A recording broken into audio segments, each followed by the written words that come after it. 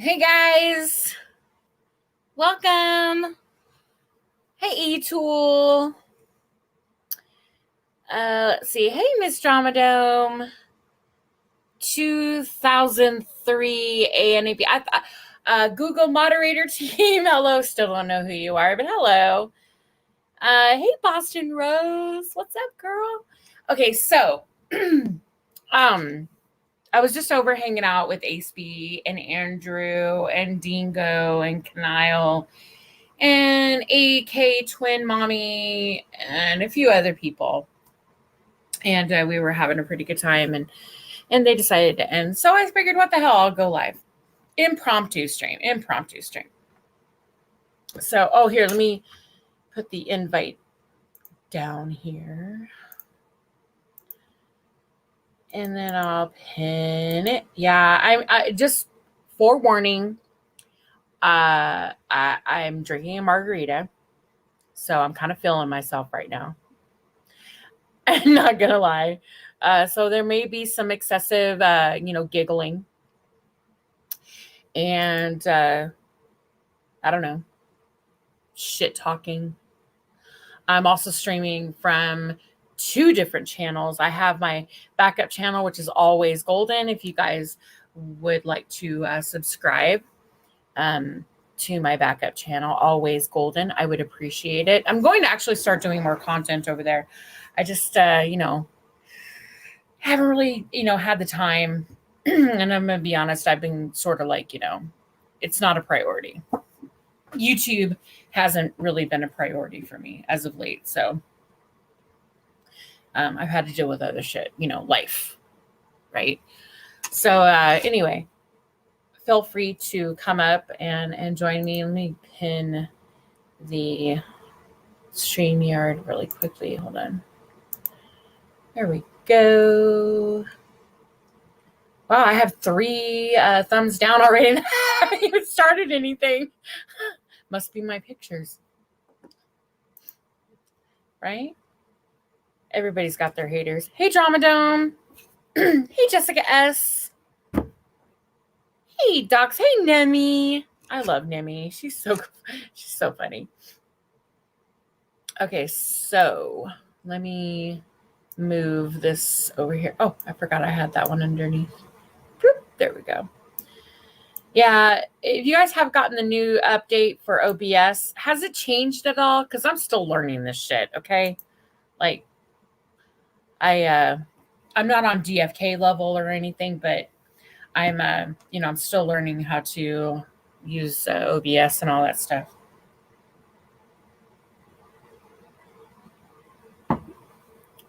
So, yeah, I'm drinking mango margarita. It's already pre-mixed. I didn't have to break out my blender or anything, which is awesome. Yeah. But I do need a bottle of water. Hold on a moment. I gotta get some water.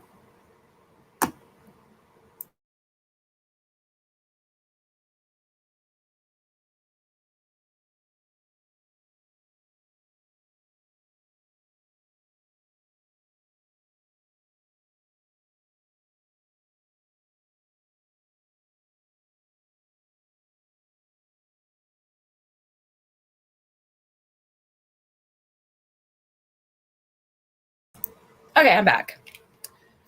I know, right? It took me so long to haul my 400-pound ass to the refrigerator to get a bottle of water, because that's the rumor. I weigh 400 pounds. So long to haul. Hey, Andrew. Hey, I'm a newbie. Sorry for the echo. So I just came up real quick before I go to sleep and go to bed. To let people know, the Hoover's trying to put the thumbs downs. Just remember, I am at home. I have both my computers, actually all 3 of the computers, and my phone. And I promise you, I've got more thumbs up than you can put the thumbs down. So keep trying, and I'll beat you every time. So fuck off your thumbs. Oh, thank you, Andrew. That was very nice. Fuck them. Your thumbs up. Hey, at least I didn't have to buy my subscribers, okay? And look, you're getting all my sock account subs. I've never been over here with my sock account, so you're getting all new subs right now too. And I can afford them because I have an ostrich I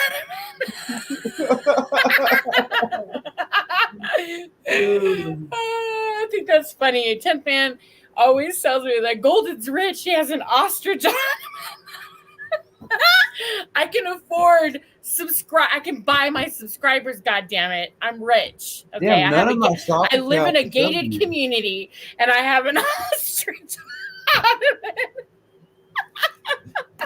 Why wasn't any of my sock accounts sub? Oh, I don't know. Oh, shit, They're all too getting funny. sub to you now. Hi, Tika. Hello. Andrew's got problems with his internet. He shouldn't be online. I can No, I told guarantee you, you we'll back up that in none 10 of my. I can guarantee you that I have not bought any of my subscribers. All of my subscribers are mine. I haven't bought them. I don't know. You know, I know a lot of them don't show up in my live streams because, you know, who has 2,000 people or 1,000 people in their, I don't know, in their chat at one time? No one. So, well, unless you're NC Tyrant Hunter. That's not true. I was going to say that's not true because I watched I the was saying, stream that unless said NC Tyrant Hunter, he's always got a lot of people in his chat. He's only got 100, so no. You got Furry, Furry, right? You know what I'm yeah, talking about? Fury had at least 1,000 in her chat at one time. Yeah, but she's also got 38,000 subscribers. Yeah. But just so everybody does know, the more thumbs down you put, the more thumbs up I'll put. GD, stop lying.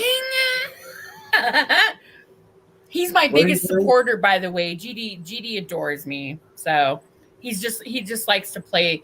He likes to, you know, fake the funk and everything, but he does adore me. Well, you're at 23 to 10. And if I look up and see more thumbs down going, I'll get out the other computer, by God. I'll get on the big computer with all my socks. Right? Well, I can't help it. I always give thumbs down because the thumb looks like it's on an up position for me. Because I'm in Australia. Hey, Yoda. Hi, Vern Vision. Have I missed anybody that just came in? I'm sorry. Hold on. Google moderator team. Hello. I don't know if I said hi to you already. No, Justice. Hi. Good morning. Well, it's morning for you. It's still. Yeah. I haven't been to sleep yet. I went over to Gen T's, and Gen T's not even fucking there. Her computer died. Oh no, she's back. No. She's Gen back. T? Yeah, she's back now. But Swammy's not over there no more. GD. Okay. So, okay. I just want to. GD says, but the socks thumbs go after about 30 minutes.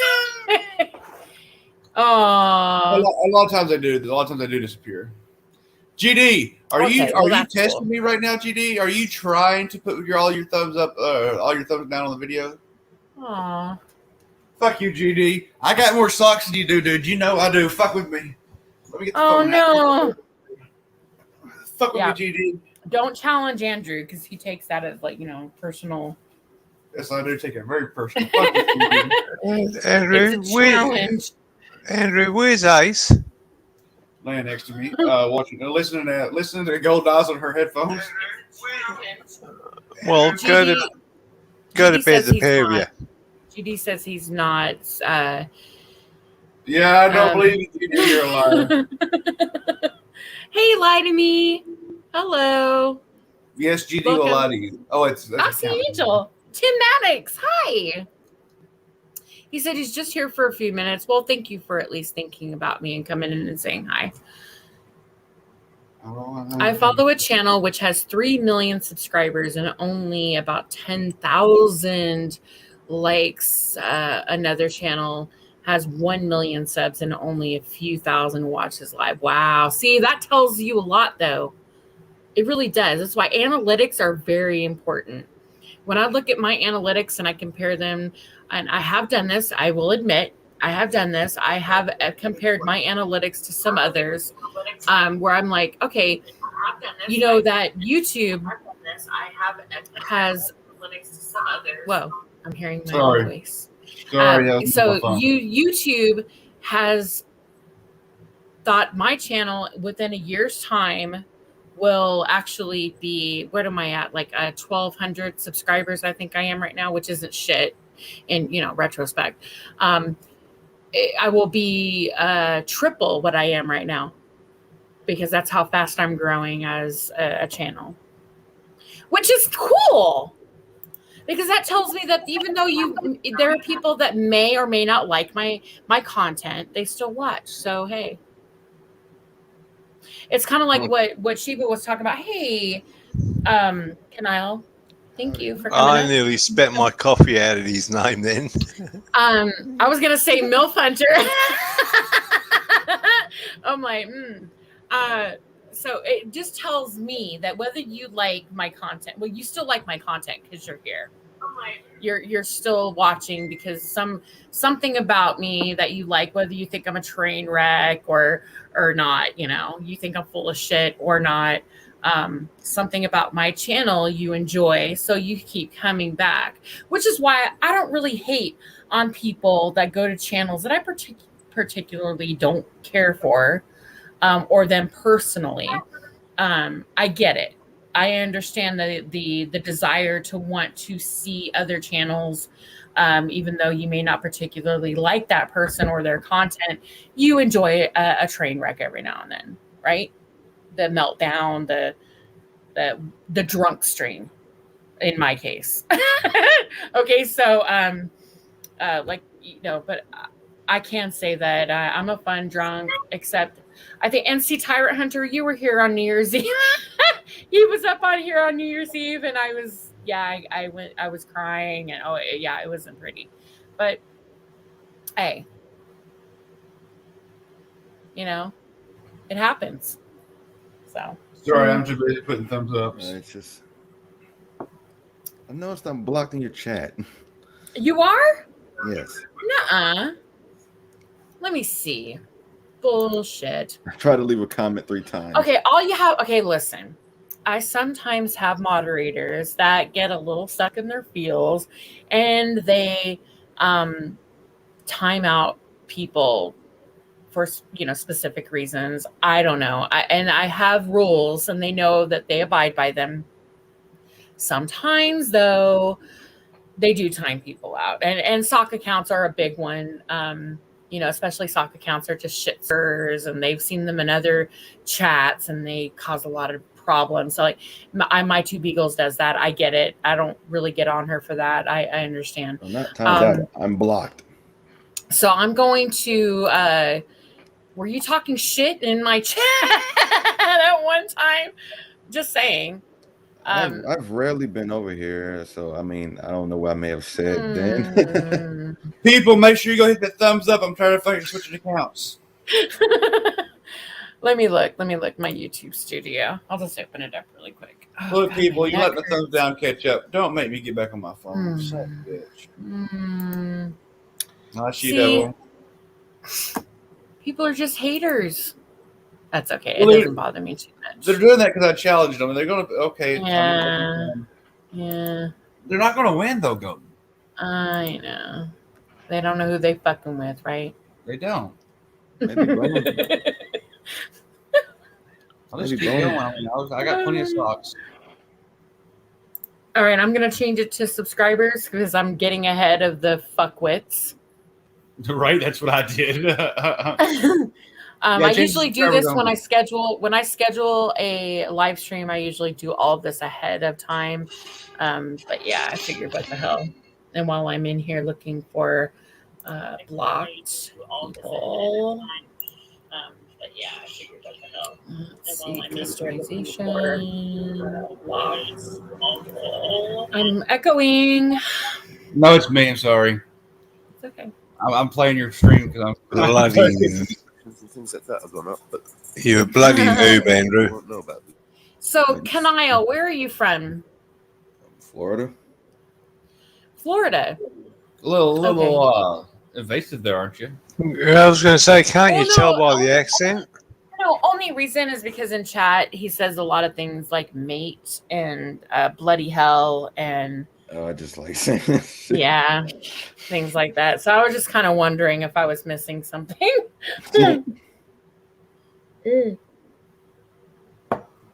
All right. So let's see. You would be under Kanile, right? Right. Okay, let me go through my block list here. We All right, I gotta go to the have living room. Hang on, I'm going to the living room. I gotta get more socks. wait, Yoda Doug's tool collecting channel. Is that Yoda? Like the real Yoda? Is that really like the real Yoda? I'll unblock it just in case. I don't know. I don't think that's him, but I don't know. We'll see. Someone blocked Yoda in my chat. Sorry, Yoda. Hey, She-Devil. Oh shit, that's funny. It's like the last one on the list. Under webcams chat, hot girls and boys. Oh shit. Okay, so I got Yoda, you're on block, so please don't bug me about it later. Bohemian buttfucker. Ooh, that sounds interesting. Trust you. That was like a random sock. Golden for Christ. Oh, hey. All right. Yeah, that one. Yeah. Let's see. Pissy Tits. I don't know who that is either. Hold on. I heard you in the chat. There's a Church of Four in here, but I don't think that's Church of Four because the icon doesn't match, so I don't think that's him. I don't see you. Hold on a minute. Let me look more. Let me look again. Hello, She-Devil. She-Devil. Goddamn Peanut's always getting blocked in my chat. Why? She could be always gets blocked in here. It's so weird. Oh, there you are. You are blocked.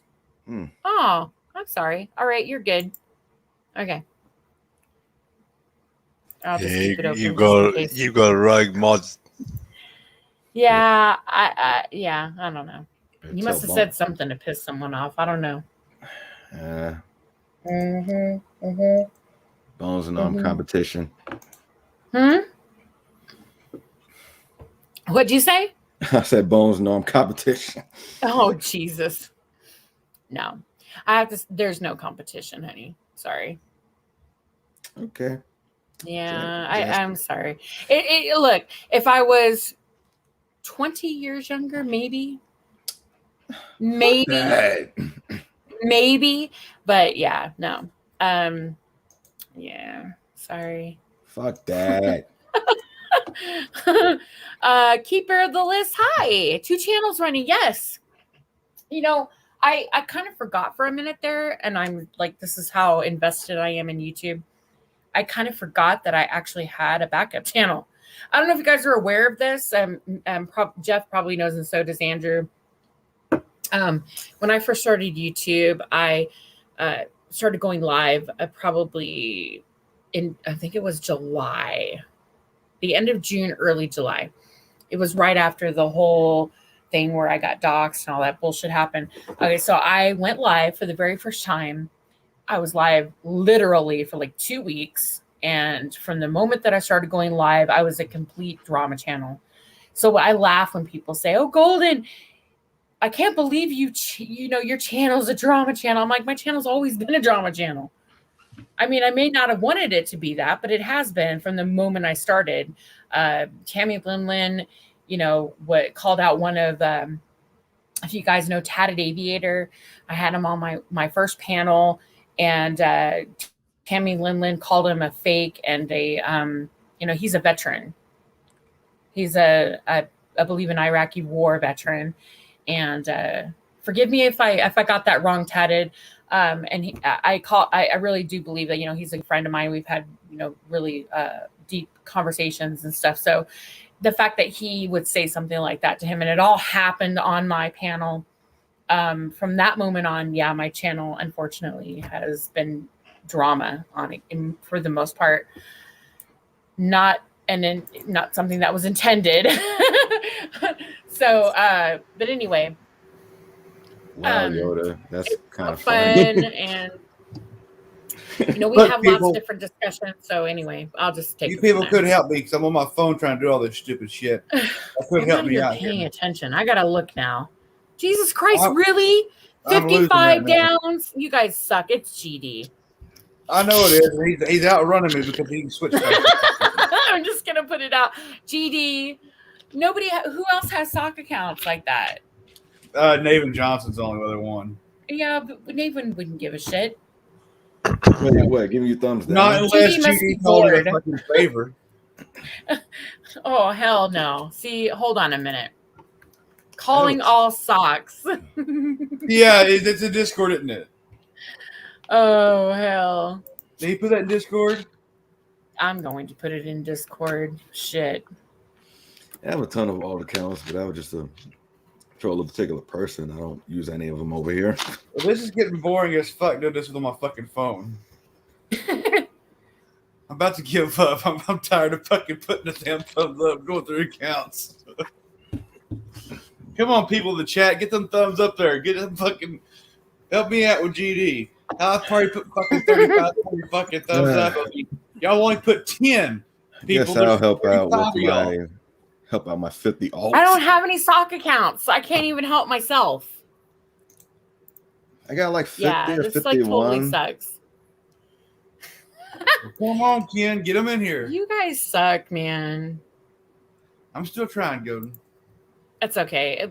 At least I get in people's notifications, for fuck's sake. I mean, you know that this is not hating on Polly in any way, but I don't even get notifications for Polly. It pisses me I off. don't either. Yeah, because I see that he goes live, and I'm like, I didn't even get a fucking notification. Yeah, I didn't know he was live early. I came in like 2-3 fucking hours late or something like that. Yeah, it's so stupid. I'm like, what the hell? If you have a channel, I mean, I realize that you're a new channel, but still, if you're a new channel, regardless, you should still be put. If somebody subscribes and asks for bells, then you should get the goddamn bell. The fuck? I didn't have your bell on. Oh, wow. Ring a ding ding. Conflict Yoda, of get your suck interest. accounts in here and help me out. You dickhead. I'll have to do that one day. I'll have to go through all the subscriptions I've got and click that bell. Come on, dickhead. Well, give me a minute, Andrew. I'll just fire up the other browser and bring all my socks in. I know. That's Computer's what I'm doing fucking right lagging now. on me. Well, dang, you ain't got no socks. I put it Oh, in. shit, my that's God. right. I haven't Sorry, ever. Rada. Sorry, Rada. I didn't mean to do that. Rada's here. Fucking I. No, I accidentally put my link in his no link channel. Oh, he's No gonna. channel, no Oh shit, he's gonna go Where do I off put at it? you. New YouTube channel links. Here we go. I found it. I already I saw found it. Hey, Fucked. You people I suck. I'm tired, Golden. I'm giving up. there I'm we tired. go. GD, you win tonight. This You man's went lagging back. on me. Okay, damn. I have a bunch of fucking tabs up. I give up. There we go. Oh my god. That The fuck is- sucks. GD, you're a hater. I'm pissed off, Golden. Oh, I did it Yeah, again. I'm, Why are I'm you pissed. mad? Oh, I used to use this software years ago. I was going to go into. I used to do 3D imaging. I started learning to do it back in 2005, Mhm. and I thought, oh, yeah, okay. I kept going through to 2006, and I thought, when I get a better computer, I'm going to go back to doing this. And now I've got a better computer. I can't use the fucking software on Windows 10 because one of the programs I use, it was brilliant on Windows XP, not a problem. And then another program I got into was good. I used that all the way through, and then they didn't update them for Windows 10, and I'm pissed off. I've got DVDs, and I'm actually talking DVDs. I'm looking at them at the moment. There's 2 racks of DVDs, that have got models on, backgrounds, textures, the whole lot for these for doing work in these programs, and I can't use them.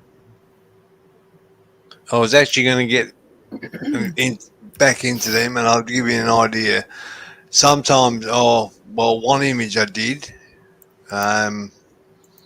It took 4 days to do the image. That is to set the models in, the background, the scenery I wanted to use, the lighting, get everything done perfectly for it. And then it took just over 17 hours to render the image. And I thought, yeah, I'll get back into that. It'll give me some time away from YouTube. And I could even live stream doing it. And I thought, shit, can't use the bloody programs now. So I'm going to look into something else, some other program. I'm going to bed, Golden. All right. Thank you for helping out, Andrew. I appreciate it. I'm tired of pushing them. I'm still It's pushing. okay. I'll I push appreciate it. more in Thank there. you. Yeah, I'll push a few more in there, but I'll be listening. Okay. He's Have done a good more night. work. Golden, he's done more work in the last 10 minutes than he's done in his lifetime. Right? Oh, God. I appreciate it, Andrew. Thank you very much. Oh, my goodness. Well, I appreciate it. Hey, GFK. Oh, God. I'll be honest with you. GoldenEye I'd hate to see GD and Andrew on the same panel. Who? That would be a show. GD and Andrew, that could be a good show. Gatorade. Hey, Polly. What? Welcome. Hi, Skipper. Paulie. Hey, what's up? Why are you getting so much hate? I don't fucking know. I got 3 thumbs down before I even really went live. Like the moment I went live, I wasn't even on here. I hadn't even played my intro, and I got 3 thumbs down. Welcome to my life. Before I get live, people give me like 13, and then I end up with like 6 likes and 42 dislikes. Well, it's usually the people who say that they don't have sock accounts and they don't troll you after they've admitted to trolling you, but then they say they don't have sock accounts and trolling you. Yeah. And then they stay up all night watching every move that you make. And yeah, it's so funny. Hey, DFK. Thank everybody for the dislikes. And see watch what happens after you do that for a while. They'll all get sick of it and they'll start giving you likes. I know. Napdos, hello. Just gave a thumbs up. Thank you so much. I appreciate that. Welcome. I'm running on 2 different channels right now, guys. I wasn't even aware I could do that. How funny. Wow, you're big balling, huh? I know. I did this last time. The last time I went live, and I was like, oh, I didn't even know I could do like 2 channels. So I haven't done much with my other channels. So those who are subscribed over there, who aren't subscribed here, please subscribe, and vice versa. But I haven't really been putting much effort over there, so I apologize. But yeah, I figured, what the hell, I'll just go live. Ace decided that she was tired, and Andrew, so I figured, yeah, I'll just go live. Figured, what the hell. So what's going on? Well, unfortunately, I got off work an hour early today. Did you? Oh, congratulations. Good for you. Well, no, it's unfortunate because if I'd gotten off work on time, there would have been no option to stop and buy beer.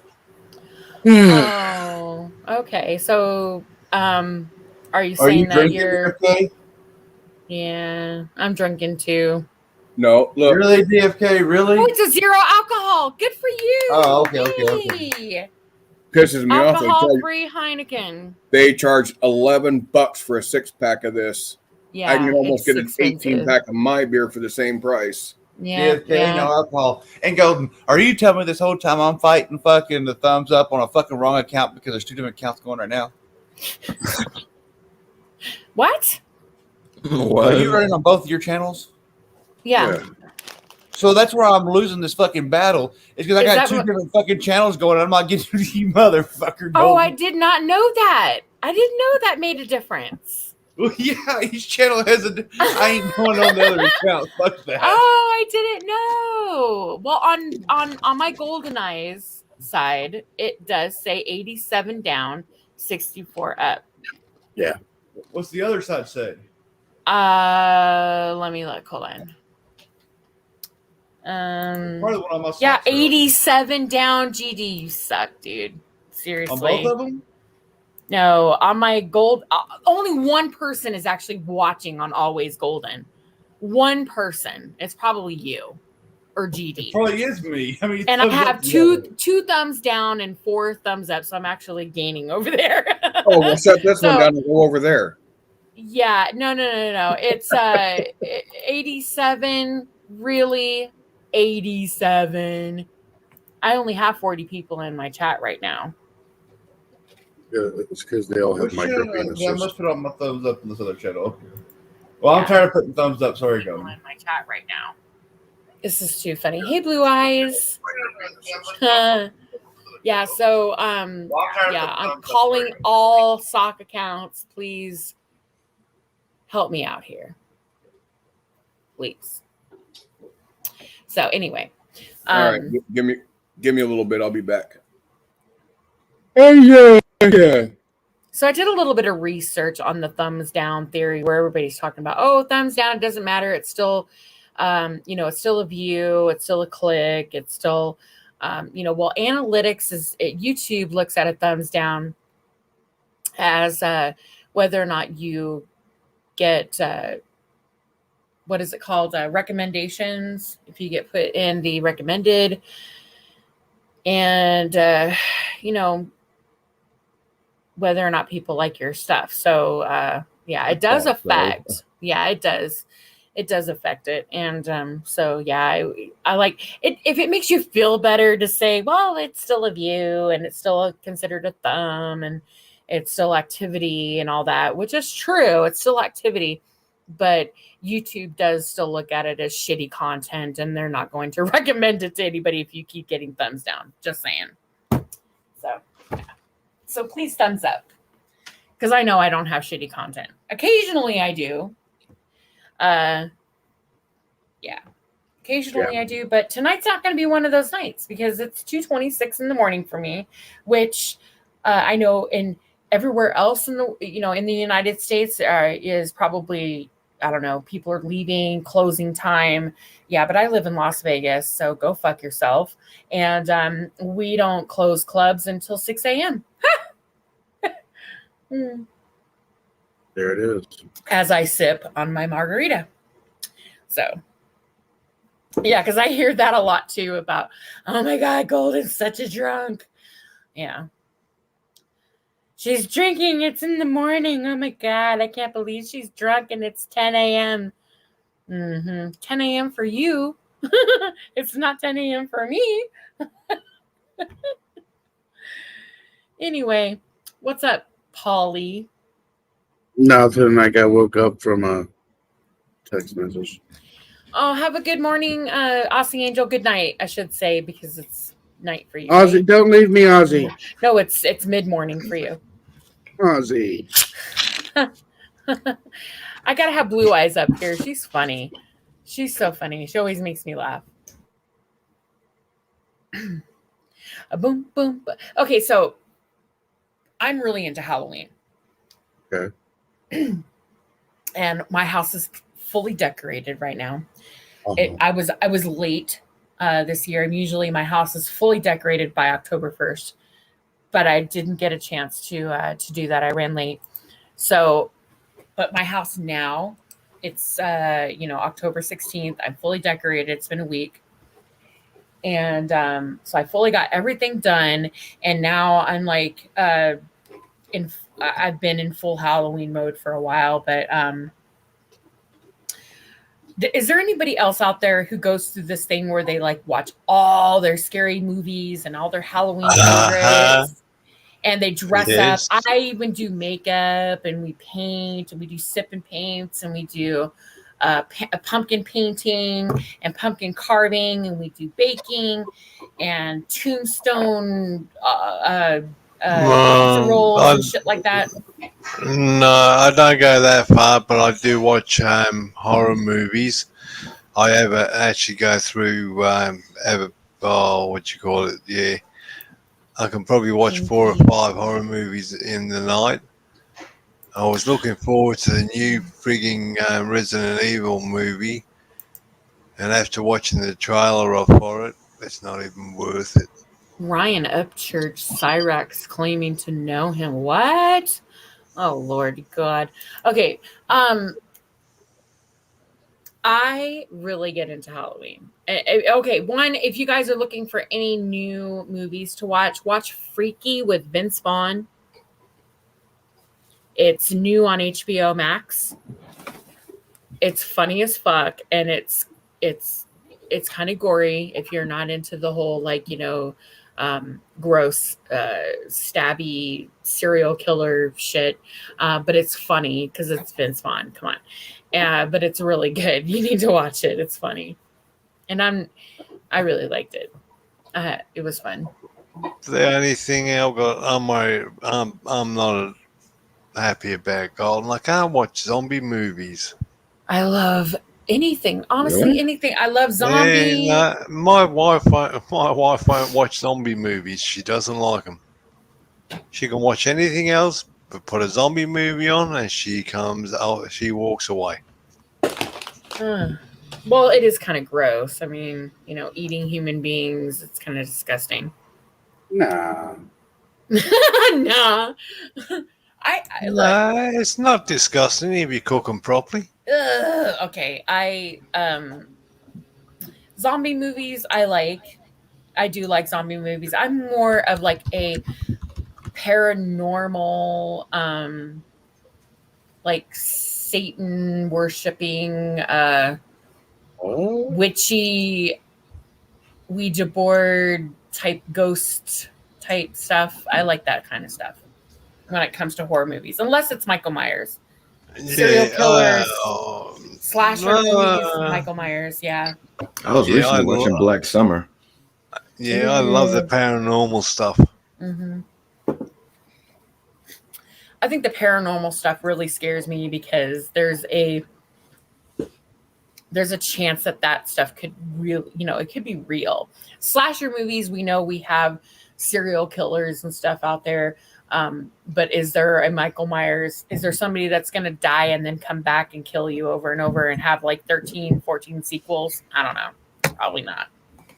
I don't know. I know I'm not, I'm an agnostic, so I don't really believe in, I don't know what to believe. I'm not going to say that God exists or not. I'm not going to say that the devil exists or not, because I don't know. I don't believe in it. I don't believe in it, nor do I not believe in it. So it's all open to me. I'm kind of like open to everything, and it's still scary. The Exorcist is still one of the scariest movies I've ever seen in my life, and there's a reason why it's the only horror flick that's ever won an Oscar, because the effects in it, even back then, were practical effects, and they were just awesome for practical effects. You should read up about what we have now is all you should read it, Golden. You should read up about the deaths with on The Exorcist. There was actually 2 people that died on the set from unknown causes. They won't let people know. Even the series. And people that were on the set filming actually died away from the set. You know that scene where the guy busts, that goes to the window and then falls down the fall down the steps? Yeah. I was there last year because it's that's right in Georgetown and Georgetown, Maryland. But yeah.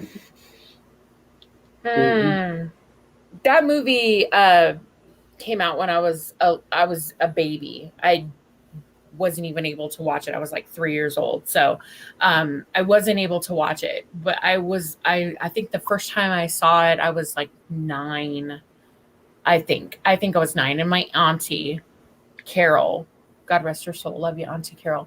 She was obsessed with horror movies. And every Friday I would go and stay the night with her, and we would go visit. That back then we had movie rentals where you can go to the grocery store and actually rent VHS tapes and shit. So we would pick out all these movies, and The Exorcist was one of them, and I saw it for the very first time with her, and it scared the living fucking shit out of me. And ever since then, it has been, now that I'm an adult and I know, okay, well, it's just a movie, it's not real, but it's still one of those movies that I can't watch by myself. It freaks me out.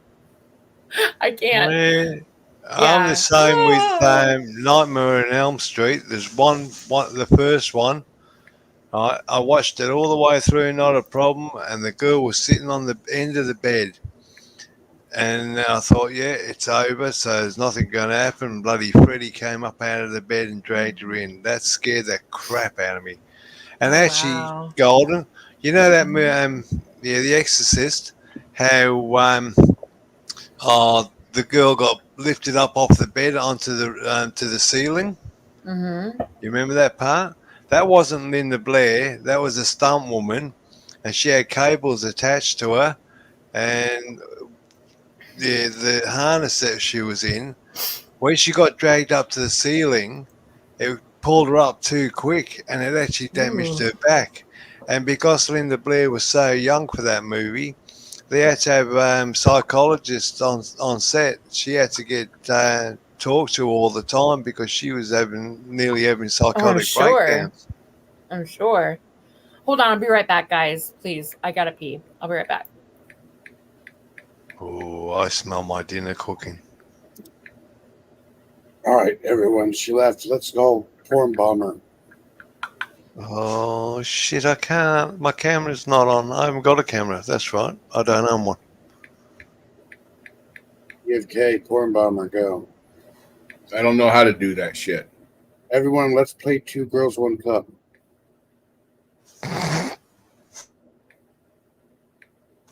Andrew, where are you? And girl. No, that wouldn't be nice to do. Why not? It could be funny, though. She comes back and she's got a porn bomb going. Yeah. I can imagine her face. Think she'd be pissed. Oh, yeah, she would be pissed.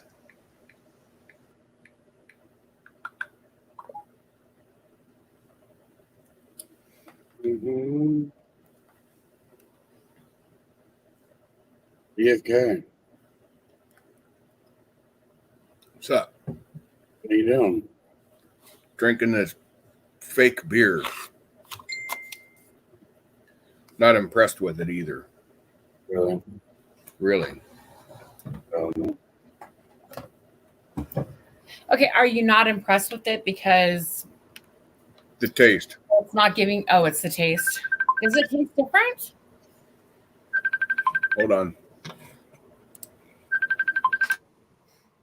I mean, I haven't drank near beer, God, since I was like, I don't know, 18. When I was in college, we had a club on campus, right? And you could be 18 to get in, but unless you were 21, you would get the hand stamp, meaning you can go to the bar and actually order drinks, alcoholic drinks. And, or they would just give you near beer. And yeah, so I haven't drank a near beer since I was a kid. Yeah, since I was like 18. And that shit was disgusting. I didn't like beer when I was younger. I still really don't like it now. I prefer Heineken if I were to drink beer. There's another beer that has like a chocolate taste to it. It's pretty expensive and you have to order it. either you go to a specific bar that serves flavored beers or like from other parts of the world, or you have to order it specially. But yeah, it was like a chocolate type. Fuck, what was the name of it? But I've never really been a drinker my whole life. So occasionally, if I do drink, I like whiskey because I'm Irish, and we like our whiskey. And I like tequila and lemonade. It was pretty good. But even then, I just started really liking tequila again. I didn't like tequila for years because I had a really bad experience again when I was in college. Tortilla flats, hello. Yeah, I didn't drink tequila for like fucking 20, 30 something years. And I tried it with lemonade and I was like, oh, okay. It actually, there's a reason why people use lemon or lime to cut a shot of tequila. It kind of takes away that sting or that aftertaste. Yeah. I never knew that because I was never an alcohol person. I didn't know that, and I drank tequila. Yeah. You drink tequila with lemonade? Oh my God, it's actually really good. Mm-hmm. Yeah, I used to drink. We used to call that. Oh, we used to make tequila slammers out of that. Lemonade with tequila. Put your hand over the top of it, slam it down on the table, and then scull it. What is the name of that beer? It tastes like dark chocolate. It's a beer that has like a chocolate aftertaste. I'm telling you, every woman in the world who likes chocolate would be drinking this shit if they knew that, it was like readily available. Let me find it. I drank it. I've had it like a few times. I think like 3 times it was available in Pacific Beach in California at a bar that I used to go to. And it was fucking delicious. And I think I spent like $50 on a 12-pack of this shit because I know that Yuenglings makes a Hershey's port. But are you talking about Guinness? No. Hold on a minute. It's super I don't know what it is, Golden, because I can honestly say in all of the drinking time, in the whole time I was drinking, I've only ever drank 3 beers. When I was younger, I drank Foster's. It's a rare import. I mean 4 beers. When I was younger, I drank Foster's. Then I went from that to Victoria Bitter. And when I came over to West Australia, I was drinking Emu Bitter and Corona. And that was the only beers I ever drank. He's awake. Porn bomb.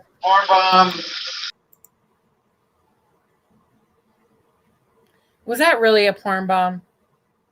No. Andrew, I'm gonna fuck you up. It was my feet. I'm in the shower though. I'm gonna fuck you up. I didn't know what it was. It could have been a dick. It could have been a pussy. I didn't know. I just removed it. I wasn't. Never be a big dick, Kelsey. I heard porn bomb. That's what I heard. I didn't see shit. Well, the funny thing is, we were talking about doing a porn bomb for when you got back, have it all going, and I just said, Andrew, quick, we need you. Okay, I didn't realize he was listening. My body's hurting. And so the weather's changing. When the weather changes from warm to cold, my fucking body just aches. So I think hot showers done. My body quit hurting. Okay, hold on a minute. Okay, so best import beers. The best imported beers. Well, that seems kind of lame because they got Corona on that. I was like, ugh, really? And Tecate? Look, I'm from San Diego, and Tecate fucking sucks. How anybody could drink that shit is beyond me. Like, fuck them. Yeah, even the bums in the fucking street don't drink that shit. Ugh. It's just nasty. Ugh. It's so disgusting. My dad is like the beer connoisseur. I think the only reason I've tried as many beers as I have is because my dad, he loves like imports and special imports. He orders a lot of shit. And when we go out together, like for instance, like on St. Patrick's Day, they always serve like all of these imports, special imports, because, people are out to have a good time and they want to try something new. And if you come to Vegas and you find a bar that serves like, I don't know, 100 different types of beers from all over the world, fuck yeah, you're going to find a lot of them that are like pretty cool. So, yeah, it's a chocolate beer. I've tried blueberry beer, pumpkin beer, mango beer. Hey, Joe Cool, get your ass up here, dude. I was just talking about you earlier. Yeah, get your butt up here right now. Did you say chocolate beer? Yes, that's what I'm saying. It's a chocolate beer. Oh my God, I've never tasted anything like it. And for the life of me right now, I can't think of the name of it. I know it, but I can't think of the name of it because I'm not one of those teenagers that saves alcohol bottles. Doesn't sound very pleasant to me. Yeah, no, it's good. Yes. It was so good. Yeah, it was really good. And I can't think of it right now. It's driving me crazy. It's a dark ale, a dark beer. And it had like what the fuck? It's gonna bug me. See, I'm one of those people. I'm thinking of something, and if I can't think, if it doesn't come to me, it bugs me until it does. Ah. All right. I just found a link. Maybe this will help me. Okay, there are chocolate beers. There's more than one. It's not called Rogue Nitro, is it? No. Well, the reason why I'm saying that is because I'm going through them. Let's see. Not called Porter. Oh God, that doesn't sound familiar. There's that many of them. Shock Drop. German or German? I don't think it's a German beer, no. I don't think so. If I saw the packaging, I would know. Hold on a minute.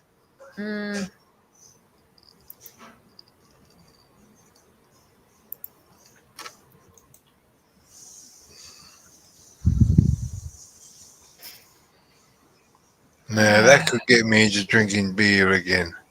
Coffee.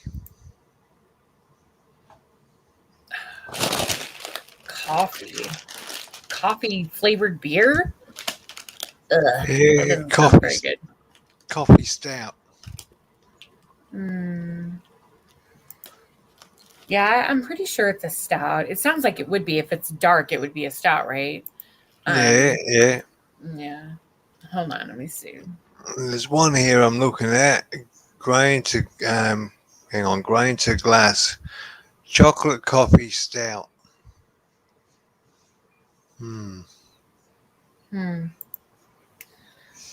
Oh God, I might have to have my dad tell me. Because he ordered it about, I'm gonna say, I don't know, 5 or 6 years ago for the holidays, and we liked it so much that it's now become a tradition. I can't remember the name of it though, but he doesn't order much because nobody likes it but me and him, or him and I, and I can't remember the fucking name of it. Well, there's an idea. Ask Daddy what it's called. It'll come to me. I know it will. Yeah, I'm gonna text him. And you're gonna bug me now because I've got it on the brain, chocolate beer, and I've got to go and have dinner. And when I say it's expensive, I don't mean like $10 a bottle. I mean like it's expensive. It's not something unless you're like one of the super rich and famous. I mean, it's not something you keep in your cooler, you know. It's there's also another beer, if you guys haven't heard of it, it's called the Tutankhamun beer. It's an ale. And it has like a earthy oh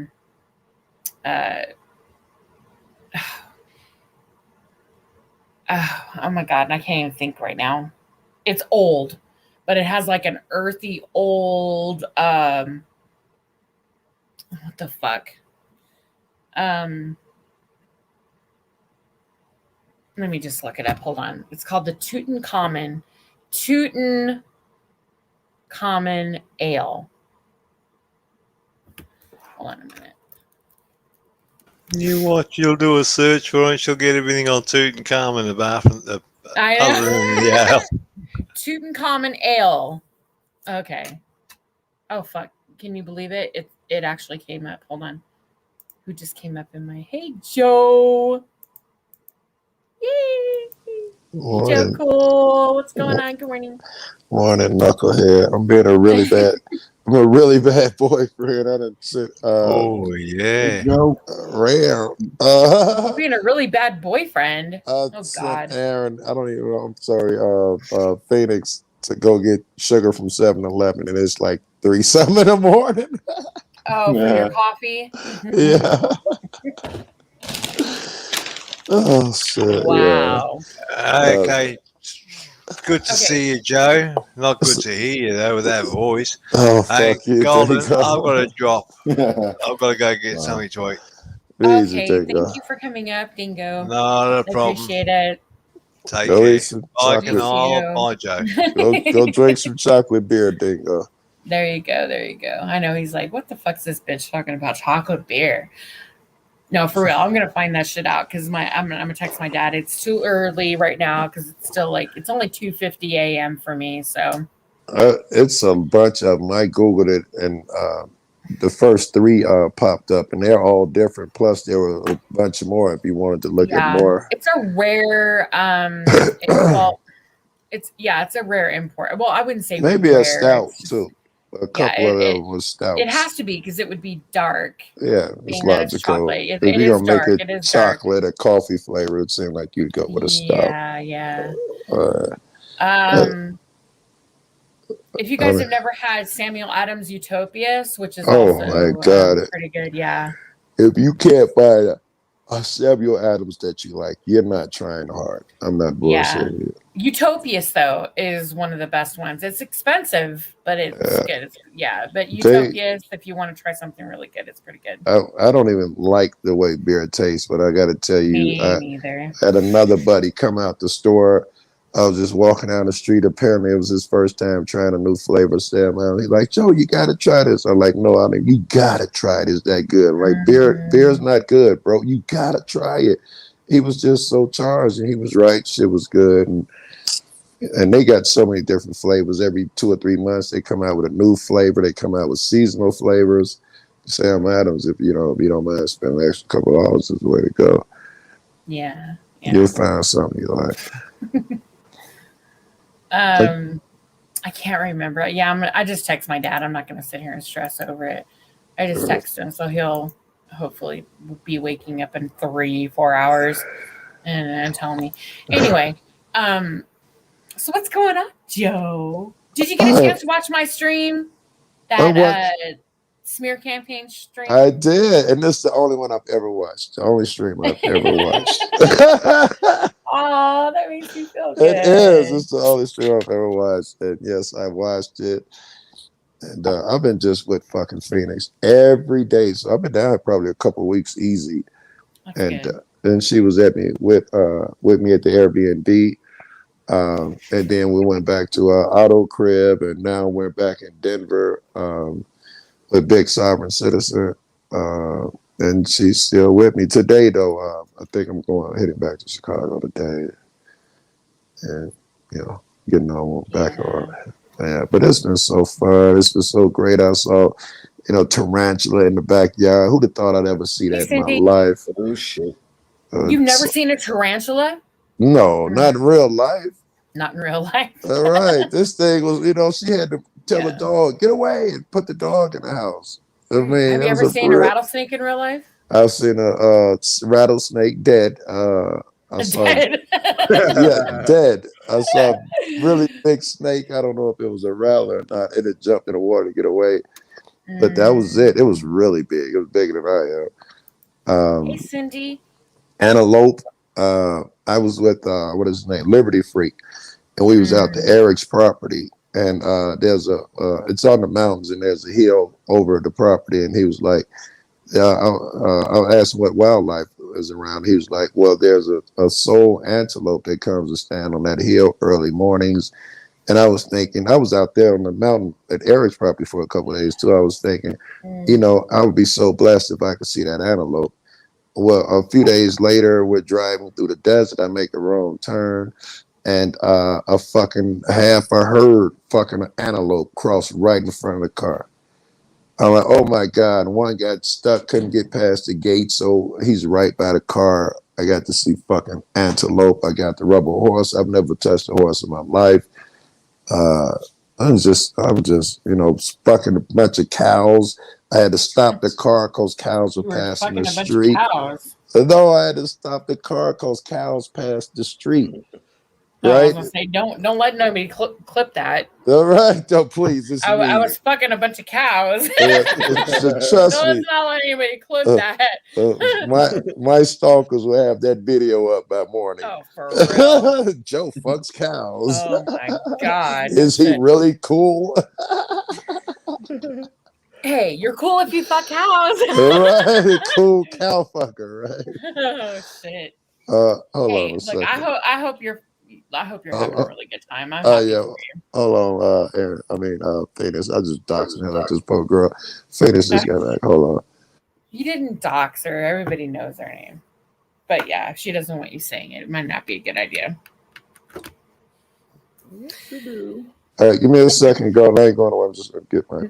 Could you imagine, like, if you hook up with somebody on YouTube and you go by your avatar names or your YouTube channel names, and you know, you meet, like, let's say, for instance, Drama Dome and Ace B, and now that they live together and they don't want to dox each other, so they call each other.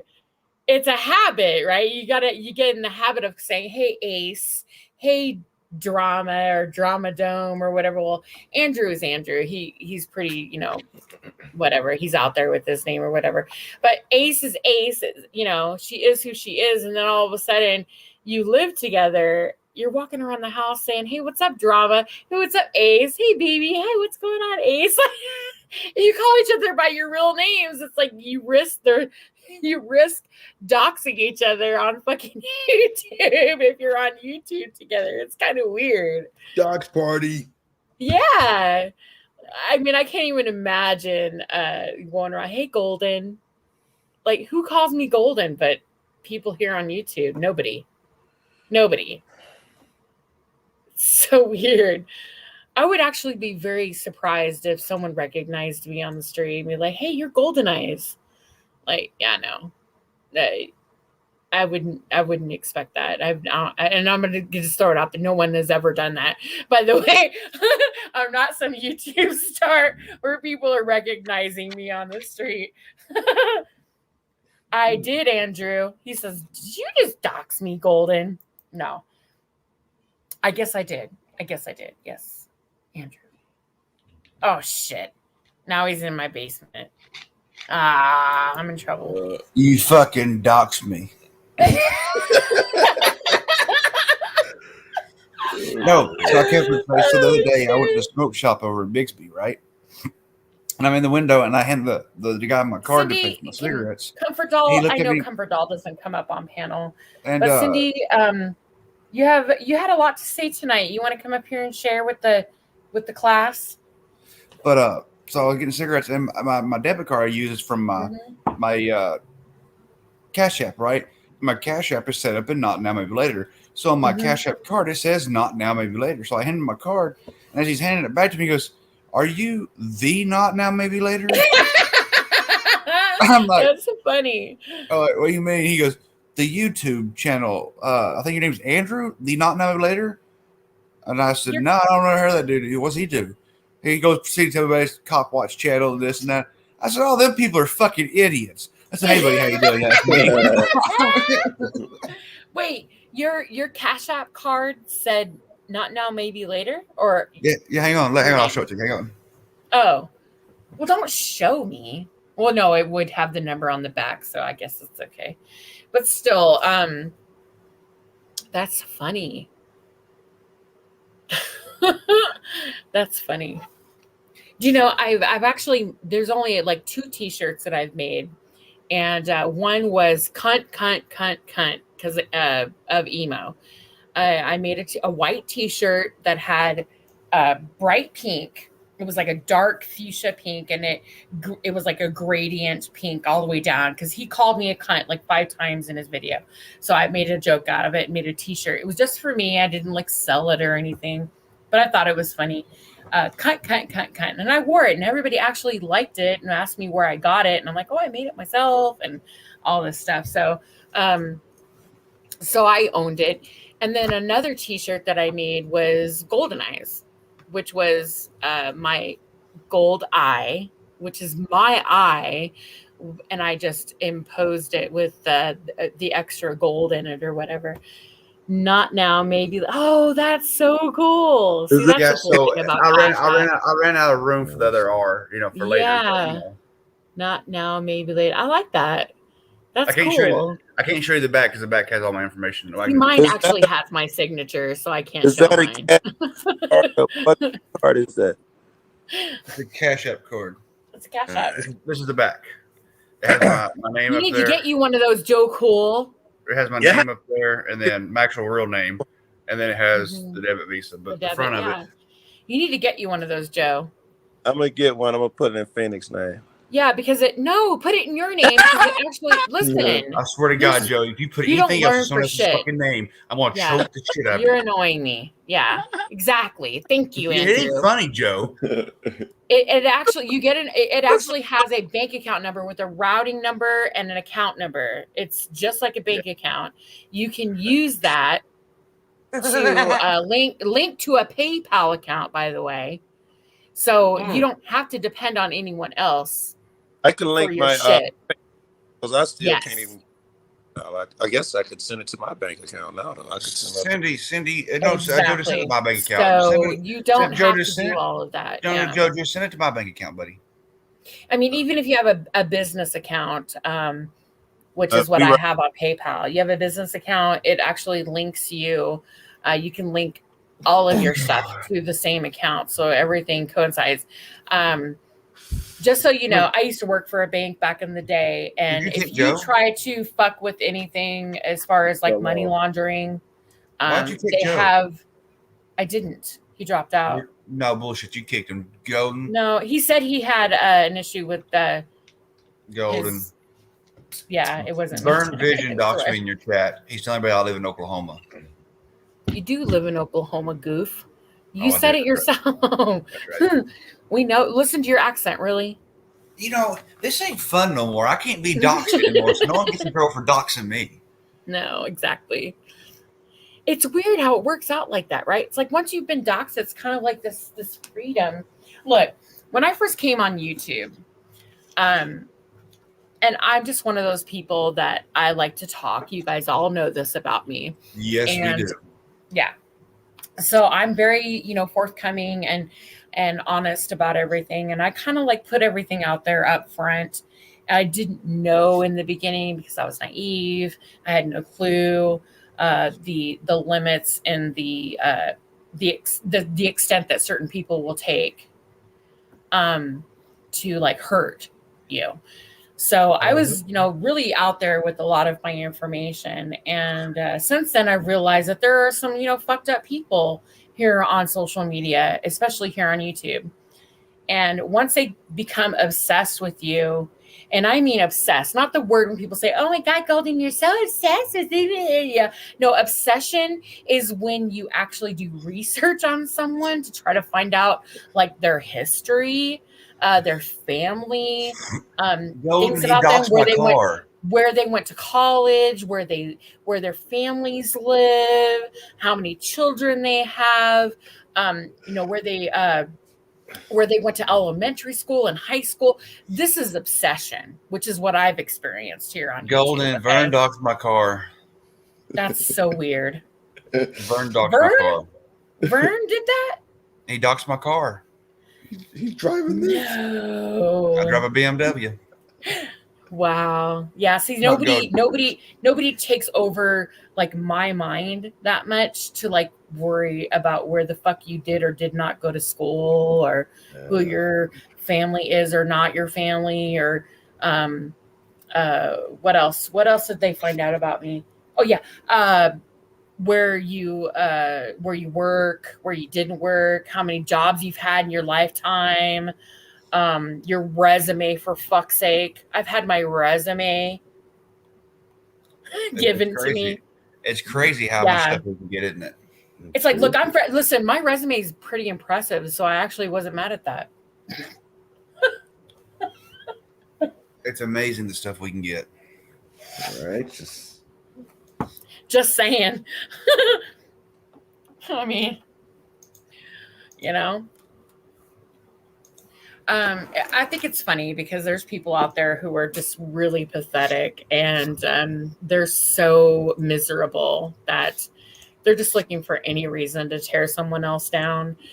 And look, it's sad. It's really sad. If I had to do all the work of looking these people up to dox them, I'd never dox anybody. Look, people, I don't gather my own. I mean, look, I gather some of my own information, but a lot of times it's given to me because somebody pissed somebody off, right? Because they did something stupid, or they ran their fucking mouth about their kids or their families. And the next thing you know, I'm getting a fucking goddamn PDF file full of their information. But do you have to be the person to put it out there? Or do you think they're using? I think that you might be you're just an avenue for them to use. But because they're too pussy to put it out there themselves. Well, yeah, absolutely. Well, this is my philosophy. Look, if they have a legit reason to put somebody out there, I mean, I don't just because you send me a PDF of somebody's record, I don't just go dox it, right? Well, you have my information. I've got everybody's information. Yeah, I mean, I do. Mm-hmm. I have a Discord server that's full of information, right? Mm-hmm. That's where I store all that and several other things. But my deal is if you want me to go after somebody, you're going to have to give me a validated reason of what they've done, right? Just because you got your fucking feelings hurt, go fuck off. Now, if they keep coming at you with your kids, you can show me they've done this. Absolutely. There's no reason for there'll be a YouTube full of pieces of shit. Let me be the piece of shit, because I'm the one that I don't give a fuck. If they done something fucked up in my book, because your book don't matter, right? I'm the one that has to sleep with what I do at night, not no one else. So if it's in my book justified, hell yeah, I'll put them out there. Well, that's the thing. It's at some point when I found out that when I was told that there was a file of information about me, like from the moment that I showed my face here on YouTube, before I even really knew anybody like by name, I was like, my information was already out there. That's how weird this shit got. And Joey Lupin, hello. It is 5 a.m. in the goddamn morning. Why are you people still awake? It's not 5 a.m. for me. 6:07 here. You gotta be at fucking work in the morning. It's Saturday. I'm expecting you people at work. I don't go to work till I don't go to work till 11 a.m. Your boss. I am your boss. You better be at work or you're not getting paid or you're fired. Go to fucking sleep, you fucking. Okay, one, you're not my boss. There we go. He dropped out. Go to fucking. You kicked him too? No, I didn't kick him. I don't have my finger on the trigger. Gold, why are you kicking people? I forgot. You forgot, so you kicked him? No, I forgot to even pull up my little thingy thing. Fear. You're slipping, Golden. Yeah, I am. I'm slipping. So look, I'm on porn bomb. You ready? I learned. No, you better not. So I learned a long time ago when I first came into YouTube. I learned with that whole stupid ass picture, right? Because my camera slipped. At the time, I didn't know my camera slipped. I was led to believe that my cameras were hacked, and I somehow, was a snapshot was taken of me, which was kind of weird. So, from the moment that I came into YouTube, like my shit was already put out there. Like I found out a lot of stuff. I had no clue. No clue. And I was going live and, because I'm proud of my life. I'm proud of my family. I'm proud of, a lot of things, my accomplishments. I'm proud of a lot. So I showed videos of like family vacations when I was at the beach, my Mother's Day, when I was with my family. I showed videos of that. I actually had to go back and pull all that down. Do you know, I know a lot of people have mixed feelings about this person, but he was the one person that told me, hey, Golden, you probably shouldn't be showing that out there, like putting that on YouTube, because there's sick fucks out there that would use that against you. 10th man. I told you shit like that. Yeah. The one person, though, that came to me and said, you need to take that down now. And I showed pictures of myself, my family, my sisters, my mom, my dad, my kids, the boys. Yeah, I did. Pictures of me in a bathing suit, for fuck's sake. I mean, here I am in a bikini and shit. And, I had all of this stuff because I was proud of my family, proud of the, of who I am, where I come from. Golden. I have nothing to hide, but yet I put my 9-month-old niece on camera. They drew dicks on her face. Oh, see, that's some shit I'm talking about. People are just sick fucks. Sick fucks. And it's 9-month-old really baby. disgusting that you can't come on here and share with everyone, because in the beginning, I sound like the Bible. In the beginning,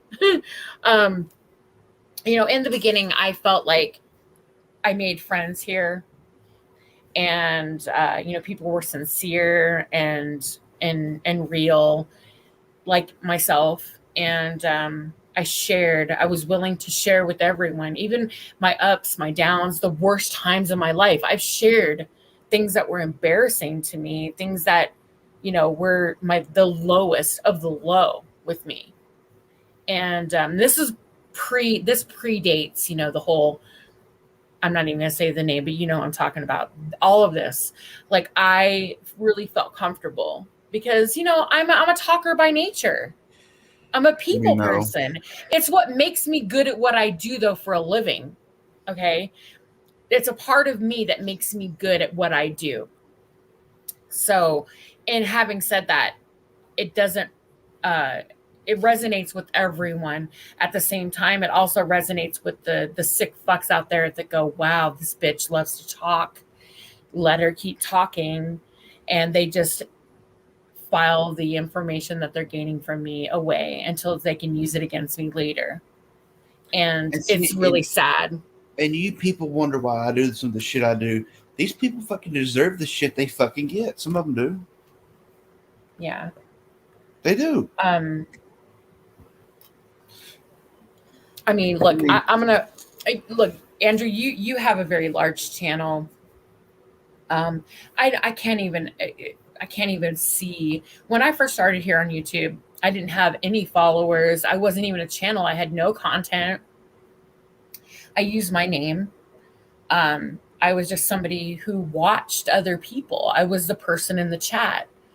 And this was prior to live streams. I was someone who commented on other, videos and, liked and disliked and whatever, gave my opinions or whatnot. It wasn't until I found certain live streams and I was like, oh, wow, there are actually people here. Like, I can talk and we can, go back and forth with opinions and everything. And of course, I started realizing very quickly that things are not what they seem.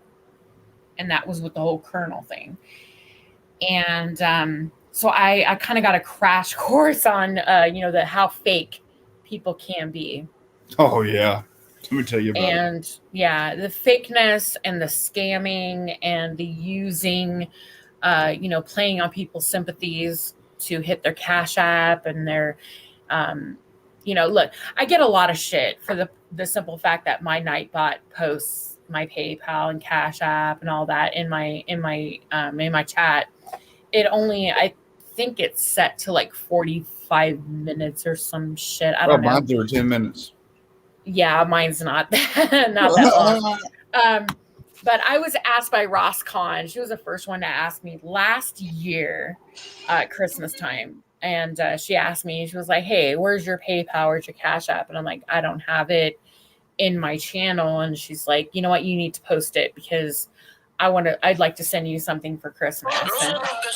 And, so because of that, she was like, you need to put that in there because people want to support your channel. We need to be able to find where it is. So I started putting it in my Nightbot. And I don't consider that e-begging. I don't consider that, spamming my chat, because I know channels that spam their shit like literally every 10 seconds. Even when there's only 3 people in their fucking chat, by the way. Hey, no name. 3 people in their chat, and yet they're spamming their chat with fucking, their PayPal and Cash App. Yeah, I'm not going to do that. I don't expect anybody to give me anything when I go live. I appreciate it, of course. I appreciate that you support my channel. I appreciate that you, you like coming here and want to support my channel. And I don't realize, I know that a lot of people, unless you run a channel, you host a live stream, a lot of people don't realize it does cost money to do this. It, $25 a month, I think, is the minimum for StreamYard. And, being that we're in COVID and a lot of people have hit a lot of, financial struggles in the last year and a half or 2 years, year and a half, 2 years. A lot of us can, understand. We can, it's a lot of money for a lot of people. $25 is a lot of money. So, for somebody to even like want to support my channel and appreciate the things that I do and the research that I do and the content, even though I'll be honest with you, I haven't really put much out there because I just I'm gonna be honest, like, I just don't think some people they put it down. I get a lot of shit for, talking about narcissism and red flags and behaviors and domestic violence. And I've said this before, but narcissism and domestic violence go hand in hand.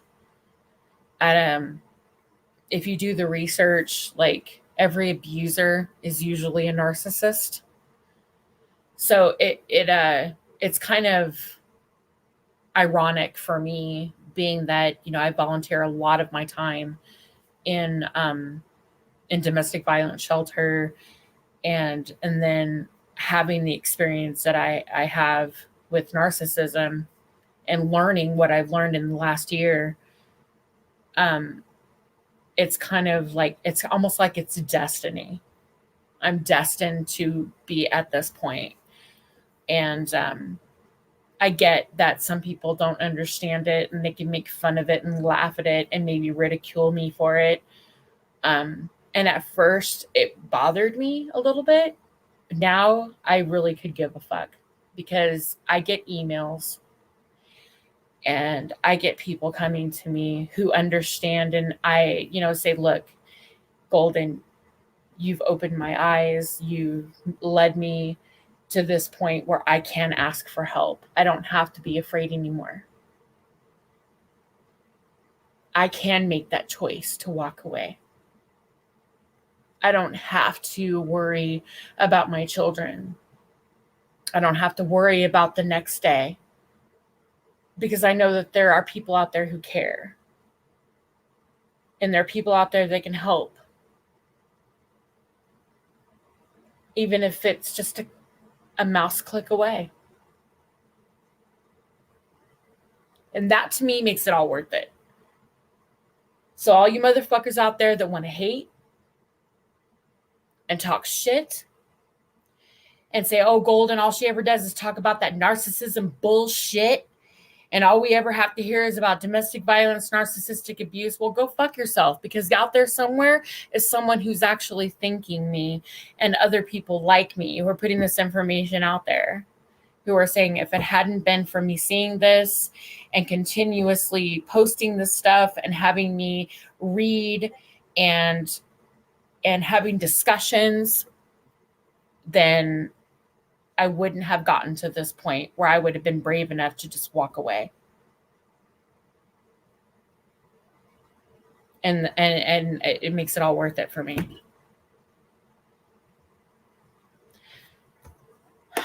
All right, we don't have to get serious anymore. Hey, Cindy, what's up? I want to get serious again. Of course you do. What's up? I want about your activism. Mm-hmm. Forget about what people say. It's people like you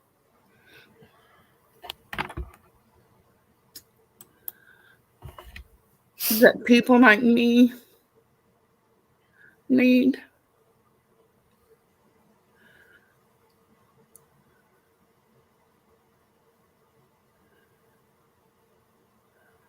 It's people like you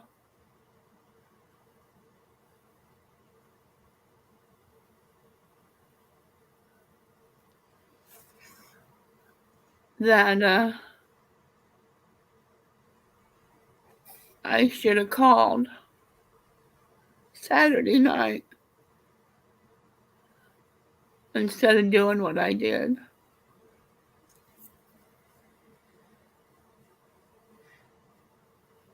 Don't let nobody tell you that your work's not important.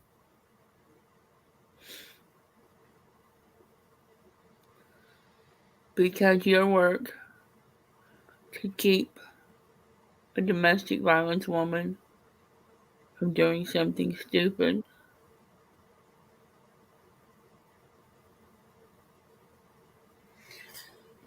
So, don't ever stop because you don't want a mother of some children to think she has no way out. And she does something stupid like I did. Because sometimes somebody just needs somebody to call. And that's what you can be, is that person on the other end of the telephone.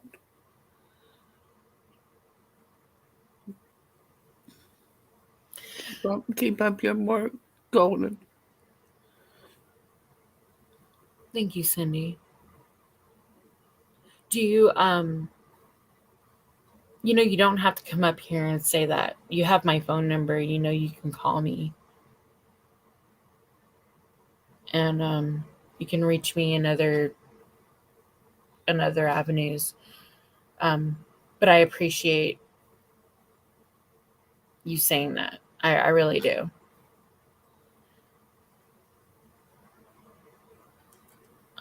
Just don't feel the need to come up on panel and, because you do realize that now they're going to be questions because you said these things. I've already told. Okay. I was over on Ace's panel earlier, and I didn't listen to. I already told on my panel. I already told. Oh, okay. I wasn't aware of that. All right. I already told because I want people to know. No, I already told. I had my first panel, and I already told because I was gone for a week, and people questioned why I was gone. And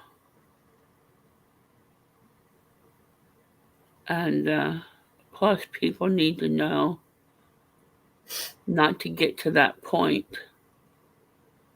and not to find somebody. People need to know if you're down, if you're that low, call somebody.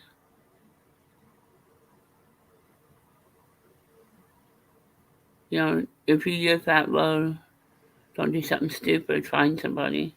Even if it's a YouTube person that you don't really think you know. call somebody. You know? Don't let yourself get to that point where you think that's your only avenue. Well, I think I'm going to, well, it is Domestic Violence Month. If anybody's not aware, I've been posting it on my community page all month. So I'm sorry, I'm a bit taken back. I'm kind of caught unawares right now. So let me gather myself. Okay, so I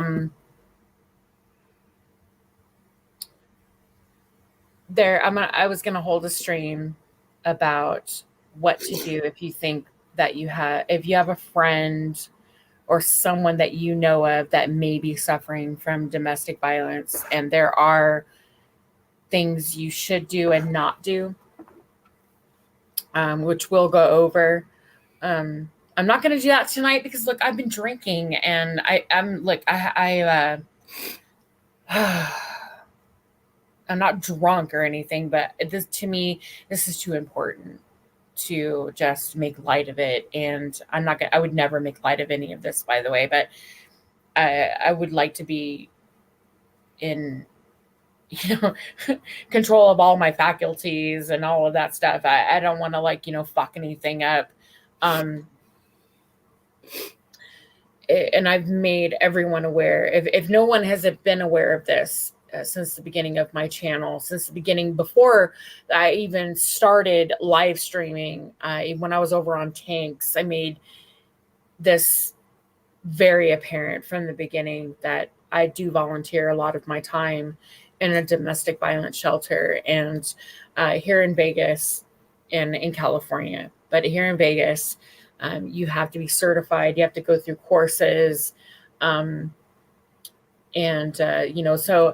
I'm not a therapist or any of that, but I'm trained to deal with these types of situations. And there's things you should do and there's things you shouldn't do. And I know that a lot of people want to immediately go bash the abuser, because it's, especially if you're one of these people that are just naturally protective and you want to immediately attack the abuser and go after the abuser. And that is the worst thing you could possibly do, because they're not going to take it out on you.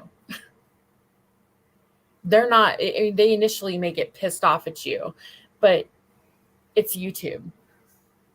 And even in the real world, this happens where they'll yell and scream at you, but they won't put hands on you. They'll tell you to fuck off and mind your own business, and they'll deny and lie and say that they're not doing anything. But when they close that door,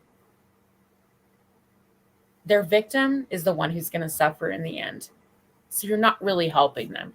You think you're helping them. And I realize in your mind you're doing the right thing.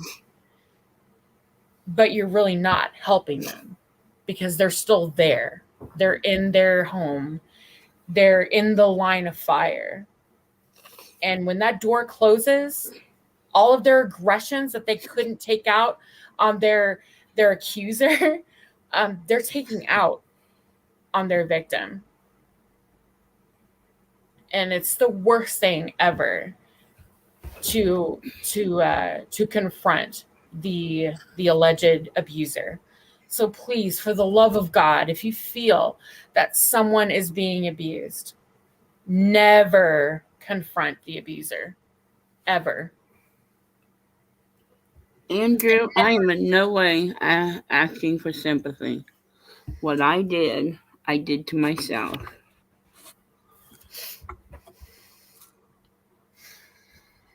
All of this I did to myself. And this looks good. So, Cindy, are you telling me that the story that you had earlier about you falling in your glasses and you hit your face on the floor isn't true? It is true. It is true? Okay, so I'm confused right now because I was under the impression a moment ago that that something happened, or are you talking about something that happened earlier in your life? I'm not understanding. No, it is true. All of this is true. Saturday night, I took a bunch of pills. I took some pills. As I was walking across the floor, I was high from the pill. I fell and I smashed my face into the floor. Okay. This looks good. And I should have called somebody when I got to that point that I was at. Oh, wait a minute. I'm so confused right now. Okay, so when okay. Is it me? The reason I was upset is because Mark and I are having problems. Okay. Okay, so please, I'm really not trying to probe or get in or try to be I'm not trying to invade your privacy or anything, but I was up here talking about people who criticize me for talking about narcissism and domestic violence, because I do spend a majority of my time I wouldn't consider myself an activist. I guess could call it activism, but I do volunteer a lot of my time in domestic violence and in a shelter. And having said that, you came up here and said, yes, I do help out and not to give up. And if it wasn't for people... I'm sorry, I might have said it wrong, Golden. Okay. I told you that people need to call. Maybe I didn't say it right. Oh, okay. People need to call. I just wanted to clarify it because it sounded like you were saying, for me, and I've been drinking. Okay, I'm just going to throw it out there. I've had a margarita, but for me, it almost sounded like, I don't know if anybody else thought this, but for me, it almost sounded like Saturday had, no, it known that there was a domestic situation. No, it wasn't domestic. Okay. It was, right. we were having problems and I took pills. Okay. See, I'm glad that you said that, because I think tomorrow, well, I guess it is tomorrow, but later on, the word would have been, oh my God, Cindy got the shit kicked out of her by her husband. And she was, crying about it on Golden Stream. So thank you for clarifying and making sure that we knew what actually happened, because that's what I thought. Yeah, no, we've been having problems, and my way to deal with it, was rather than to confront the situation, I took pills. Okay, so would you say that you have a substance abuse problem because of in that situation? First of all, I have a mental abuse problem. Okay. And what did they say? Sometimes mental abuse is worse than physical abuse. Mm-hmm. And no, this is the first time I've ever done the pills. Okay. So you were using okay, so it started out with some psychological abuse. Right. And but sometimes it's better if they hit you. To deal with the psychological abuse, you started abusing your medications. Yes. Okay. No judgment at all, by the way. Right. I understand. It's unfortunate that a lot of times when we deal with things that are going on in our lives, we are given the opportunity to either deal with what's going on, or we can mask and cover it up, maybe put aside for the time being. And in doing so, we look to other methods like alcohol and drugs. And, for some, it may not be an option, but for you, it was, because, you have a lot of health issues, a lot of problems. So these medications are readily available. And, right. So in taking them at first, you had every, you intended to take your medications as prescribed. And then, of course, as time progressed and stress and the mental abuse started happening, I'm assuming that you started upping the dosage on that? Yeah. Okay. Have you talked to your doctor or a therapist about any of this? I got a 72-hour hold this week. That's where I've been. Okay. Is that a good thing, or it was a good thing? That did anything? It was okay. I would think so. I would think so, that it was a good thing. It was good. Was it able to give you? It ended up being a 5-day hold, but I got a 72-hour hold. Just so you know, people missed you. They noticed that you were gone. It wasn't like you were gone and no one knew or cared. People asked about you. In fact, Andrew was asked a few times. He noticed that people were asking about you in chats, and he was the one who was like, I talked to her a couple of days ago, and she's fine. And I mean, he didn't tell anybody anything, but he just let everybody know. I know he's mad at me right now, but he was the first person I had to be taken from the facility to the hospital because I was getting so sick. And he was the first person. I know he's mad, but he was the first person I thought of.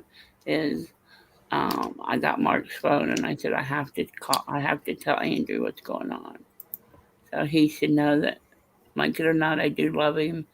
And I had to get a picture to him and let him know that, hey, I'm missing in action, but this is what's going on.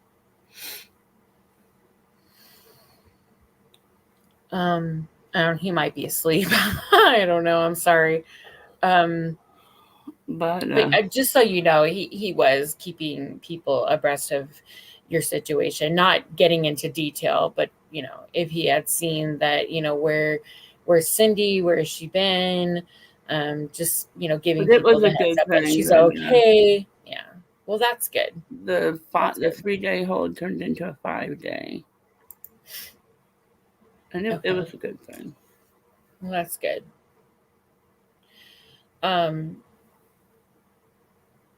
So, God, I'm sorry. I really need to pee right now. I have to pee so bad, and I don't want to mute and leave you by yourself. Andrew, unmute. Kaniel. Kendrick. Damn it, they must be asleep. I gotta pee real quick. I'm sorry. I'm here. I'm sorry. I had to. Okay. Can you hold down and talk to Cindy for a minute? I really need to pee. Oh, I'm so sorry. It's such like the weirdest time to do that. Hey, No Name. Oh, okay. I'll let No Name talk to you. There we go. Hey, No Name. Hold on a minute. I got pee. Comfort Doll's question. What about follow-up? You go pee while I talk to Comfort Doll a minute. Then No Name. I'll talk to you in just half a question. What about follow-up care? Yes, I have follow-up care. I have a appointment on Monday, and there will be follow-up care. They don't just release you back out without getting follow-up care already set up. So they have follow-up care set up.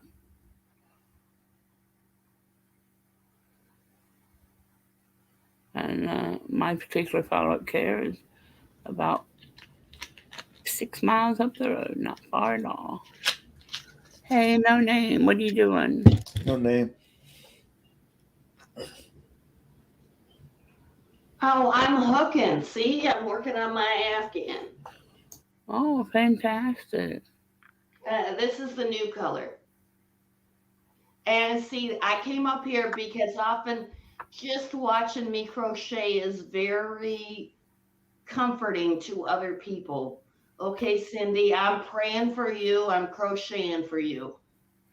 Oh, thank you. I love to crochet myself. Yeah. Do you get mad I call myself a hooker?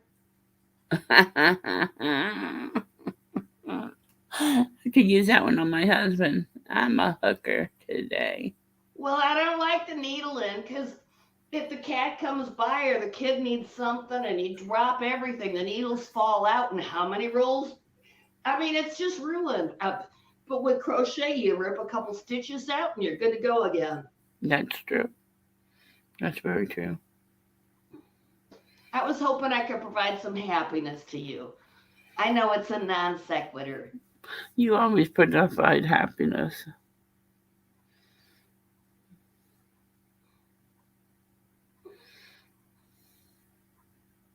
You always provide happiness, No Name. I hope so. See, now that's just it. There's so much drama around this community, and I'm kind of surprised I haven't been drawn into it. I mean, other than calling me a drunken idiot that doesn't remember things, I don't really think they have many complaints about me. No, I can't see why anybody would complain about you. Well, I think you're a pretty cool lady. I try to think the best of everybody, and after more than 50 years living right next to Detroit, I've seen so many things. Oh, and and especially like the way every time I drive, even though I don't go more than a mile from home, I do make sure to warm the car up very thoroughly. I go around in the block. But I avoid like 6 different accidents, and I let 3 different semis in. Ugh. The driving in this state is crazy. And do you know how you can tell a sober driver from a drunk driver in Michigan? Oh. Sober drivers drive like this because we're avoiding the potholes. Drunk drivers go straight through them. Yeah, that's not true. It is not if you have $1,200 rims, honey. That isn't true. Oh God, you haven't seen these potholes. And just so before people start talking shit, this was years ago. I've actually told the story. I had $1,200 rims. I was at fucking Hooters watching football, and I had a few beers, little too many. I decided instead of taking an Uber, I was going to drive, and I ended up doing a little too fast on the on-ramp, which in California, it's like a loop-de-loop getting on the on-ramp. Yeah, and I fucking ended up like swerving out into the fucking bush and I have a T-top. I was in a sports car. I drove a sports car back then. And I had my, not T-tops, but a sunroof. Girl, I fucked my shit up. Luckily, I didn't like hurt anybody and I didn't hurt myself, but I never did that shit again. So from now on, if I know that I'm going to be drinking, I don't even drive. I take an Uber there and I take an Uber back. Like I Uber sober and I Uber drunk if I have to. I don't even risk it. That shit scared the fuck out of me. I see around here. Yeah, I had $1,200 rims and I didn't give a fuck. I fucked my shit up though, not gonna lie. My car. I'm sorry. I'm a girly from the first sip of the first drink. Nowadays, I know I can't drive. I can't handle it at all. If I've had even one drink in the morning, I ain't gonna drive all day. I mean, unless I had an 8-hour nap. Okay, that's the an 8-hour nap. An 8-hour nap. She calls that a nap. That's a good night's sleep for most people. Oh shit! I love No Name. Hey girl, what's up? I want to get up and fix the camera. Give me a second. I wish I was on your level right now. Not gonna lie, because I'm on my second margarita. So I wish I was like 3:43. I was a neighbor. What? No Name's neighbor or my neighbor? No Name's neighbor. Oh, What? okay. Oh, you mean the neighbor that almost killed my rose? Excuse me. And I sat out there singing Pink Floyd, The Wall, at my roses for so long. They called the cops. She on said me at for her it roses. because I was singing Pink Floyd. I'm Roses. dead. Oh shit, I'm dead. Okay, so you were singing Pink Floyd's The Wall at your roses? Well, he had just gone around with poison all around them, and they were wilting, so I had to sing at them to help them. Oh, yeah. Oh my shit. God. This is too funny. Oh hell. And Leave it then to No later, Name to as lift a their apology, spirits. he actually trimmed up the roses for me and took the suckers off. Um And I didn't like it. It came with the house. This shit is too funny, yo. Oh shit. Hey, what's going on, Joseph Rogers? I don't think I've seen you before. What's going on? Welcome. He lives in West Virginia. He's a nice country boy. So that means he's just perfect. Oh, Booty Wart's neighbor. My daddy's from West Virginia. I hope you're doing better, girl. And just remember, you're not alone. I know that's right. As long as he's a nice country boy, he's all right. Aw. He's good to go. Am I allowed to be a girl? He's only on the wrong side of the Ohio You River. know, That's I'm what a I tell Yankee him. girl. I love Dukes of Hazzard, the originals. I can't believe they're canceled now. There was an excellent example of being a good American. She said it. She can't believe they're canceled now. Like they haven't been canceled for the last 20, 30 What's years. canceled? What's canceled? So fuck. Wait. What the hell did she don't say you was follow canceled? John Schneider? He's like a big YouTube guy. John Schneider They've been was canceled for Dukes. 30 years. What do you mean you can't believe they've been canceled? What did she say was 30 years. canceled? Dukes of fucking Hazzard. Good old country boys, never meaning no harm. Oh my gosh.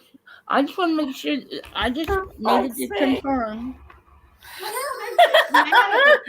Oh god. Oh my god. Okay. Yeah, I think there's a reason why they were canceled. One, they had the rebel flag on their car. Hello. And It two, didn't mean nothing then. Back then, it That wasn't didn't the mean rebel nothing flag. in the 70s, not like it does now. it was Confederate flag, rebel flag, whatever. It did mean something back then. And but right? no one said anything about it back then for, whatever. And it was completely fucking misogynistic. I mean, look at Daisy, for fuck's sake. But nobody cared about that back then. Exactly. It was okay to sexualize or over hypersexualize a woman in fucking cheeky booty shorts with her ass hanging out. And if they brought that back now, it would be a perfectly good show. And they did. They made a movie, and what's her fucking face was Daisy Duke. What the fuck was her name? The tuna fish chick. What was her name?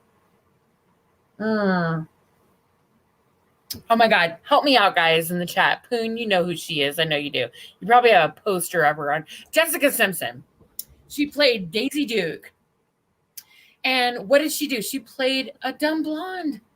The fuck? Wait, no. What is okay?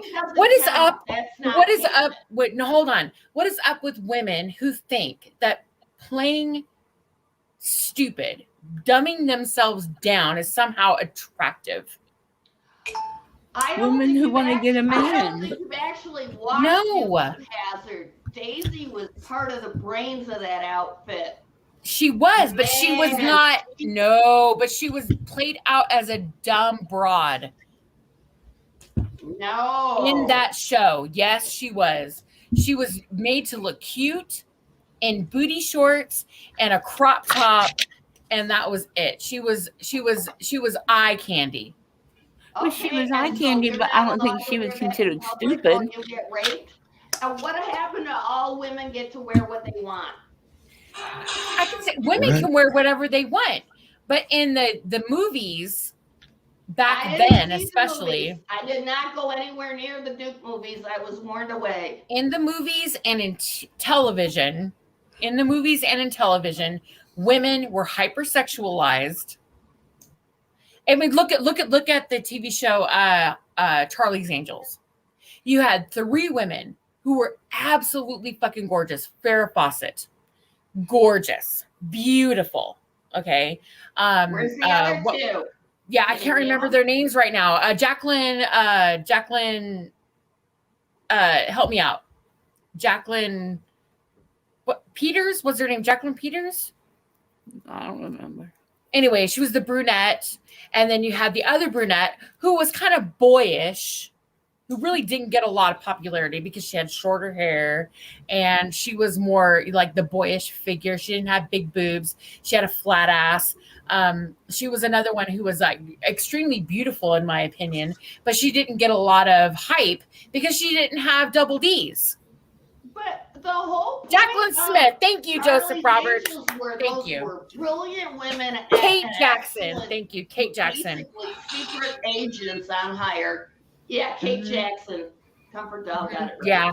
Kate Jackson, by the way, was gorgeous, beautiful.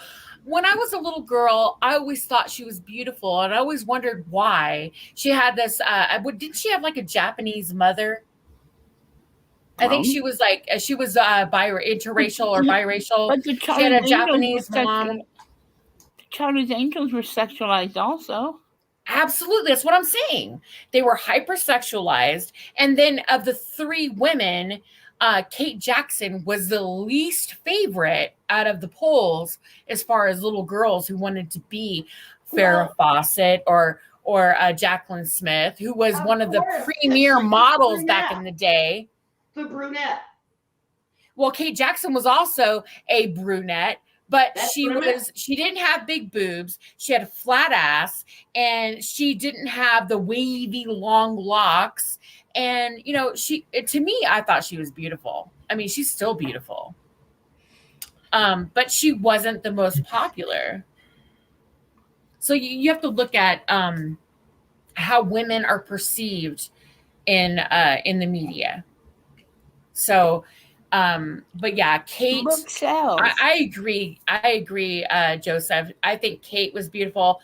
I think all 3 of them were gorgeous, but in the new movies, if you see the 3 women, you know, I think they remade, Charlie's Angels, twice since then, in the early 2000s. And then they just remade it a few years ago. But you know, right? Full well, looks sells, sex sells, looks sells. Yeah, I guess so. Back in the 70s, we didn't think that flag was bad, and we didn't think short shorts were bad. We still don't think that flag's bad. Duke being a smart ass and showing half of her ass to distract the cops so the Duke boys could get away with the body. Yes, thank you. That's what I'm saying. I still want someone to explain to me with absolute sanity what's wrong with that damn flag.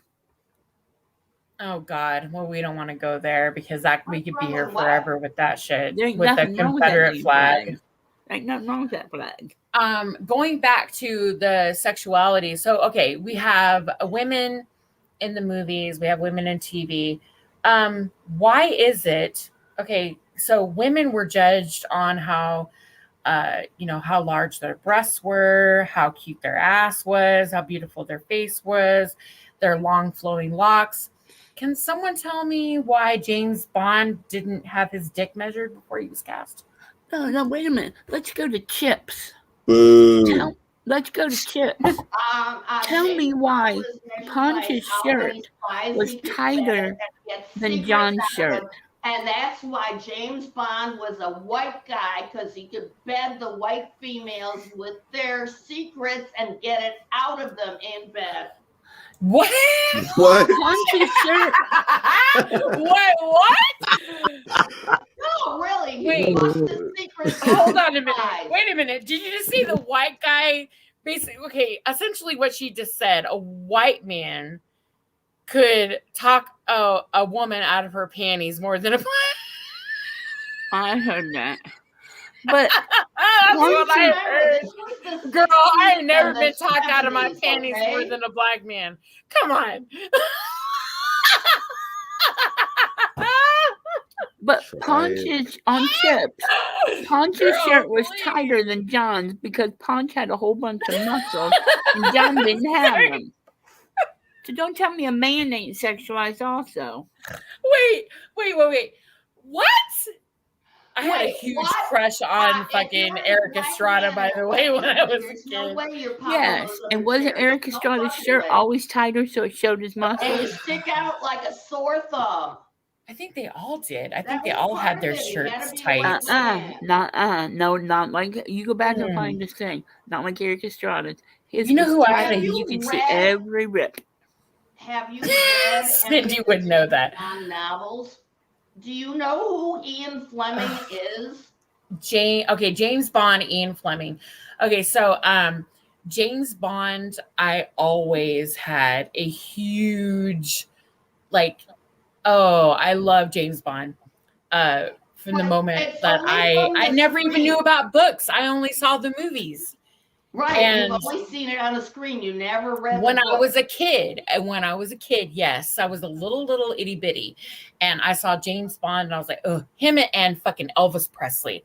Like, I had no clue that Elvis was an old dude, but when I saw his movies as a little girl, I was like, oh my god, he's so hot, like and he could sing, and he was just beautiful.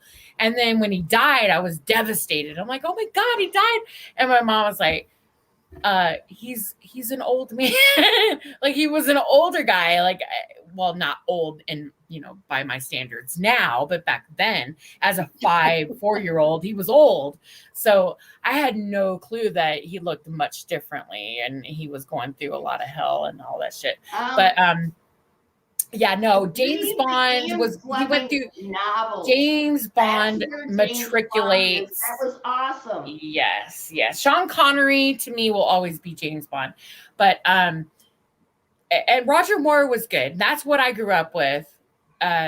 Was Roger Moore as James Bond, and to me, he's the epitome of James Bond. Although every person that has ever been cast as James Bond, I would have to say my favorite would have to be Sean Connery. And he's the original. His voice, oh my god, he has one of those fuck me voices. Come on. I mean, I can imagine him saying that within that Scottish accent, like saying my name, like, oh, I don't give a fuck what you look like. You say my name in his voice, oh, I'm fucking you. Seriously. Like, you got the pussy, honey. I don't know. If you can master that voice, you got it. My ass is yours. I'm just saying. There can be only one. I mean, come on. The original James Bond. No, that's not James Bond. That Sean is, Connery is not Conan James the Bond? Barbarian. Wait, no, not Conan. Highlander. The original Highlander. Wasn't Sean Connery the hero in that? Sean Connery was the hero, but he wasn't the Highlander. There can be only one. You're talking about Christopher. Hey, can we say hi to KW? What's his name? Not Christopher Walken, but Golden. what's his name? Hey, Golden, it is me. I'm not going to point by me, Golden. John I know KW. Hey. All right, I'm going to mute. Hi, KW. It was Christopher. Help me out here, guys. It wasn't Christopher Walken. It was Christopher. Reeves. He played in more Mortal Kombat. Wasn't it Christopher Reeves? No, Christopher Reeves was Superman. Oh, Reeves. Shit. I know somebody in the chat's gonna help me out. Sean Connery was an old man. I had a crush on this. Christopher Lambert. Thank you. Joseph Rogers, you're the shit. Okay, so I told you he was good.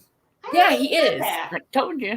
I need to have one of those trivia streams where people know like all the trivia. Okay, so Christopher Lambert, one of my favorite movies, by the way, The Highlander. Sean Connery was in it. He was a Highlander. He was one of those. What did they call them? He was a Highlander, and he mentored Christopher Lambert. Yes, he was a mentor, and Christopher Lambert was, you know. Do you know that what's his name was in that movie? The guy that played with the weirdo dude that traveled through time to like kill him and shit. He actually wrote books. He was in Pet Cemetery. What the fuck was his name? He writes books now. The guy's an author, for fuck's sake. I don't know what you're talking about. I said, you're the shit, Julie Bookworm. I didn't say he was shit. You're the shit. Meaning he's bomb. What was his name? Oh God. He writes screenplays now. He writes books. Oh, Joseph, you got me. I know you got me. Clancy Brown. Thank you. Clancy Brown. Okay, Clancy Brown is awesome. He actually writes. I don't know if you guys are aware of this, but he writes, and he's a great actor, and you know, he's wonderful. But yeah, he was the guy that played his nemesis in that movie. He was so gross and weird looking. Ugh. But who would have knew? Who would have thunk that he would have actually grown into what he is today? It's weird, right?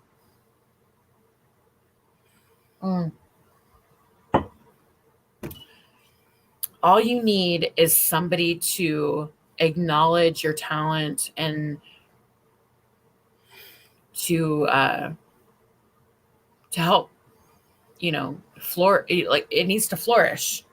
It needs to be watered and irrigated and put out to the rest of the world. I mean, if it hadn't have been for that one movie, we would have never have known who Clancy Brown is. Why do I need someone else to help flourish my talent? Can't I do it myself? No, in a lot of cases, no. In my own mud. No. I mean, think about it. Stephen King, we would never have even known who Stephen King was had he not went to that one hotel and wrote a book called The Shining. Never know. It only takes that one moment. It's kind of like, oh God, I don't want to really put a negative spin on it, or even let's just put a positive spin on it. Like when I was a kid. Let me try here. I'm waiting for that moment of clarity where I decide where my new life is going to be. I got no job now after 25 years on the same engineering thing, and I'm just coasting through this nonsense where, it would be very hard for me to go get a job right now. And they laid me off right before that happened and right before the Me Too movement, especially because I worked in automotive plants alone. Okay, so if they were going to do the Me Too movement, I could have got on board on that. Yeah, because God forbid we have women in the automotive industry. And there was no way I was ever going to charge anybody for that. I would have just shouted my ass off and had the other guys beat him up, you know? Maybe you should go to Elon Musk and he can hire you, like, you know, to help with, I don't know, robotic cars and, you know, you never know. There's a lot of things that... I'm just fucking with you, by the way. I'm fucking with you. I'm being an asshole right now. Before I got involuntarily separated because of the downsizing. I had excellent performance reviews, okay? Of course, that's the way it always is. And all of a sudden, bam, I'm out. And I was working on auto drive cars and electric vehicles. I've done hydrogen, electric, transmissions, engines, diesel. Yeah, women don't work on cars, LOL. No, I'd be out in the parking lot checking the wiring because damn, I can't believe Cindy left. Software's fault. I'd be Yeah, out there Cindy with my left. meter, and I'm like, you didn't Yeah, wire it's it up. okay. Fix how their wiring went. Yeah. Hey, KW. I'm sorry. Excuse me, no name. Hey, KW. What's going on? Nothing. I just sitting there. I just jumped up here. I am having a GD sent me. margarita. Are you going to join me for a margarita? I'll join you, sweetie. Yes, I will. Yes, ma'am. I sure will if I need to. I just jumped up here because GD sent me, and I was going to let you know. Yeah, GD sent me, and yes, your PayPal you put up earlier, you emailed me does work. It what? I'm joking, girl. God dang. Oh, I was gonna say what? I never emailed Yeah, anybody. I just I joking. I never just did said that. that. Yeah. Hey, no name. How you doing? That's just seriously. People take that Hey. so seriously. I know. Hey, you Oh. know I had to pick on you about that day. What's up, I Pooh, sir? Hey, is Hey, Andrew on here? Or is he still taking a shower? No, Andrew's here. He might be asleep. Yeah, he might have felt. He's probably put him to bed. What's up, Pooh, baby? Poon is in the chat. He needs to get his ass up here. No, I'm leave him always down. hanging No, out in leave his chats. leave him down in the back. Shit, he'll Poon come doesn't up even with. look, Poon doesn't even acknowledge me. I say hi, and usually he'll go, "Hey, Miss Golden," and lately he doesn't even acknowledge me because I usually just say hi. I say hi to everybody, and then I lurk, or Hey, I'm I doing always other see. shit. Poon always tells you hello. He goes, "Hello, Golden. How Yeah, beautiful that's are what I you say. today, girl?" Yeah, and then No, I he don't. doesn't say that. Yeah. No. Well, He he's a says country boy. Poon don't know how to flirt with girls, he says, "Hey, Miss Golden." Yeah, there you And go. Yeah. that's it. Yeah, That's there you it. go. And I'm good with that. I'm okay. Yeah. And then I'll lurk, and I usually just leave it playing on my TV or something, and I'm busy doing other shit. Yeah, I got you. And I'm walking around. Look at you, looking all handsome. Okay. I ain't looking shit. I'm sorry, I hit my cam. I pulled a golden. Yeah, he did. Okay. We good. We all good. I like the salt and pepper thing you got going. Just saying. Hey, that comes with age. You know that, right? It really, honestly, it's very distinguishing, and that's one of the things I loved about Sean Connery. Older guys. Yeah. Yeah. Not only his voice, and I'm gonna tell you, the man died. I don't know how old he was. He was like 80 something, but the man's voice is what got him laid. Just saying. Damn, I wish I had a Yeah. voice going. Like when I was younger, I'm serious. Like when I was younger, I really, if somebody asked me,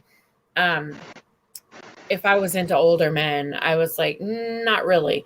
But if an older man came to me in my 20s with the voice of Sean Connery, oh my God. Like panty dropper. That's all I'm gonna say. Panty dropper. You got a voice. You got a voice. You have a voice of Sean Connery with that Scottish come fuck me, hop on my dick voice. Oh my God. And Golden, you only had 2 to drink? What?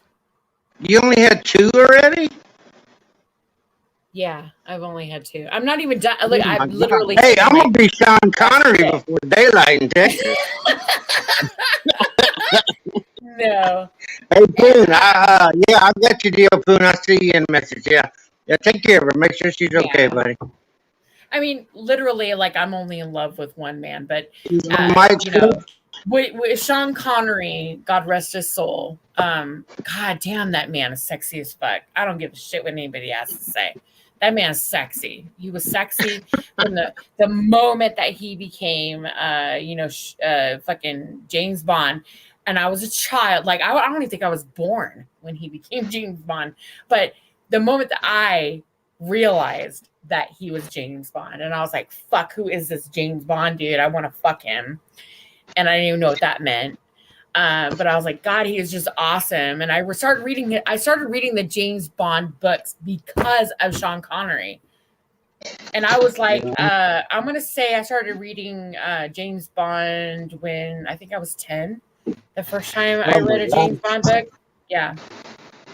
And by then, Roger Moore was James Bond. And I had no clue. I thought it was Sean Connery. And then I started following the James Bond, franchise. And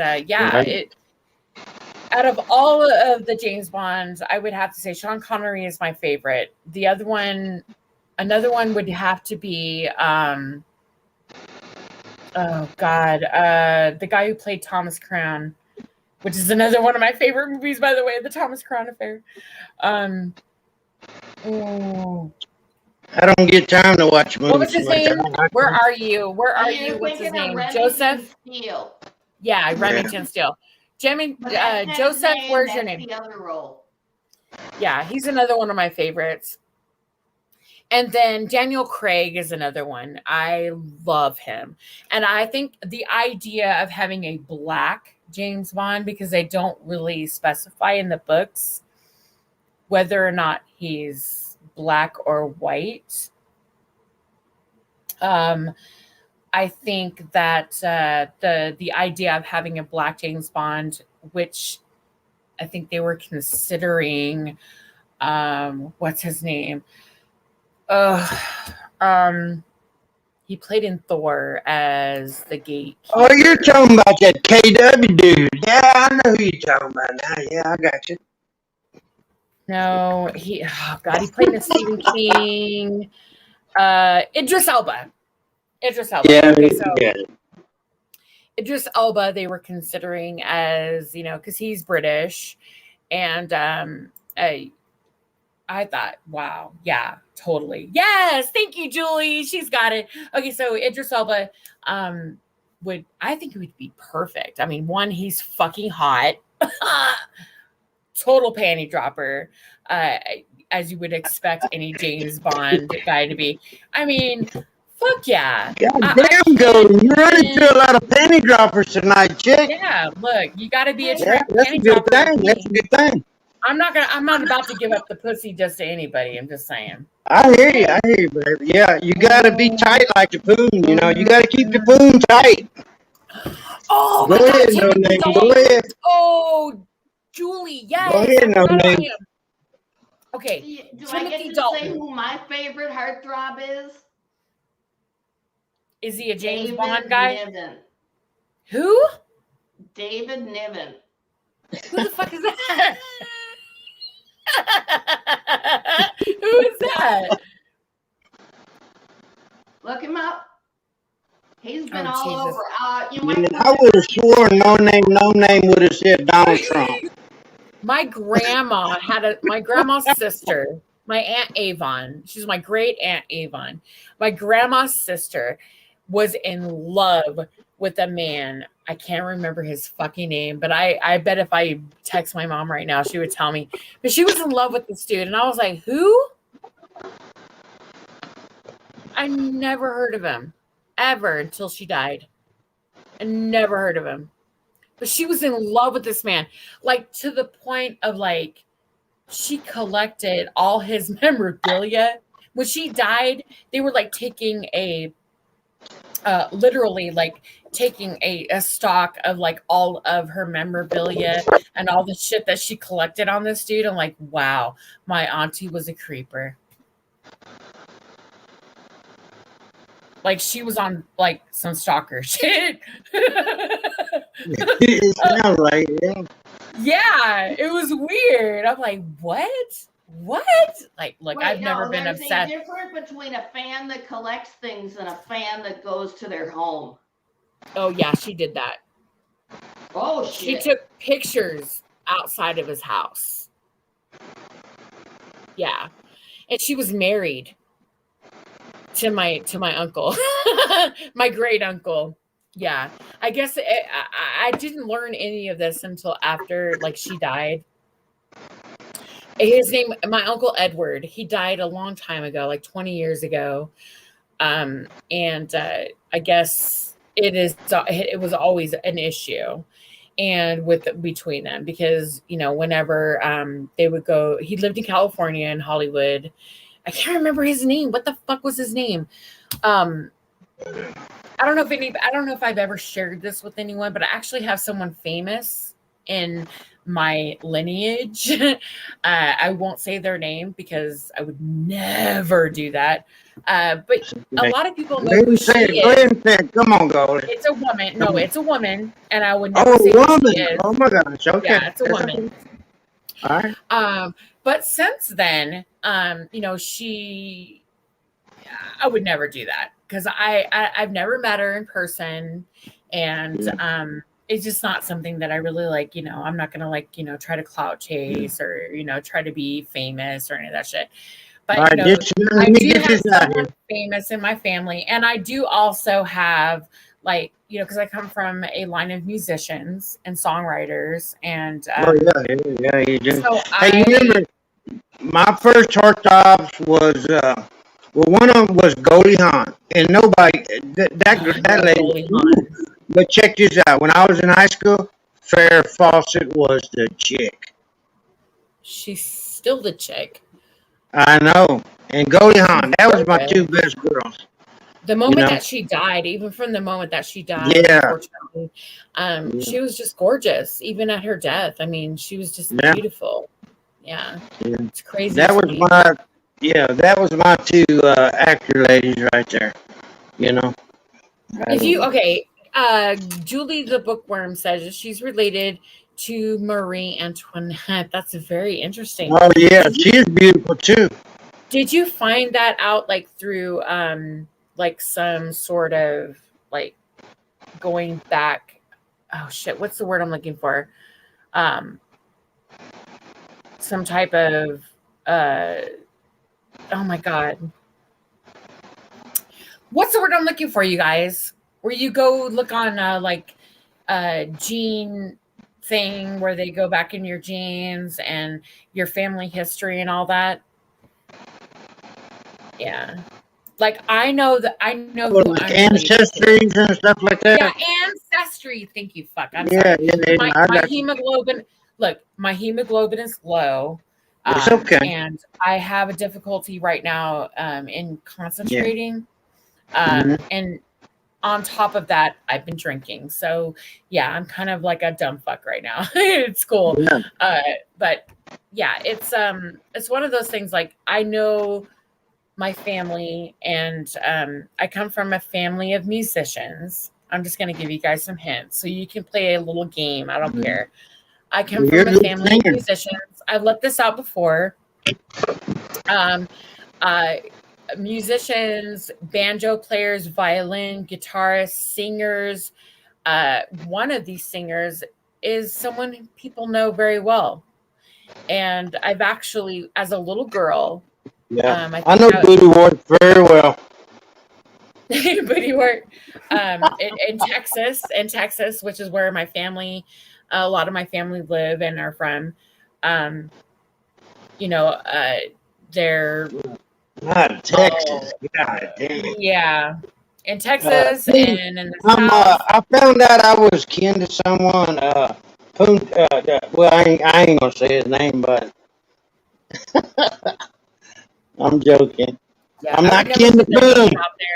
I would never put names out there because I know how people are here. I was just fucking with them. Well, KW, back when I first started, I probably would have been open with this information because I love talking about it. I think it's great. I'm proud of my family.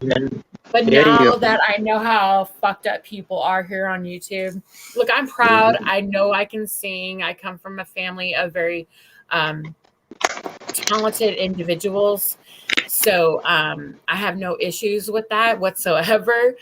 But I don't want people not that I think anybody here is capable of tearing down anyone, a legacy, because this is a musician that has gone down, you're talking the past 50, 60 years, who, has won Grammys. So I'm not really tripping off of that. There's nobody here that could take any of that away. But they're my family. So I'm not going to, put any of that out there. But I actually sang with them in a bar Really? when I was 12 years old. I was Wow. 12. Yeah, and I'm very proud of that. It was a long, long time ago. I was 12. It was a bar. I wasn't even legally supposed to be there, allowed to be there. But it was in Texas, and back in the day when I was 12, you could do that and get away with it. You could be in a bar. Oh yeah, with your back in parents, the day, yeah, and yeah. no one gave a shit. So Well, yeah, exactly. Back in the old country bars, back when I was growing up, there was kids singing on the bands and that, and they was playing fiddles and banjos and everything. There was kids singing and stomping, and they was having a good time back in the day. Now you gonna get thrown in jail just because a kid is singing on stage or something, you know? Crazy. Poon, stop. You're What doing Poon lines say? in a song. Girl, I come listen, from a Poon- long line. Yeah, it's a song. Oh, I got you. I got you. Mm-hmm. I Long know the lines of song. losers, outlaws, and boozers. Yeah. Yeah. Uh-huh. And So, Poon is number one. Goddamn Poon. I've been trying to call you, but your fucking phone don't work. So, pay your fucking phone bill. All right. not Cher. Not Cher. You know what? If it was Cher, she might actually be cool with me saying something because we haven't heard about her from, recently. Yeah. Cher, yeah. Hey, Cher was another hot chick in the movies back in the day, you know? Cher is a better actress than she is a singer. Yeah. I But got she's a performer. Yeah. Okay, just so you guys know, like for instance, I used to have an opinion of Britney Spears back in the day because Britney Spears and Christina Aguilera came out around the same time. Christina Aguilera came out with Genie in a Bottle, and Britney Spears came out with her song. Yeah, what the fuck was it called? Oh shit, I can't remember. She was in the school with her little schoolgirl outfit and the pigtails and the pom-poms in her hair. Okay, so they were both Mickey Disney kids. Okay, so you have I'm gonna mute you, KW, because your mic is extremely annoying. Thank you. I appreciate it. He muted himself. I didn't have to mute him.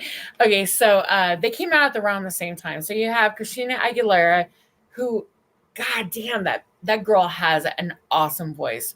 Her range, her control is amazing. Okay, and then you have Britney Spears, who kind of sounds a little pop, bubblegummy, oh baby, she's like what that's supposed to know, that kind of thing. In reality, if you go back and listen to her real voice, not what they wanted her to sound like, which is what I thought. I was like, oh my God, Britney Spears, she's a performer, but she's not talented vocally. Vocally, she's not talented. Performance-wise, damn.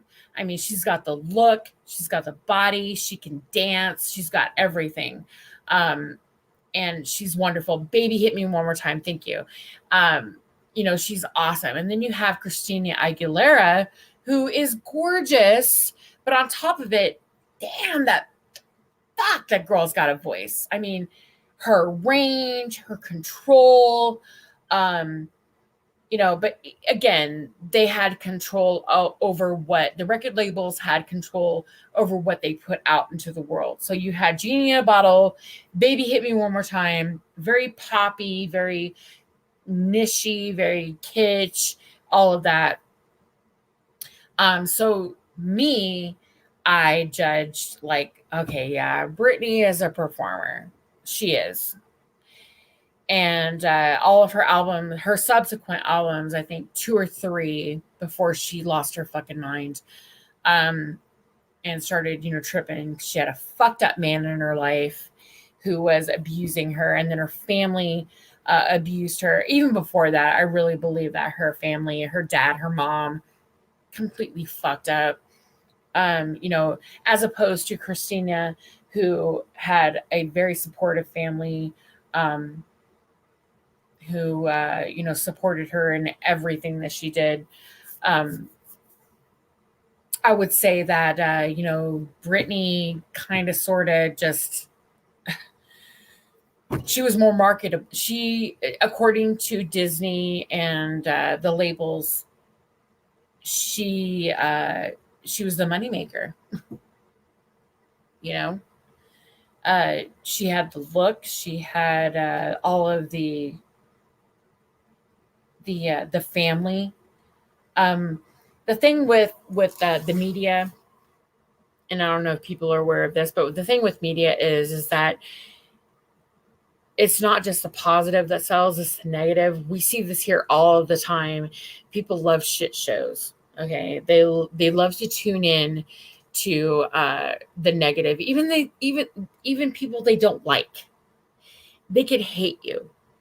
Like with a passion, they could hate you, but they still tune in because they want to see all of the failure. They want to see everything that, the negative. They want to they want to see everything descend into hell. That's kind of sort of like how I look at Britney Spears. And it's unfortunate that she had to go to that. Like, she had a mother who was living vicariously through her two daughters, who she was like this, Hollywood stage mom.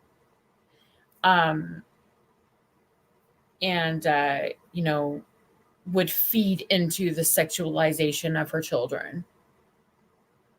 And then you had two daughters who were in competition with one another.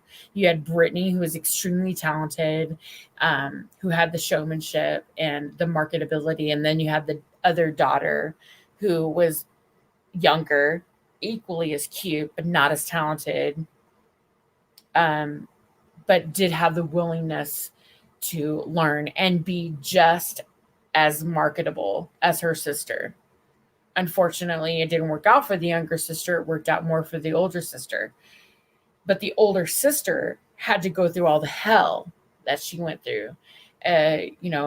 She had to work. She had to do all the work, putting her albums out there, all of her songs, the concerts, the hours, the never-ending hours of putting her life out there, being stalked by cameras and the paparazzi.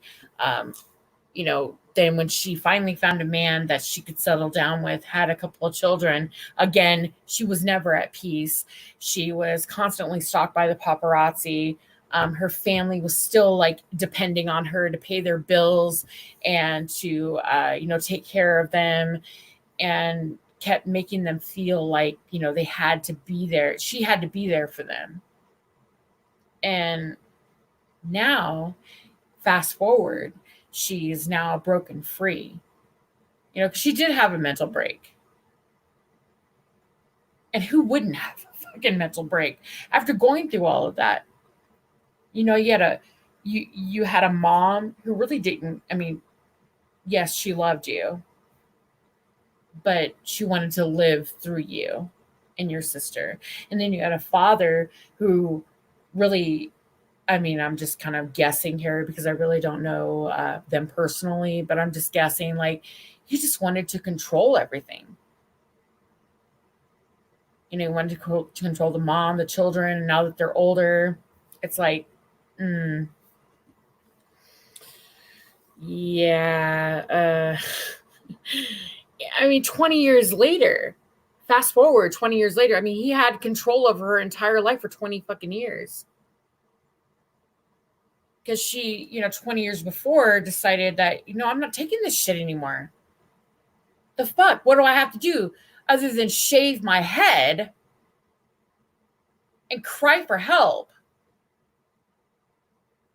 and say, what the fuck? I've been used and abused all these years. I need help. And they call her insane. And it's just, it's sad. It's really sad. Now, I really wasn't one of those people that was holding signs, free Britney, all of this stuff. And but in reading her story and in following her whole movement and everything, and when the judge finally set her free, because now her children are older, she's a single mother, she lives here in Vegas. She's a multi-millionaire, and she didn't have control over her own fucking life for years. I mean, to the point where she couldn't even decide how to decorate her own home. What the fuck? That to me, like, I couldn't even imagine walking into my home and thinking, this doesn't even belong to me. Like, I own all of this. It's mine, but I have no control over it at all. It would just, it would be heartbreaking. I couldn't even imagine that. So I don't even know how we started talking about Britney Spears.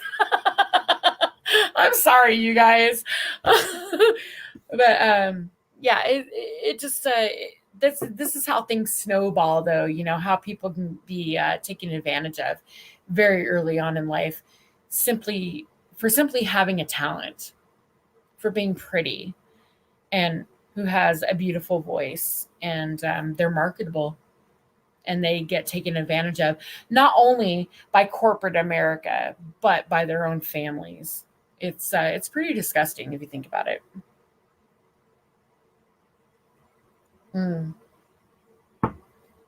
Let me check in chat, because I'm probably sure there's somebody in chat going, what the fuck? Let's see, Vern. Hey, Trouble. What's going on? Hey, good morning. Oh, Jesus. Poon. You're so silly. Newfie, hello. Comfort Doll. See, I saw someone. Is Shiva here? Shiva, I heard somebody, or I saw someone say your name. Where are you? There you are. Hello. So, yeah, nothing really going on. I didn't start the stream for anything specific. I think Ace was live earlier. And who was it? Ace and Andrew and Kanile. And Andrew's still up here, but I think he might be asleep. So if anybody wants to come up. Church of Four says it's a scam baiting meme. Vern. Let's see. Patriot Defense, hi. Right? I agree. Britney's killing it. She's posting sexy pics on Instagram and warning her family. Team Britney. She's still hot as fuck. I agree. Girl. Look. She's still got it going on, and she's still hot as fuck. And she's now, for the first time in her life, which is really sad if you think about it, for the first time in her life, she's actually in control.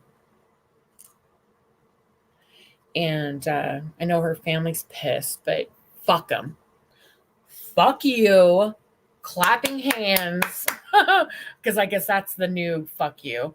Clapping hands, Britney. Fuck them. Shit. Yeah, Britney is killing it. And she's happy. She got a hot ass fucking man, okay? Her kids are amazing. I don't know what. Who was her fucking ex-husband or boyfriend or whatever the fuck he was? I don't remember. Was she married? I don't remember. But who the fuck even knows who this dude is anymore? No one ever talks about him. I mean, yeah. She was like, still hot as fuck? As if that's important. Yeah, it is important.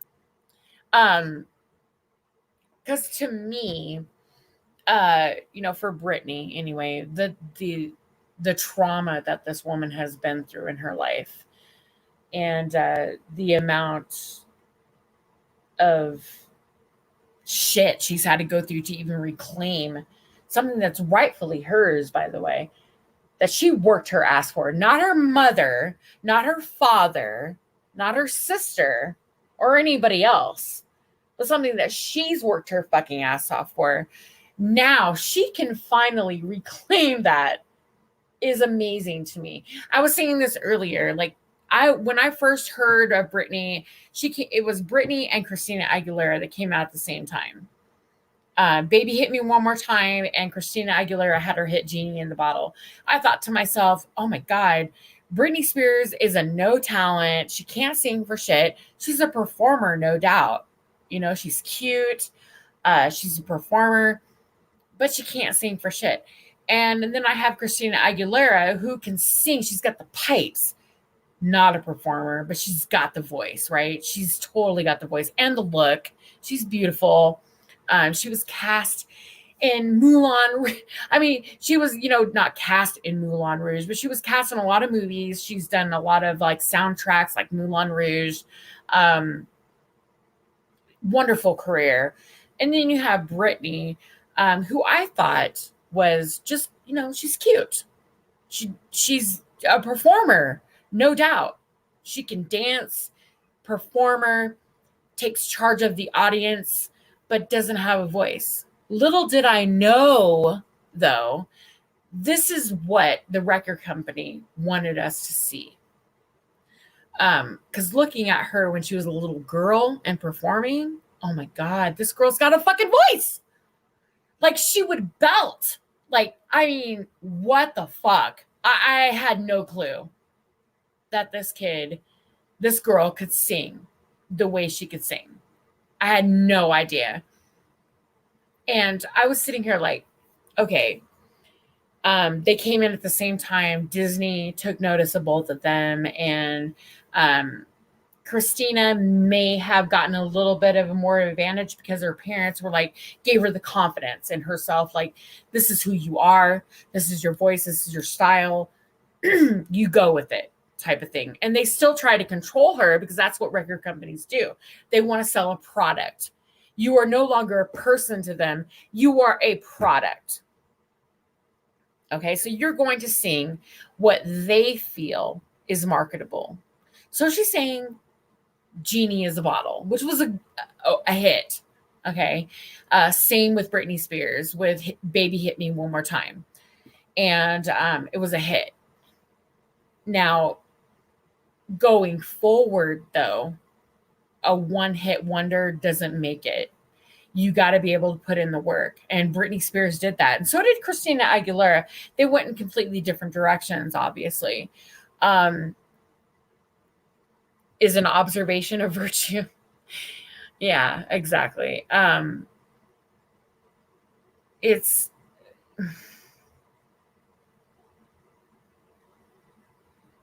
I don't know if she's talking to Shiva, but I mean, looking at the two of them, you had Christina Aguilera, who had, I'm assuming, very supportive parents, who wanted the best for their child, who supported her in whatever decisions that she made. So when she decided that, look, I'm not going to be restrained by my label.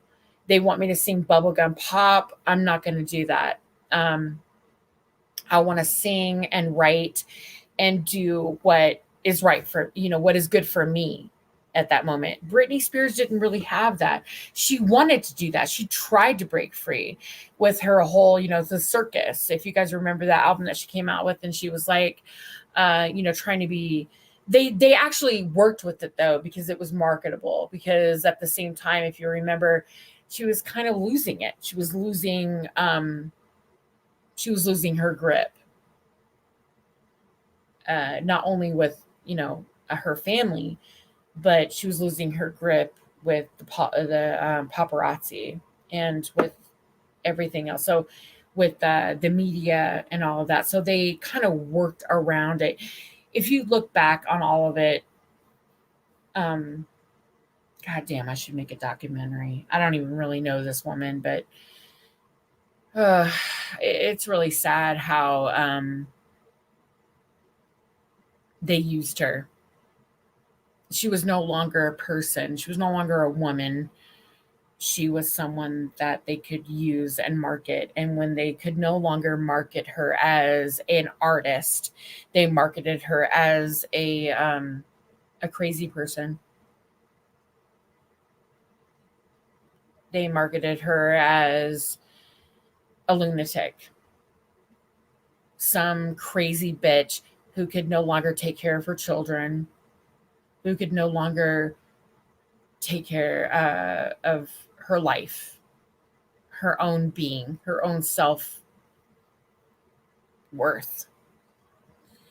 And for 20 years, this woman had to endure her father to dictate to her who she could befriend, where she could live, what kind of flowers she could have in her home. I mean, it was disgusting. The amount of abuse that this woman had to endure. So when I heard about the Free Britney movement, at first I was like, Free Britney? Like, I really had no clue.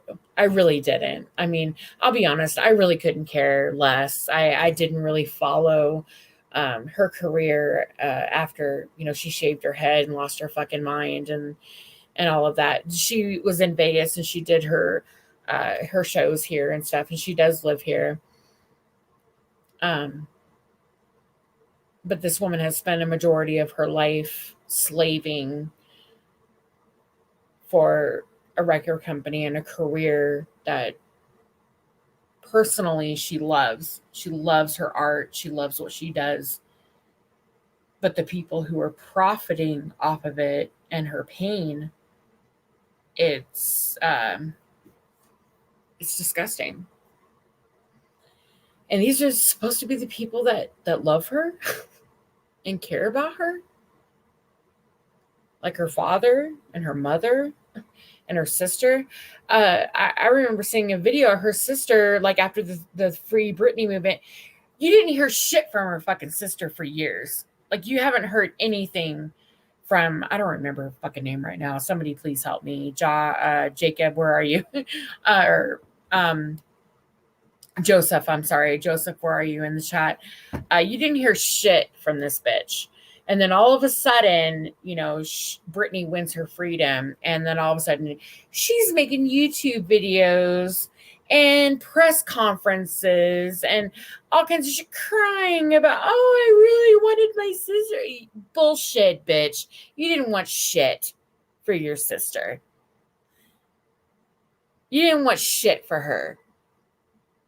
Because secretly you were jealous of her and you wanted to hold her down like everybody else. I swear to God, I am like so over these fake motherfuckers who sit here and act like they don't do shit for anyone. And then it's like those people that don't do shit for anybody in the face of someone who's with them all the time. They're around them all the time. Then all of a sudden they find out that they're gone.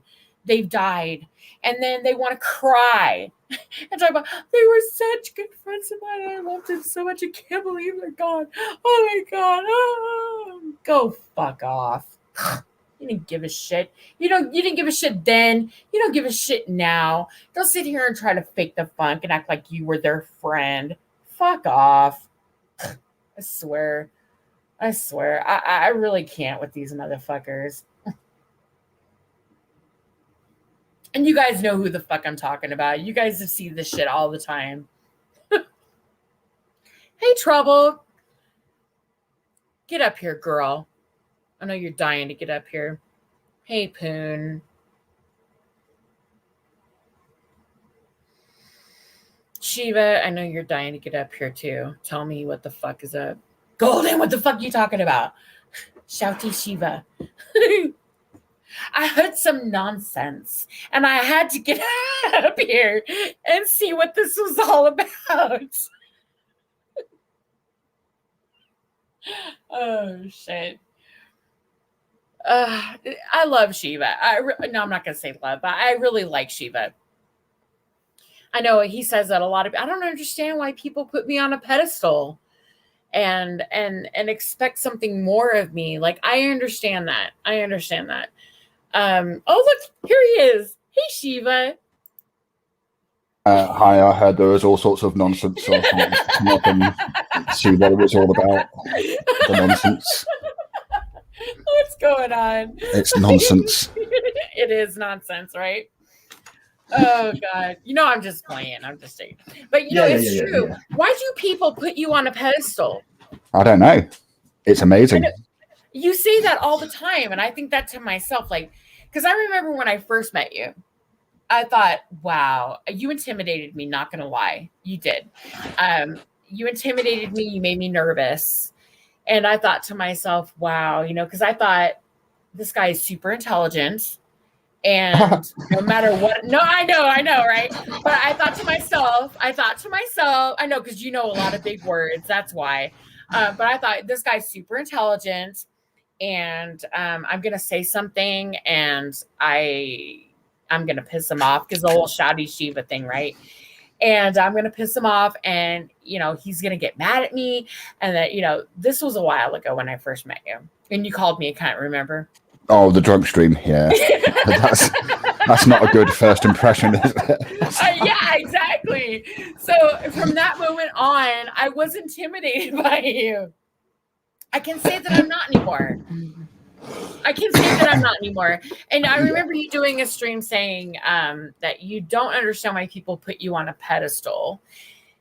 Because you aren't worthy of that. And it's not because that I think you're a shitty person, or you think you're a shitty person, or that you're untrustworthy, or that you think that you're not worthy of being put on a pedestal. It's just that when people put you on a pedestal and you feel like once you've been put up there, that now you have this obligation. Well, I think it's not so much an obligation, but there's certainly an expectation. Yes, thank you. That's the correct word. But also, an expectation to be right all the time, and it's like it's very difficult to do that. And I think also as well, it means that when people, like, from my perspective, that's in a way it's just as bad as when someone is going around spreading shit about me. Because then because I then have to deal with the fact that this person has an unrealistic image or expectation of who I am and what I'm going to do. Like, I had to deal with that for a little while with Poon, right? Poon had this idea that somehow I was a super rational, super logical. He kept calling me a logic machine, and I kept telling him, no, I'm really fucking emotional. Just wait until you see me spaz out. Right. I say the word spaz too. It's true. I'm not going to mention any names, but I was having a conversation. I have this conversation a lot about, like, why do people like, I'm going to hold on. Let me back up a minute. They are under the impression that you can dictate to other people how to feel, like move the majority opinion in some way by simply coming up on panel and saying a few words, and then all of a sudden what people have an opinion of no longer applies. Now they have the opinion that you have, and I just do you think that happens? Think that's true. I personally don't see that, because I'm not easily persuaded, but I can't speak for everyone. I mean, I don't know that I've had the experience where I've had an opinion, and then suddenly that opinion has become, like, prevalent. In fact, I would argue that quite often the opposite is the case. I'll have an opinion, and mostly people will disagree with it. But I think what does happen sometimes is perhaps that ideas can be seeded. So I have noticed that I'll maybe start a conversation about something, and then that conversation will carry on onto other panels that I'm not that I'm not even a part of. That usually happens everywhere, though. It's not just you. Yeah, no. I'm not seeking to imply that that's something special about me. Oh no, that's not what I'm saying. But I mean, it's usually how it works, though, because we all run in the same circles.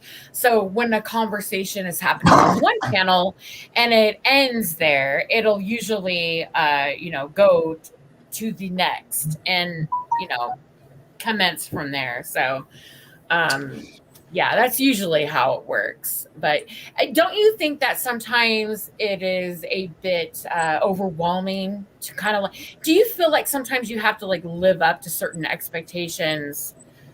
How other people perceive you to be you're some uber overly, you're super smart because some big words is what I'm saying. I'm gonna put it in layman's terms. I mean, I don't in certain respects. I can't. I mean, the smartness thing. That's just annoying because that's not a claim that I make about myself ever. Of course not. Yeah, I can say that. Yes. I mean, I think that the most that I'll say is that I'm probably of slightly above average intelligence. Right. But that's difficult, right? Because it means that people aren't really seeing you, and what they're engaging with is the image of you that they have in their heads. Well, would you agree that because I don't think you and I have actually spoken outside of YouTube? No. Yeah, we haven't spoken in Discord in private or any of that.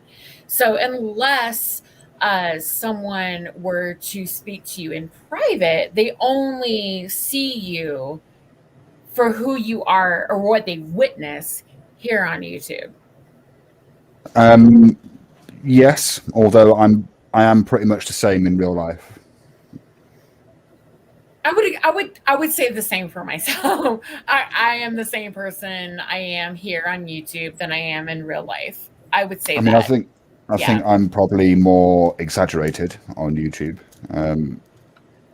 No, but for instance, my I'm exaggerated in real life too, but that's just me. My dealer came around the other day and he started talking about dark matter and science and whatnot, and how dark matter was connected to consciousness. And, and my response was, "No, stop that! You're annoying me. That's not how physics works." Okay, we don't want to talk about science we don't, not here on YouTube. I talk about science with my dad and maybe sometimes Joe Cool, but only because Joe Cool, he absorbs things and will look at. Most people irritate the fuck out of me when I talk about that kind of stuff, so I kind of steer clear of that. Unless I'm just in chat and when I'm on panel, God, maybe it's because I'm a woman and I really hate saying that. Wait, what? Yeah, hold on a minute. I know, right? I know, me of all people saying that, right? What's going on? How is it that you're going to say that and I'm now going to argue the opposite? Me of all people saying that. It's because if I reveal that I'm a little bit too cerebral, then they. I know I hate saying this, but I get people tend to look at me differently. And I'm just going to throw some names out there: Ada Lovelace. Marie Curie. I've had that in my life where I have, God, I really need to pee, Einstein's wife. I've been drinking. Einstein's wife, who did all of his fucking maths for him. Yeah, I really need to pee, and I've been drinking. But look, if I show myself as a little bit too cerebral, then I tend to be a bit. And it sucks that this happens. Hey, as women, we get disrespected or not. We get knocked down. I'm right. We get knocked down on the the latter a little bit if we are found to be a little bit intelligent. So, okay, right. You just made a claim that I know that you're right about something. Yeah. So, I mean, yeah, no, I think you're right. There is, I think, a perhaps largely unspoken fear of intelligent women. Yeah. I think a lot of men are scared of intelligent women. Mind you, I think a lot of... Actually, let me rephrase that. I think a lot of people are scared of intelligence. Yeah, not just men. There's just people, even women. Like I've been told that I was a dumbass bitch for even stating something that, you know, I have a deep, like, I'm very sincere about things that I'm passionate about. And, you know, I've been told by women that, oh my God, Golden, you are a dumbass bitch. You don't know what the fuck you're talking about. And I asked them, okay, please tell me the sources. Please, you know, just send me a DM or an email and tell me where I'm wrong.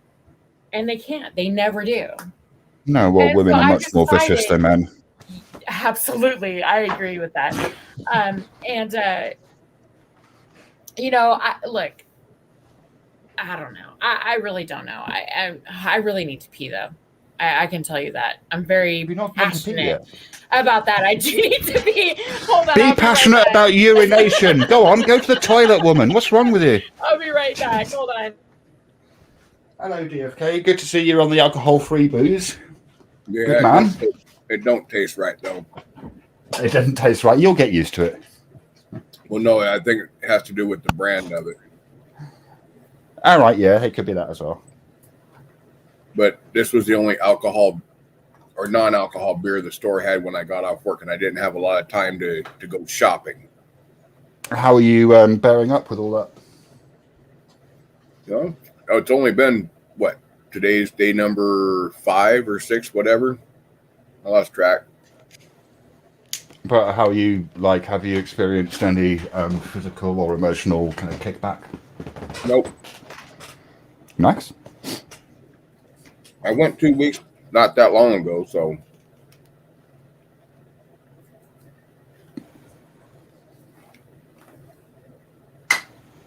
So it's not like I've never done it before.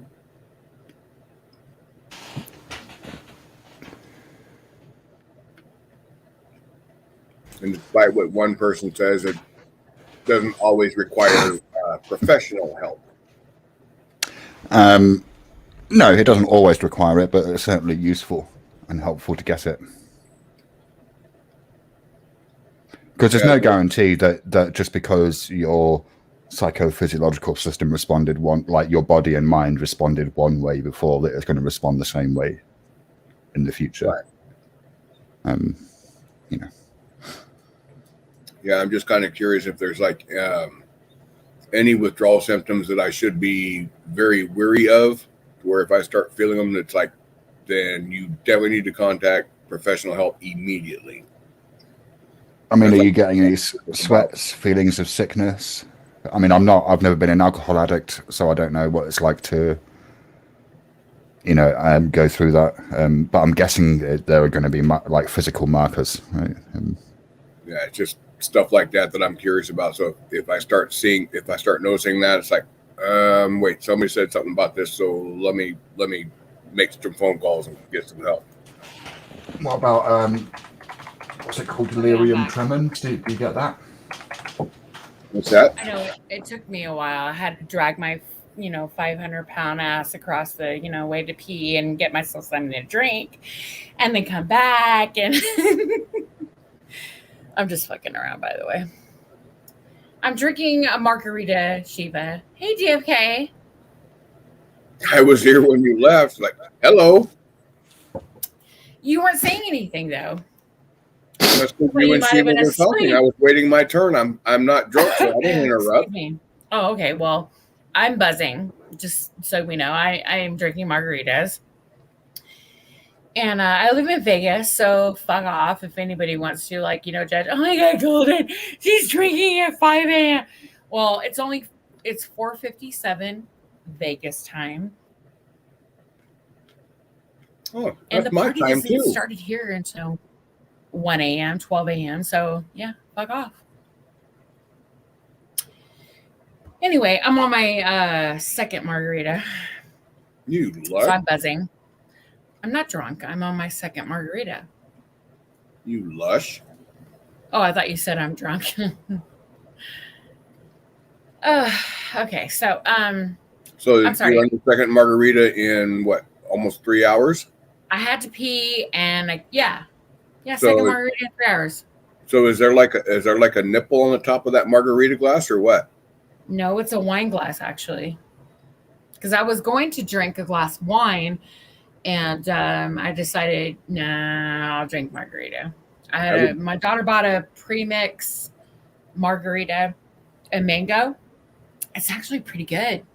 I would guess there was a nipple on that because it seems like you're nursing them. Yeah, I do. I drink really slow, just like I eat. Yeah, I eat slow. I drink slow. Everything's slow, except, well, I won't go there. I won't go there. Late, you already did. I guess it would change. I guess that would change. Anyway, Shiva, what were you looking up? Was I looking something up? Yeah, I heard some tapping on a computer. I figured you were looking something up. I don't know what you heard, but I've been muted. Oh, I apologize. I'm sorry. I'm sorry. I thought you were talking to DFK and you were looking up something. I could have sworn you were clicking. Oh, right. when I mean, unmuted. was that before you two started talking? Maybe we were just kind of chit chatting. Oh, okay. Okay. Yeah. All right. Bullshitting is what we call it here in America. It was called bullshitting. I may have been saying hello to somebody in the chat. Okay.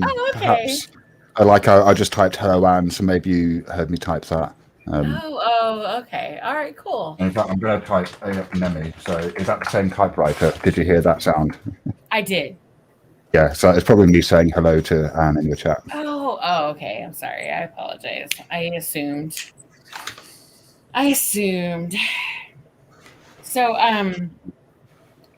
do you know anything about I'm just gonna quickly change the topic here, but okay, do you know anything about like mummification? As in the Egyptian process? Yeah. Not really. No? Oh my god. Okay, so I mean, I know it happened.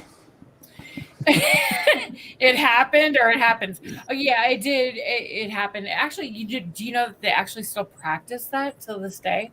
In some cases, not all the time, but in some cases, where they still try to like do the whole Egyptian mummification thing. When I was a kid, okay, I love history. My father was really into history, and I really. I don't know. I just really liked it. And my kids, when they were going through school, I was one of those moms that helped them with all of their schoolwork and all of that stuff. So I was one of those moms too. I'm very creative. I'm artistic.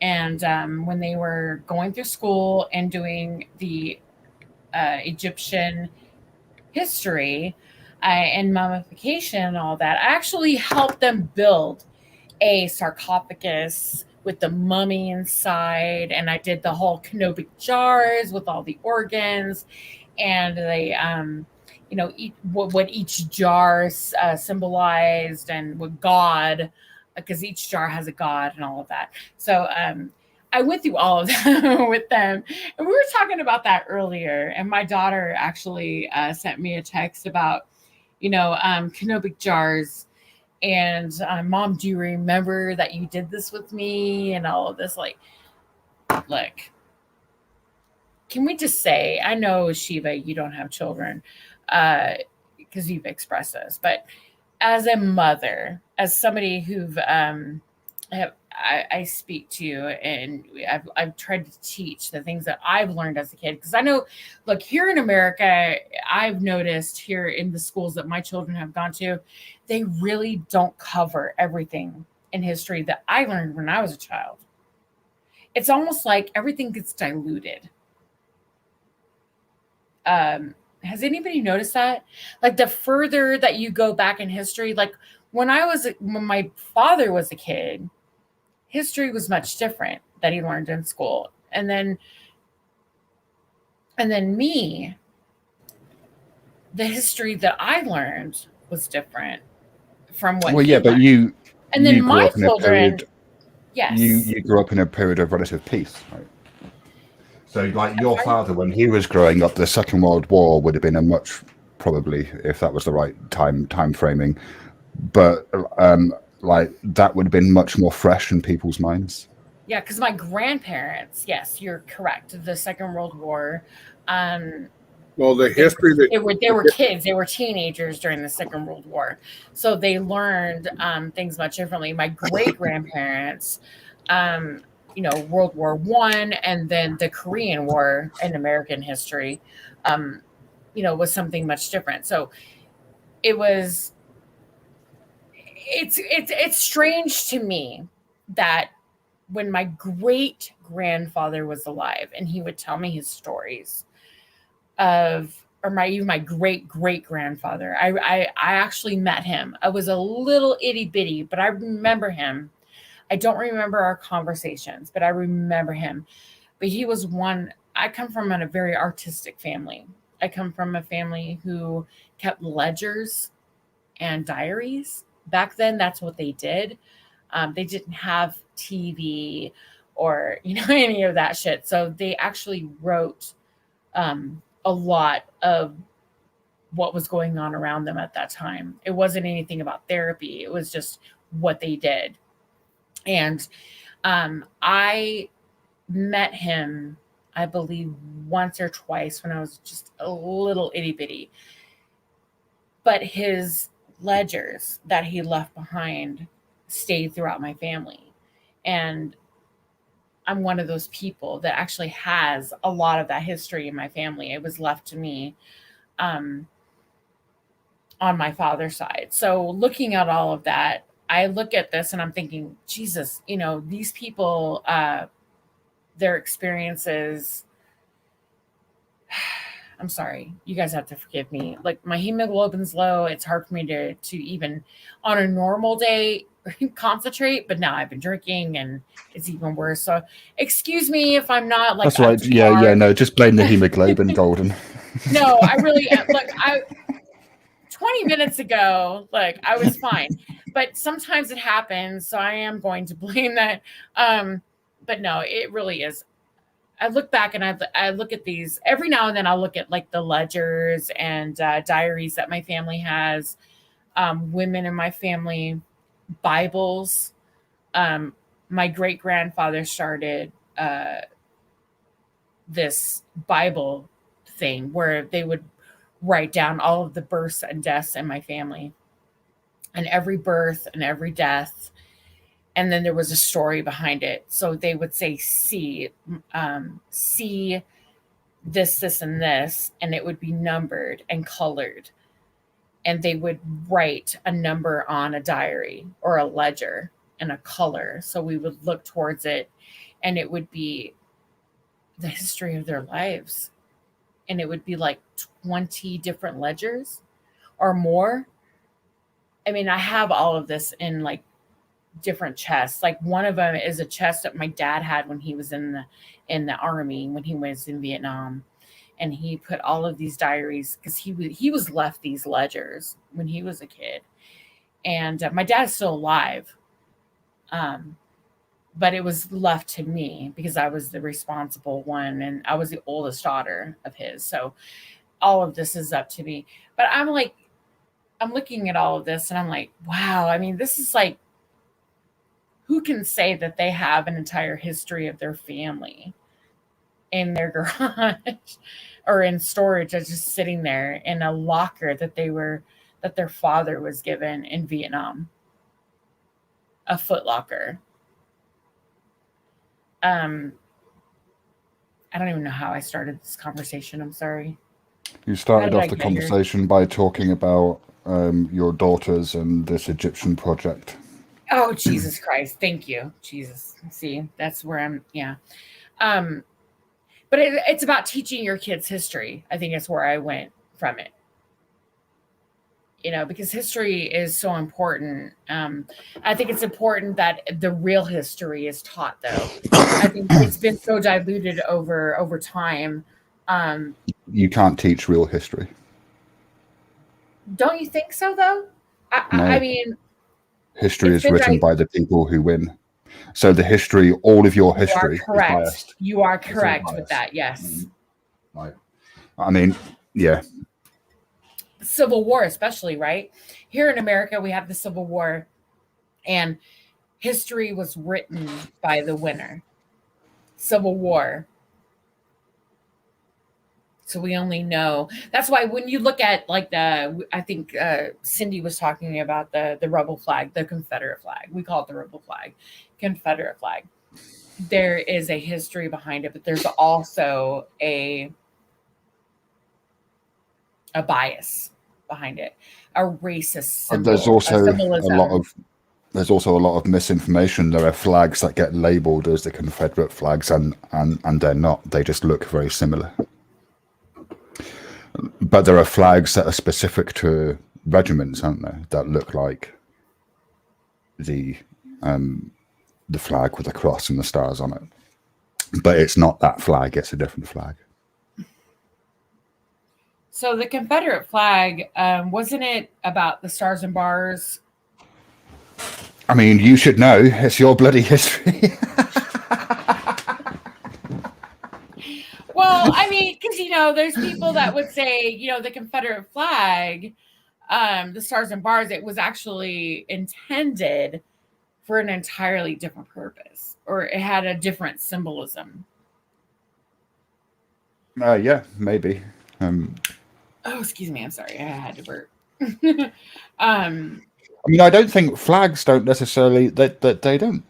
Are flags symbols for concepts?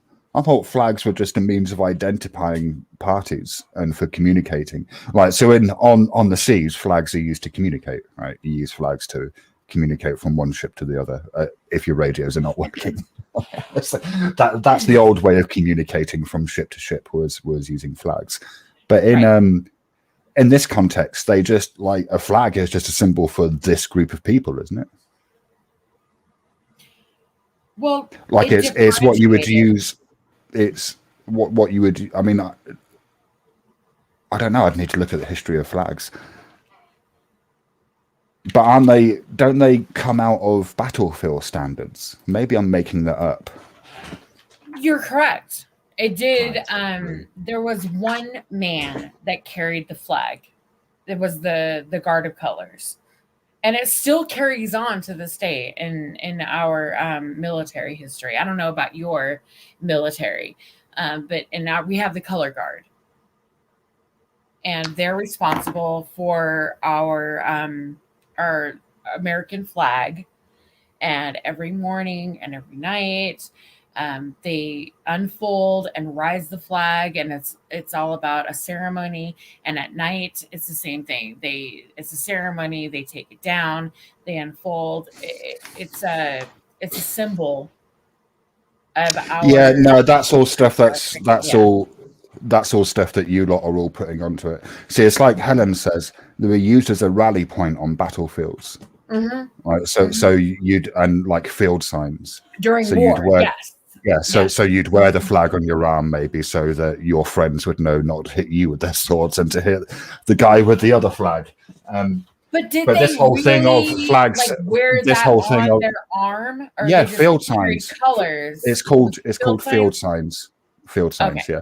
Okay. Like so that, and this idea that somehow flags are laden with a whole bunch of symbolic meaning. I mean, I think that's relatively contemporary, isn't it?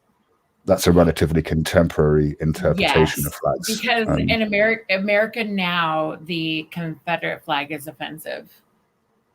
Right. So it's like what? But what you're saying that it's not, because if you go to any southern state, they will tell you that it's not offensive. It meant something completely different back then. Now it may seem something different because it is a symbol of slavery. Because the Civil War was about slavery. It was about the fight to the rich men wanted to keep free labor in the cotton fields, and it was about slavery. So that's what how they perceive it here. It's a symbolism of that here in America. Yes. So what if you just like the combination of shapes and colors? I know, right? Of the Confederate flag. Here. I know. Look, I get it. I understand. In other countries, they don't understand. But here in America, yeah, God, is there somebody out there that can help me up here? Because I may not be in the. I don't know. I mean, I think there's this whole idea. Get your ass up here. You stay this in whole chat. Get your ass up here, please. This whole idea that somehow flags are like symbols for conceptual ideas that we all need to get behind. I just find that a bit silly. And it's like the whole thing now where I hate using this term. It's in the silly to you. In the gay community. Yes, it's silly to me, of course. I'm not speaking for anyone else. When I say I think it's silly, I mean, what else does that imply? I spoke too soon. You were talking about in the gay community. Please go on. I apologize. Well, no, I'm talking about flags in general, but the best experience that I have with it in this context is within the gay community, where flags are used as the rainbow flag and the trans flag. And do you know, I used to have a rainbow jumper, a knitted woolly rainbow jumper in the 80s, right? No, in the 90s. But it was from Peru. It was from a company that. Anyway, I used to really like this jumper, and then someone said to me, "Yeah, because it's a gay symbol, isn't it? The rainbow." And I was like, because I don't really keep up with gay culture. I'm not that interested. Right. I was so disappointed because I'm gay and I'm wearing a big fucking rainbow jumper, but I'm not wearing it because it's. Sorry? Yeah. I said it's huge here, though. In the gay flag? Yeah, it is here too. It's huge here. The rainbow thing is huge here. So, yeah, it's hard to keep up if you're not gay, or even if you are gay and you don't really. And what happens if a demographic decides that they're going to adopt a symbol, such as the rainbow flag? Does that mean that nobody else is allowed to use that symbol now? I agree. In fact, that was a question, not a statement, but okay. No. That does not mean that. And I'm going to tell you why. Look, I remember going on vacation with my family. Look, I was a 9-year-old little girl, and I was, going on vacation in San Diego, on a California Southern Coast vacation, Disneyland, San Diego, and all that. Back in the 80s, or actually it was like 79, I'm sorry. Rainbows were the thing. They were, it was a trend. And I remember on Seaport Village in San Diego, walking into a shop and spending half of my money that I was allotted to spend on my vacation on a candle that was a rainbow with little clouds on the end, and it was a candle, and I spent like half of it on this candle, and I loved it, and I kept it for years. It smelled wonderful. It smelled like strawberries and all different kinds of fragrances and everything. Did you burn it? It was amazing. It was amazing, and I kept it. Did you burn the years. candle? Yes, did you burn it? No, not at first. When it was right before I graduated from high school, I finally decided, you know what? It's just a candle. Yeah. I don't need to keep it forever. It's a candle, for fuck's sake. So I eventually also a candle that you don't burn is just a waste of space, right? I mean, yes, exactly. I've learned that now that I'm an adult and I've grown, and I was like, I'm not gonna spend money on something I'm never gonna use. But it had a wick in the middle of a rainbow with two little clouds on the end. So the wick was in the middle. So when I finally lit it, it only burned all the way to the middle. It was so disappointing, by the way. There was no it wasn't like two wicks that just, extended to either cloud. You're talking about an arch here. A rainbow is an arch. No, it was one wick. It burned straight through the middle. it wasn't impressive. Okay. But just saying that, it was a rainbow and I loved it. It was the reason why I bought it. And when I lit it, I was so disappointed because I thought, fuck, I should have never lit it.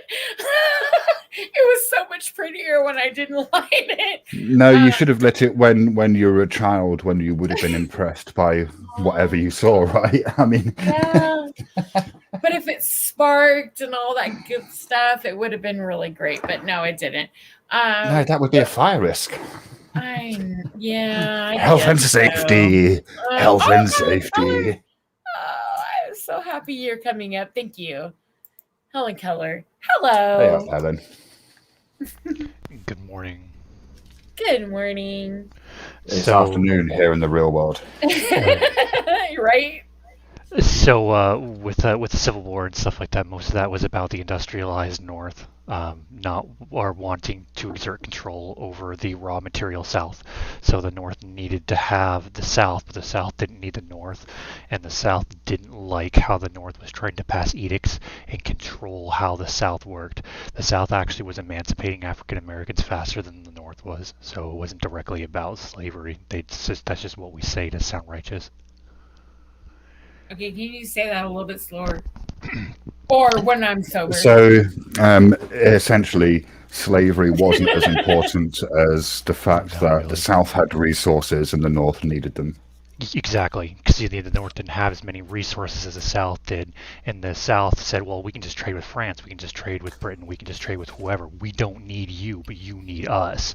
Well, yeah, it was about trade. Yeah, exactly. Ultimately, So, that's what it was about. And it was about control. Fuck all the bullshit. It was about power and trade and who was going to be on top.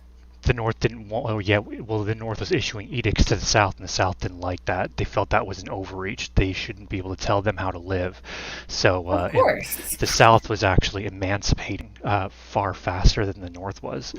So it was like a little bit of hypocrisy, and that's where the Bleeding Kansas problems came into play, and then that's when the actual Civil War erupted.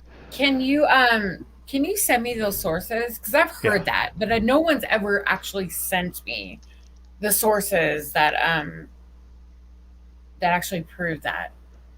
They say that, but no one's ever actually sent me any of that. And Booty would know. He lives in Kentucky, I believe, so he would know the story a little bit better. Yeah, I have family in all over the South, West Virginia, and the North. My great grandfather actually owned an ice company in the North during all of that time, and it was crazy to me because you could even be white, and I'm not going to say own, but just have family that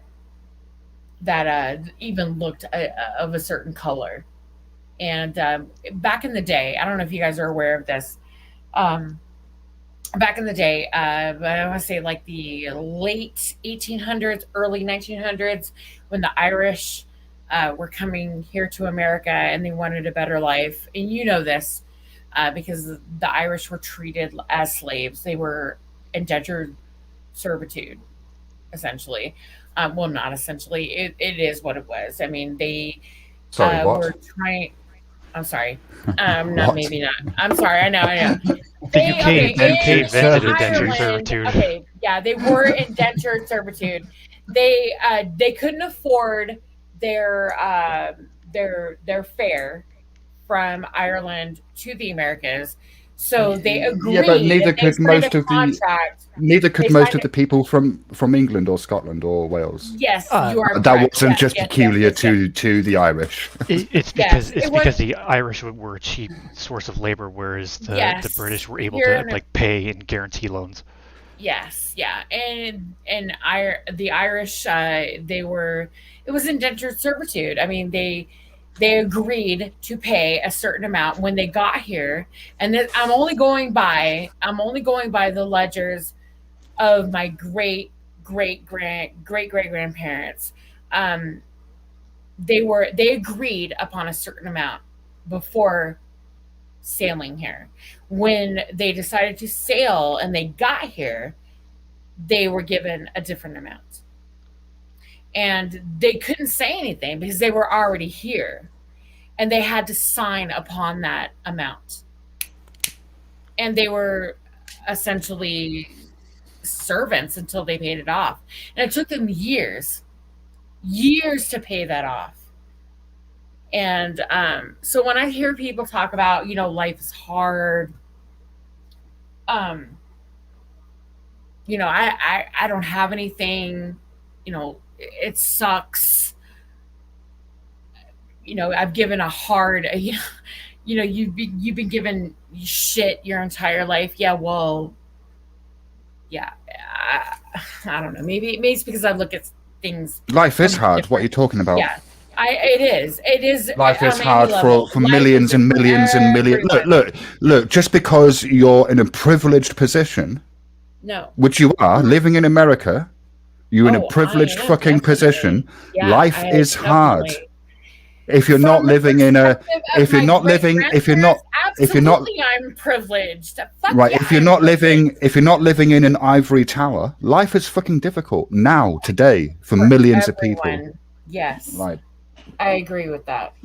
I mean, poverty. I don't know what it's like in the States, but childhood poverty is a thing in the UK. Like it's an issue.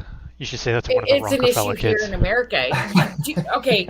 Okay, I'm glad that she actually brought this up. Do you know, and thank you for GD, because GD, look, I always knew that here in America that we have a lot of poor. You would think that America, land of the free, home of the brave, milk and honey, all this shit that all over the world, people think America is... No, that's what you think America is. No, I hear this. Not because of me. Oh no, I live here. I know that's not true. Okay, so yeah, but the whole land of the free and stuff, that's a myth that's perpetuated by Americans, not by the rest of the world. Shiva, I know this. Let me finish. All right, sorry. So, having said that, other people believe in all over the world. We had people come here from all over the world, come to America thinking America, land of the free, home of the brave, milk and honey, land of opportunity. Yeah, they get here and they realize it's not like that. I mean, we hear stories of, people come here, and yes, it is true. People come here and they get grants. And this was like, 10 years ago. I remember that this was happening when President Obama was, and I really like Obama, but fuck. I remember when, immigrants could come here and start businesses and be given $20,000 to start businesses. Yet we have homeless in our streets starving. Children who can't even, they don't know where their next meal's going to come from. But yet we have people who are immigrants coming to this country, and they can start businesses and become, and they flourish, and everything's great. It's just amazing to me why we can't. I'm not entirely sure what the point you're making is. Yeah, I mean, your country is founded upon immigration. Yes, I know this. I know, but why can't we listen? Why can't we give that $20,000 to somebody who's homeless, who has the same potential to starting their own business, as opposed give it 50 years. Not as opposed to, but the same opportunity as somebody who comes from another country. Wait, no, that's not how the world works. I know. When has the world ever worked that way? But it should be. So when you're saying we should give people $20,000, when you're saying we should give people $20,000, where is that going to come from? I'm not going to say that's how it is. I'm saying this. No, all right. I mean, any amount, but where would those funds? Here in America, Shiva. Currency. What that you can anyway. When I have, Helen Keller. I don't know where you're from. I'm sure you're here from America. I'm from Greenland. Oh, okay. Well, okay. So here, I have. I mean, it's a moot point anyway. Give it 50 years. Give it 50 years. I have a friend who came here from Korea. I have a friend who came here from Korea. Their family came here 10 years ago, and they were given money to start for what they could have bought a home.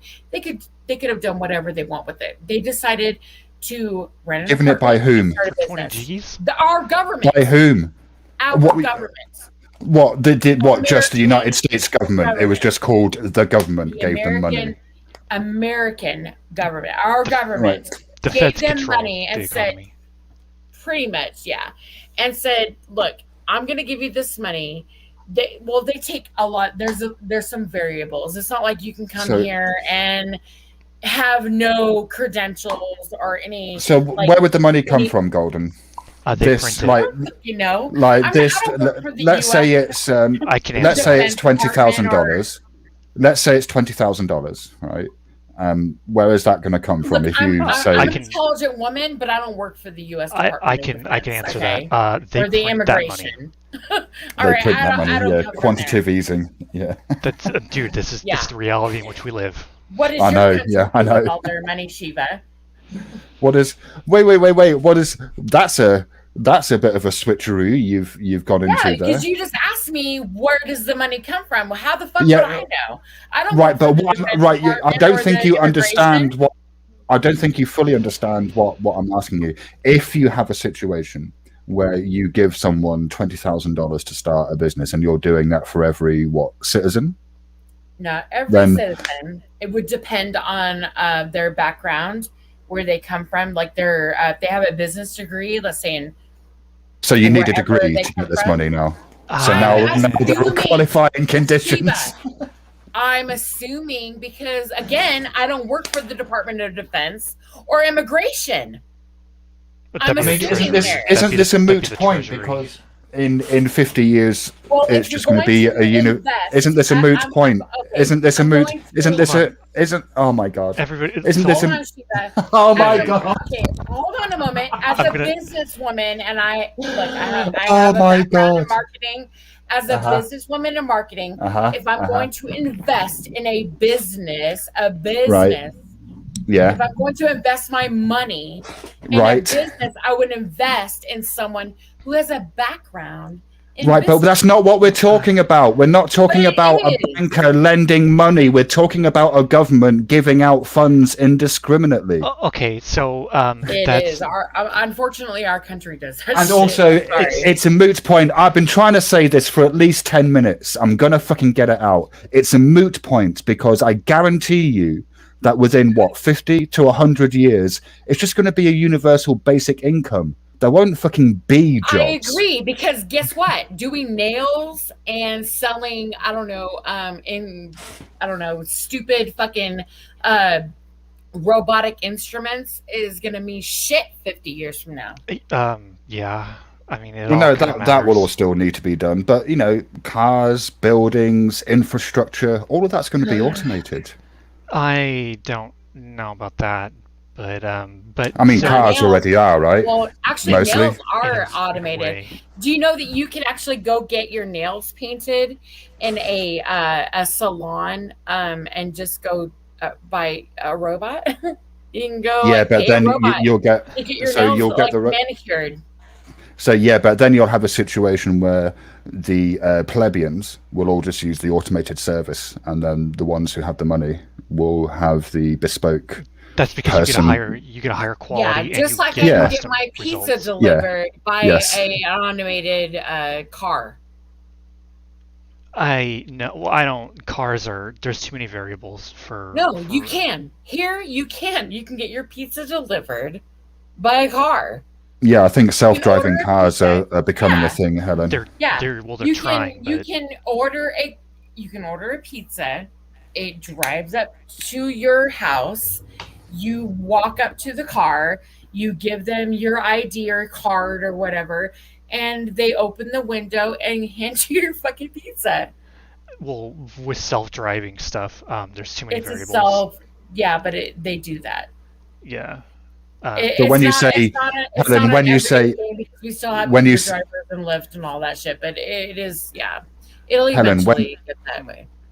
When you say there are too many variables, but there are self-driving cars on the road, I mean, that doesn't seem to stack up. As long as it runs smoothly, it would in theory work, because you would immediately accelerate to however what the speed limit is, and then you go on your way, go to bail traffic. Golden. Whatever. But the problem with it is that Sorry, Helen, I couldn't hear you. I'm sorry. I apologize. I'm sorry. I'm pulling a Shelly. I apologize. When you have a human element that's involved with self-driving and stuff like that, you introduce variables that a computer just can't account for, at least not yet. It just can't react fast enough. It doesn't know. I know that there's a lot of regulations and stuff around that. I think self-driving cars will be a thing, but I also think that we're like 60 to 80 years out from even having that regulated by the government, because that's going to take a long time. Well, yeah, because maybe. money, I mean, it's there's nascent, money right? involved in it. Yeah, I also think it's all about money. In my opinion, and I know this is all just my opinion, but I'm just gonna put this out there. It's all about opinion. Money. If people are still involved in driving, there's insurance. There is a lot of other variables. I'm sorry, I've been drinking. You would still need to have insurance for a self-driving Yes. So there is a human involvement. So there's a monetary gain involved in it. So you are correct in that assessment. 60 years, maybe not that far, but yeah. Okay, like for instance, movies. When people look at movies, they say, "Oh my God, that's like so far. We can't even imagine something like that happening, or even in our foreseeable future." But it really is. I mean, if we can't even imagine it, Golden, then how can we be making movies about it? No, it really is. We must be able to imagine it. But really, it is. I mean, because think about if you guys remember that TV show, Star Trek. Oh my God, Twilight Zone.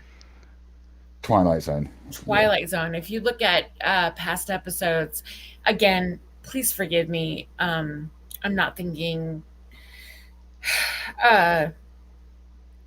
Shiva, you know me. I'm usually on top of it. So now that my hemoglobin is lower and I've been drinking, so you have to forgive me with my I'm not. I mean, people have been science fiction has been around for a long time. Science fiction. Yeah, I mean, ideas that are generated in science fiction, like hard science fiction. They are now a bit like, people are talking about there are having dudes trying to create warp drives. Yeah, warp drives and fucking space ladders. Yep. But don't you think it's a little bit? And that's from Arthur C. Clarke. Like the space ladder is Arthur C. Clarke, right? Geostationary orbits, wasn't that from science fiction? I believe so. Oh. That was also Arthur C. Clarke, wasn't it? It was either. Now. Yeah. But that's strange, right? The fact that they thought about it then. No, it's maths. Now that it's like No, Golden Eyes. It's people looking at the scientific literature, seeing what's the most plausible and feasible, because that's what people like Arthur C. Clarke and Isaac Asimov did, and then writing fiction based on those principles. And sometimes they. Of Electric Sheep. Yeah, I mean, sometimes that was oh fuck. The name's on the tip of my tongue. It will come back to me in half an hour. I'm the same way. Don't make me kick you in the tits, Helen Keller. Kristen Shamway makes a good point. Look, Tesla, for instance, like Tesla was, he was ahead of, he was ahead of his time. He also died penniless and paranoid. Yeah, because of because of marketing. Yeah, I guess you can say that Edison did launch a smear campaign against him. Hell fucking yeah, because he had money and people to back him. Tesla worked for Edison for a long time. Well, he did, but he wasn't as smart or as talented. No, Edison was a patent thief, is what he was. Exactly. He had no talent. He wasn't he wasn't at all intelligent, by the way, in my opinion. It was Tesla was fuck. Did you speak with him often? He was a businessman. No, I didn't. But Edison was a businessman, and so were his co-parts. There's Like, actually his a really cool story about Edison and Tesla. So Tesla had just recently developed. Tesla was a shit. Tesla was a shit. I'm sorry, and that's why his technology still lives today. Okay. Tesla had just invented wireless induction, and so he brought it to Edison, and the first question out of Edison's mouth was, "How do we meter it?" But he wanted to give people free energy, and Edison was not about to have that. He wanted to make money off of it. People wanted to make money. It was all about the almighty fucking dollar. And Tesla wasn't about that. He was about, I don't give a shit. I have money. I don't care about money. I want people to have free energy. I want people to be able. He was about. But at the same time, Golden Eyes, he did invent a machine that allowed a magician to clone himself and kill himself repeatedly. That's a good movie, though. That's a good movie. Well, that was a movie. That was a movie, Shiva. That was such a good movie.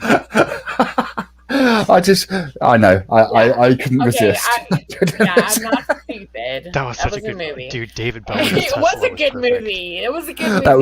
That was great, wasn't it? Although once it got into the Tesla bit, it did definitely shift into a sci-fi movie. I loved David Bowie but as it was Tesla. free energy. It was free energy, and honestly, and that's why a lot of people there are still today. There are still conflicts about that, because we could have free energy, but there are people who are about the almighty dollar. It's the other way around, Poon. By the way, it's the other way around. Poon put in the chat. It's the other way around. He didn't invent AC. He invented DC. Exactly. Thank you. But it is the almighty dollar that perpetuates this whole I mean, if the crown really owns the states, wouldn't it be the almighty pound? I am so confused right now. It doesn't really. Well, no, because everything is traded in a U.S. standard oil. So hold on a minute. Okay.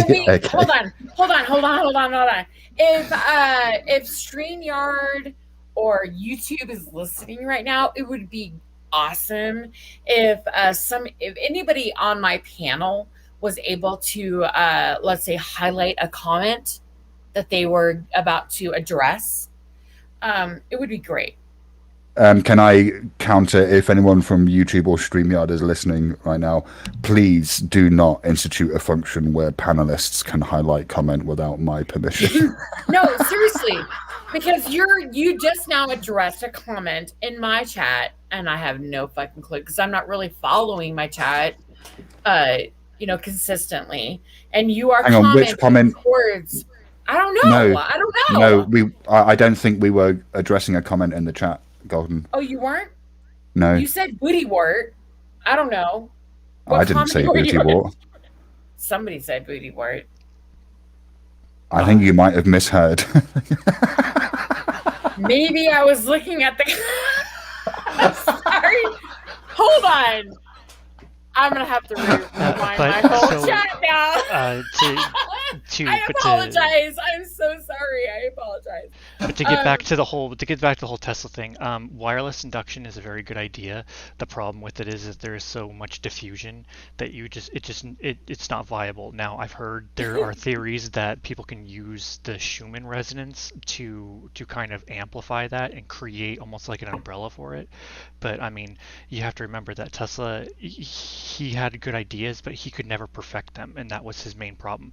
Tesla also took a bunch of contracts to the Department of Defense to create weapons that he never actually did. So he was able to make a lot of really, really big claims, but at the very end of the day, like after he died, there really wasn't a whole lot to show for it. He had concepts, but he could never perfect it. He was an inventor. He wasn't an engineer. If that makes sense. Wow, you talk really fast. I got to get it out quick because I'm afraid someone's going to interrupt me. I mean, because you never know when someone's just gonna. You never know when someone's just gonna talk over you by saying hello to somebody in the chat. Exactly. Yeah, like me.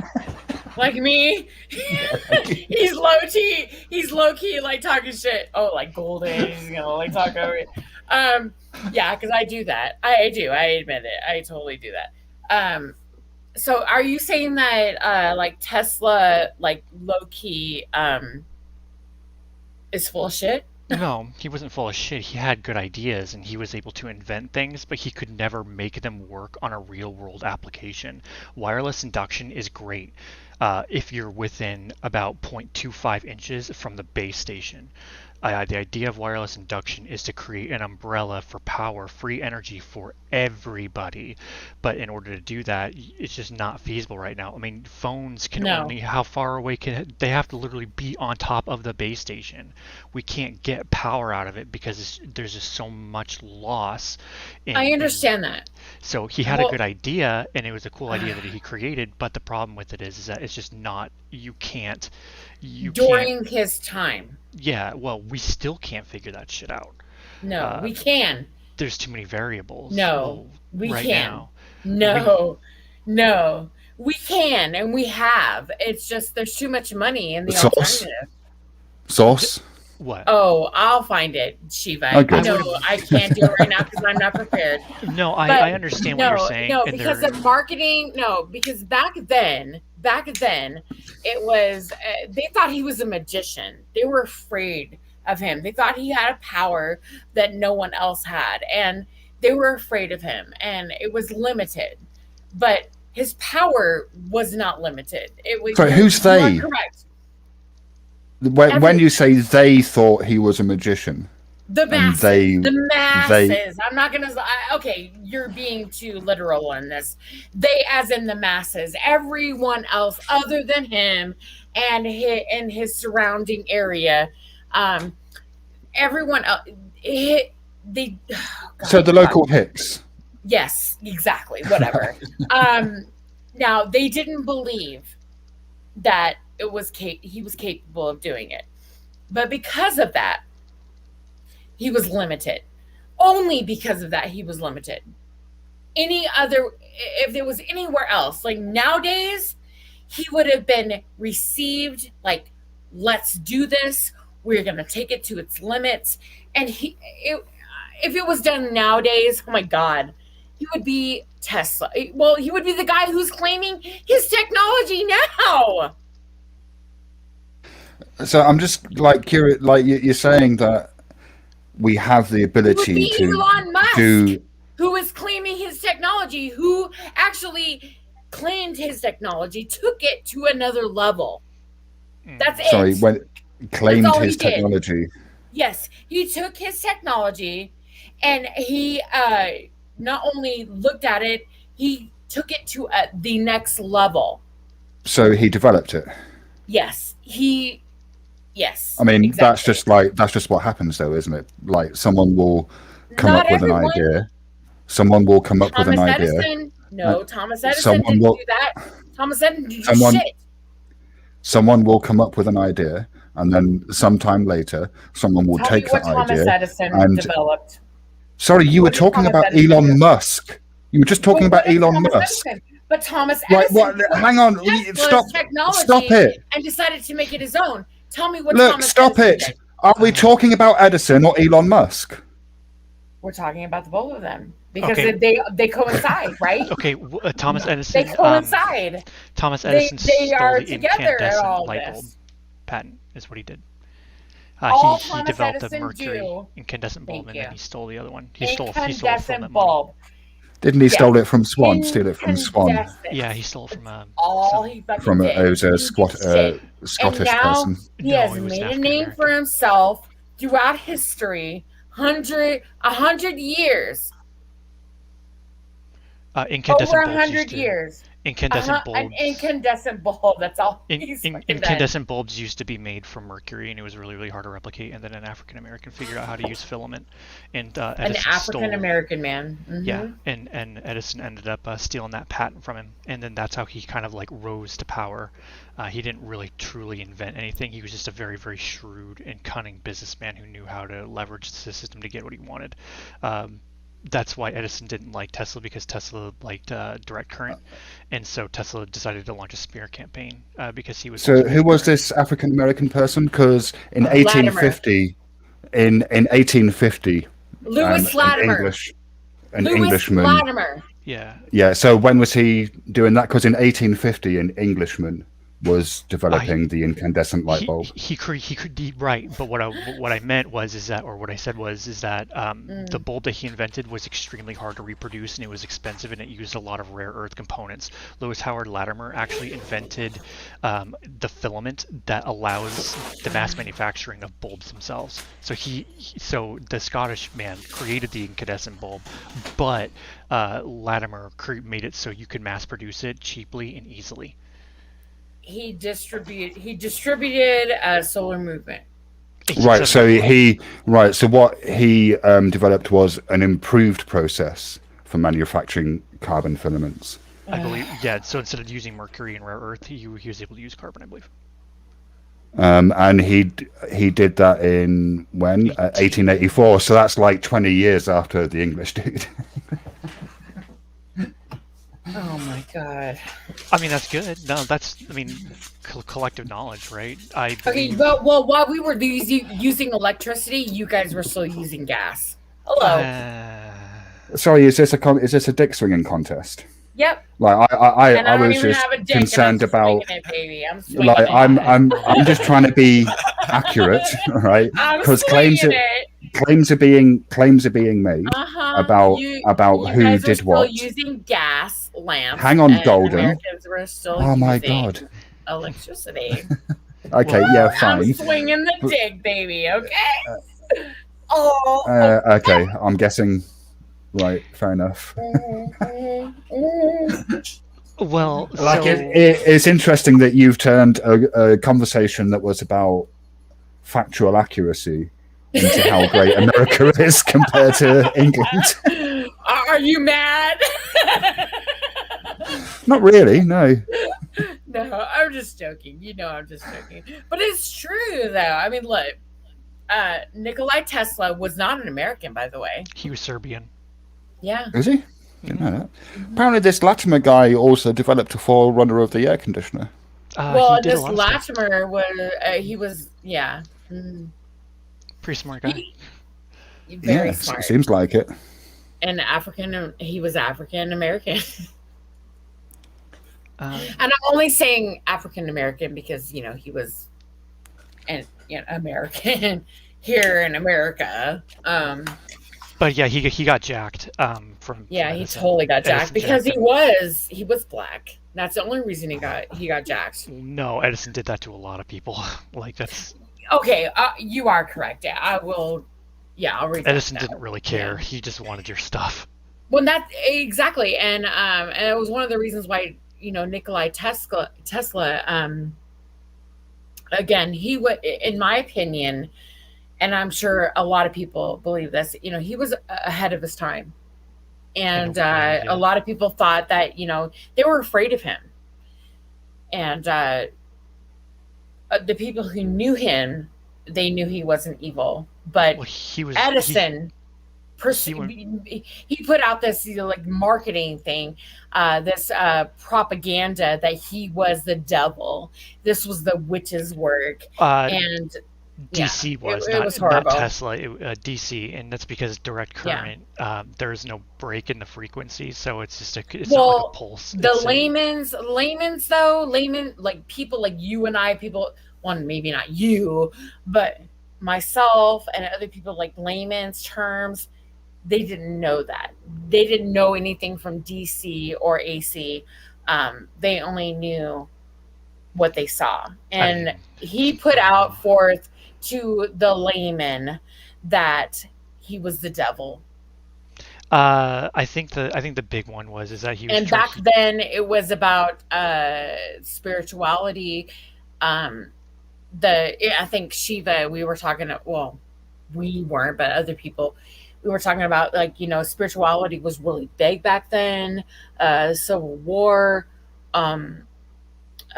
people, the spirituality movement was really big. So when this whole propaganda thing about Tesla was the devil and his work was, from the devil. People took that shit seriously back then. And that just to clarify something, because I'm just looking at Wikipedia, it is saying that Edison was the proponent of AC. No, that's right. Yeah, sorry, I'm an idiot. Ignore me. Yeah, fucking hell. I'm an idiot. The reason why AC is in theory safer is because AC is an alternating current, which means that there is a pulse or a frequency. It's not safer, by the way. DC current is much more safe. I mean, it is. It's been proven to be safer. So the reason why people say DC is more dangerous is because there's a direct current, which means if you get electrocuted, what happens is that the electrolytes in your body bond to the actual inductor, so you cannot you will not be released. Now with alternating current, since it's a pulse, your body will instinctively flinch and you'll be able to get yourself off of whatever you're being inducted by, whereas in direct current you cannot and you will fry. So that's the big difference. But I agree. I think DC is a better way to go. I don't like inverters and I don't like converters, but that's just me. But yeah. Mm-hmm. I don't really have one way or another. But DC. Can I just say that I respect both of your opinions, by the way? I've been Helen Keller. Do you have a channel? I don't think you do. Yeah, I don't think you do. But I've heard you speak on other channels, and I respect your opinion. I've actually heard you speak on other channels and maybe on other panels. So I respect your opinions, and I don't think you're coming from a I'm not pedantic. Yeah. I was going to use a different word, but I wouldn't say that you're coming from a, an idiotic or a, pragmatic sort of view. And Shiva, I mean, Shiva, he's always just going to be pretentious. Well, I am the most important person on the panel. There you go. Well, hold on a minute. We were talking about this earlier. Shiva, because, goddamn, I have to say this. Shiva, I know you're gay, but am his voice, Shiva's voice, not only his voice is very sexy, and it comes off as, oh my God, you just automatically do I make you moist? Golden eyes, do I make you moist? I really hate that word moist. But he really does have this voice of you know what? I know what I'm talking about. And, trust me type of vibe. And look, I get it. He's like, do I make you moist? Oh my God, I'm still I might be creamy right now. I don't even know. But Shiva, he does have this, presence. And we talked about this earlier where he, people put him on a pedestal. He knows he's, God, I don't know how to put this. An idiot spouting nonsense on the internet. Yes, you know a lot of big words. You know a lot of big words. And to people who don't know a lot of big words, they would assume that you're extremely intelligent. And you would say, this is not me, but you would say that is not true.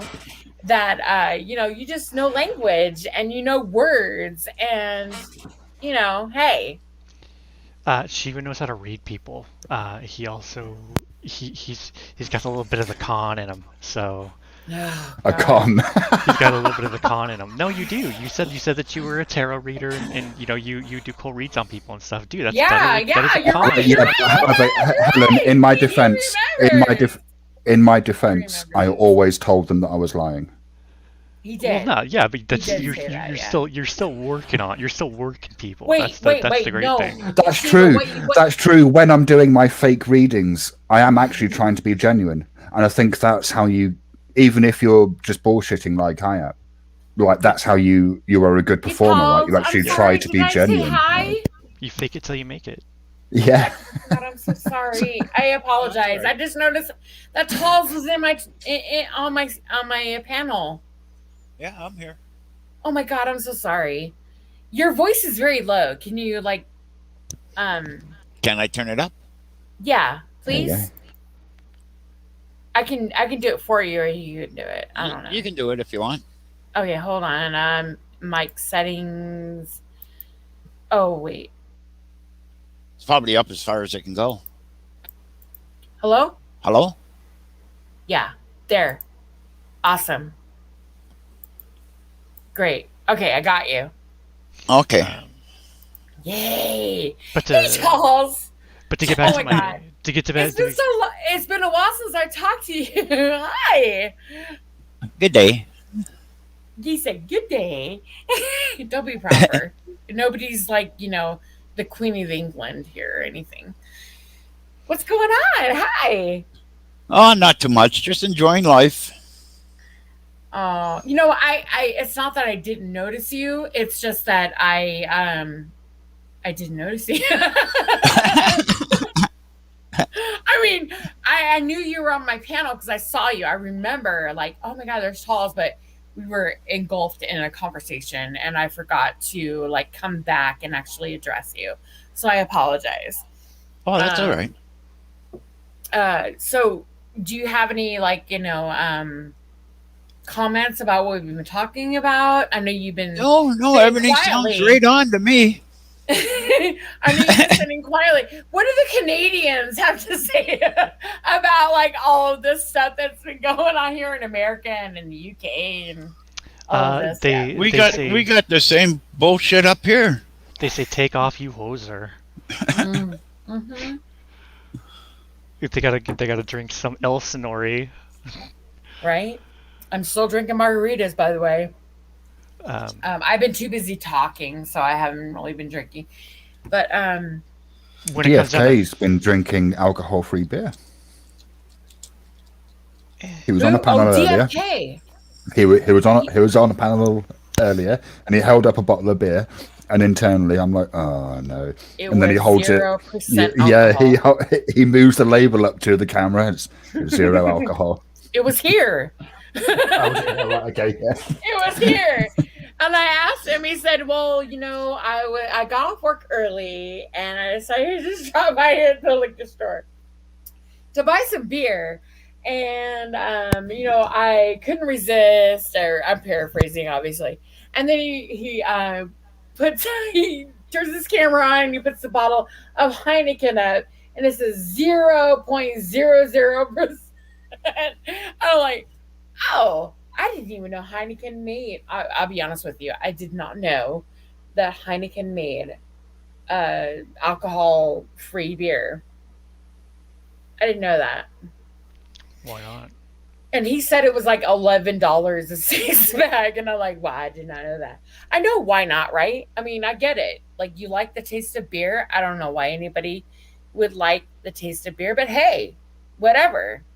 I personally don't like the taste of beer, but some people might. Just like some people like the smoking weed. I'm going to be honest. Like it. A really cold beer on a very hot day is a very enjoyable experience. Don't you British people drink your beer warm though? Well, I mean, I think beers are actually meant to be drunk warm, aren't they? Lagers you drink cold. I think you should drink all beer cold. I don't know how you can drink that shit warm. I mean, I don't know. I don't think. Have I had? No, I have had like a real ale that's kind of served at room temperature. I mean, it's all right. It gets you drunk. That's the thing, right? Once you've had one and you're like, oh, actually, yeah, no, this really gets you pissed. You sort of don't mind. Oh, gross. I think that warm liquor is. I don't know. Is it a mental thing? I don't know. I'm not an alcoholic, so I don't really know the whole thing about liquor and beer and all that. But... you have to be an alcoholic in order to know anything about alcohol. Well, if you know, oh Jesus! I think so. It's, if you know preference. alcohol, yeah, it's like a preference. Like, Beer, I'm not a beer drinker. I like chocolate beer. I've had that before, but I'm not like a beer connoisseur. So it's not like I drink beer from all over the world. Like my dad just drank like a. Sorry, did you just say chocolate beer? Yeah, we were talking about that earlier before you came up. Honestly, Shiva, if you've never had chocolate, okay, it's a beer. It's like a stout, and it has a chocolate taste. Have you ever had like pumpkin beer, or blueberry beer, or strawberry No. beer, or cherry beer? Well, we do that shit here in America. I don't know. Anything can get fermented. Yeah. But I've had chocolate, and it is amazing. And there's like some different types of chocolate beer, and it's super expensive. It's hard to get. They only make it certain times a year. My dad has been doing this for like 5 years. I can't remember the fucking name of it. I'm still waiting on him to text me back and talk about a chocolate beer that he orders every Christmas or Thanksgiving. And it's super expensive. It's only like 6 bottles. I'm the only one who's willing to drink it other than my uncle and him. So yeah. It's expensive though, but it's really fucking good. Me personally, Heineken with a shot of Jameson's. Like that's my beer experience. I don't know any knowledge other than that. I'm not a beer person. I don't drink beer. I like whiskey.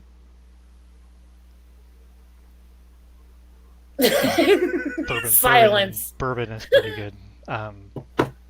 But I believe that she was talking about flags earlier, and yeah, so they used to use flags as like a rally point for troops. That's why your standard bearer or your we're back on fucking flags. Yeah, so your standard bearer or Okay. your flag bearer would be kind of like in a position of honor because they were also usually the ones killed first, because that would be the rally point. But it also evolved into something of a Communication. symbol or an idea. It's like, I'm sorry. A unification. It's like, a point of unification, as a point of It's like- pride. It's a morale booster. As long as the flag still is not, as long as the flag is still raised, there's always hope. So it's a morale thing too. well, isn't it also like by today's standards, like if you're in war, I come from a military family and I've learned this. I have never been in the military, by the way. So for anybody talking shit, oh, Golden, she's like, military. No. What was it? first False line- valor? Yes. Is it false yeah, valor? I'm not doing Is false that the valor phrase? or anything. No, I'm not it's, in the military. I've never been in the military. Something valor, isn't it? I have Stolen been in the valor. military. Wife. Stolen I valor, had, that's it. yeah, I've never been that. So, the first line is to take out communication. So, wouldn't you say that would be communication Well, you would take out the by supply today's lines standards? first. Well, you would hit the supply lines first, and but you would go after their logistics as well, absolutely. But a rally Right. point. Yeah. Well, you'd go, if you read The Art of War, you attack their alliances first. Alliances. Thank you. That's a Really? logis- Oh, Shiva. That's That would be- narcissism, though. that would be a You logistics think thing. it's the same thing. It's Yeah, like maybe. narcissism. It's like the same thing with battle. Like you isolate. No, the point of battle is to win. So I mean, Yeah, Yeah, the point but of battle. I mean, you yeah. isolate. No, it's different. You isolate though. No, the motivations you are very cut off different. their Sorry, line of no, communication, no, and you no, isolate. no. Yes. Look, No, look. Yes. You can't take the behavior. You cut off the You line of can't- communication Golden. and you isolate. It's the same thing. Golden, you can't apply psychiatric diagnoses God. to nation states. It You just can- doesn't fucking work. you can use Oh. you can use demoralization techniques, which is helpful to take the will to fight out of people. But Okay, well, hold on. But wouldn't you say, okay, humans are in the same, state as, battle. We're humans. We battle. We're humanized. We have to humanize. I can't even fucking speak. I'm yes, sorry. violence is hard coded in our DNA. Yeah. I Okay. So agree. to isolate. You isolate as a demoralization technique, but you also isolate so they don't bring reinforcements and kill you. Yeah, because that's the difference, right? In a war, the other person is trying to kill you. Don't you think? Don't you think it? Okay, hold on a moment. Okay, please look at it from my perspective. Okay, just for a moment. Fuck, I wish I wasn't drinking right now having this conversation. Fuck, I hate this. The goal of war is to kill them before they kill you, and so you take in their domestic shit. violence. In domestic violence and abusive situations, that is the goal. Right? Isn't it? Is a war an abusive situation? In a way, Absolutely. but it's flawed though. In war, your goal is to the lower, they're only following orders. The upper, absolutely. I mean. So does that mean? Does that mean that it's like something to be a country then? No, not like. No, hang on. war. If you're gonna say that certain behaviors exhibited by nation states are narcissism, then that implies that there's an experience as a country. So like King countries Louis, have. who was going after King Golden. Henry VIII.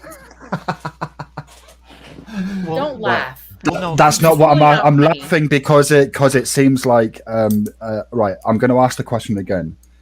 Because their mind states, they're only Golden, going to listen. Okay, Let me ask my okay, question. Okay. I apologize. Let me ask my question. So Shiva, I'm sorry. Hold on. If you were going to say that a nation state is narcissistic, right, then that implies that. Well, that implies that there is an experience that a nation state has.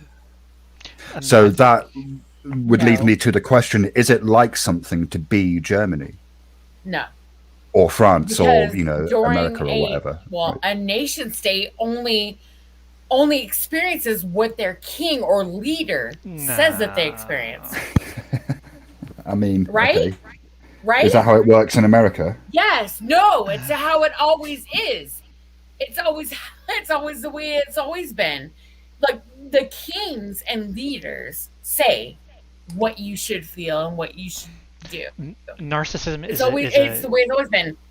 Well, narcissism is an individualistic personality trait, whereas countries aren't able to have that because it's not an individualistic thing.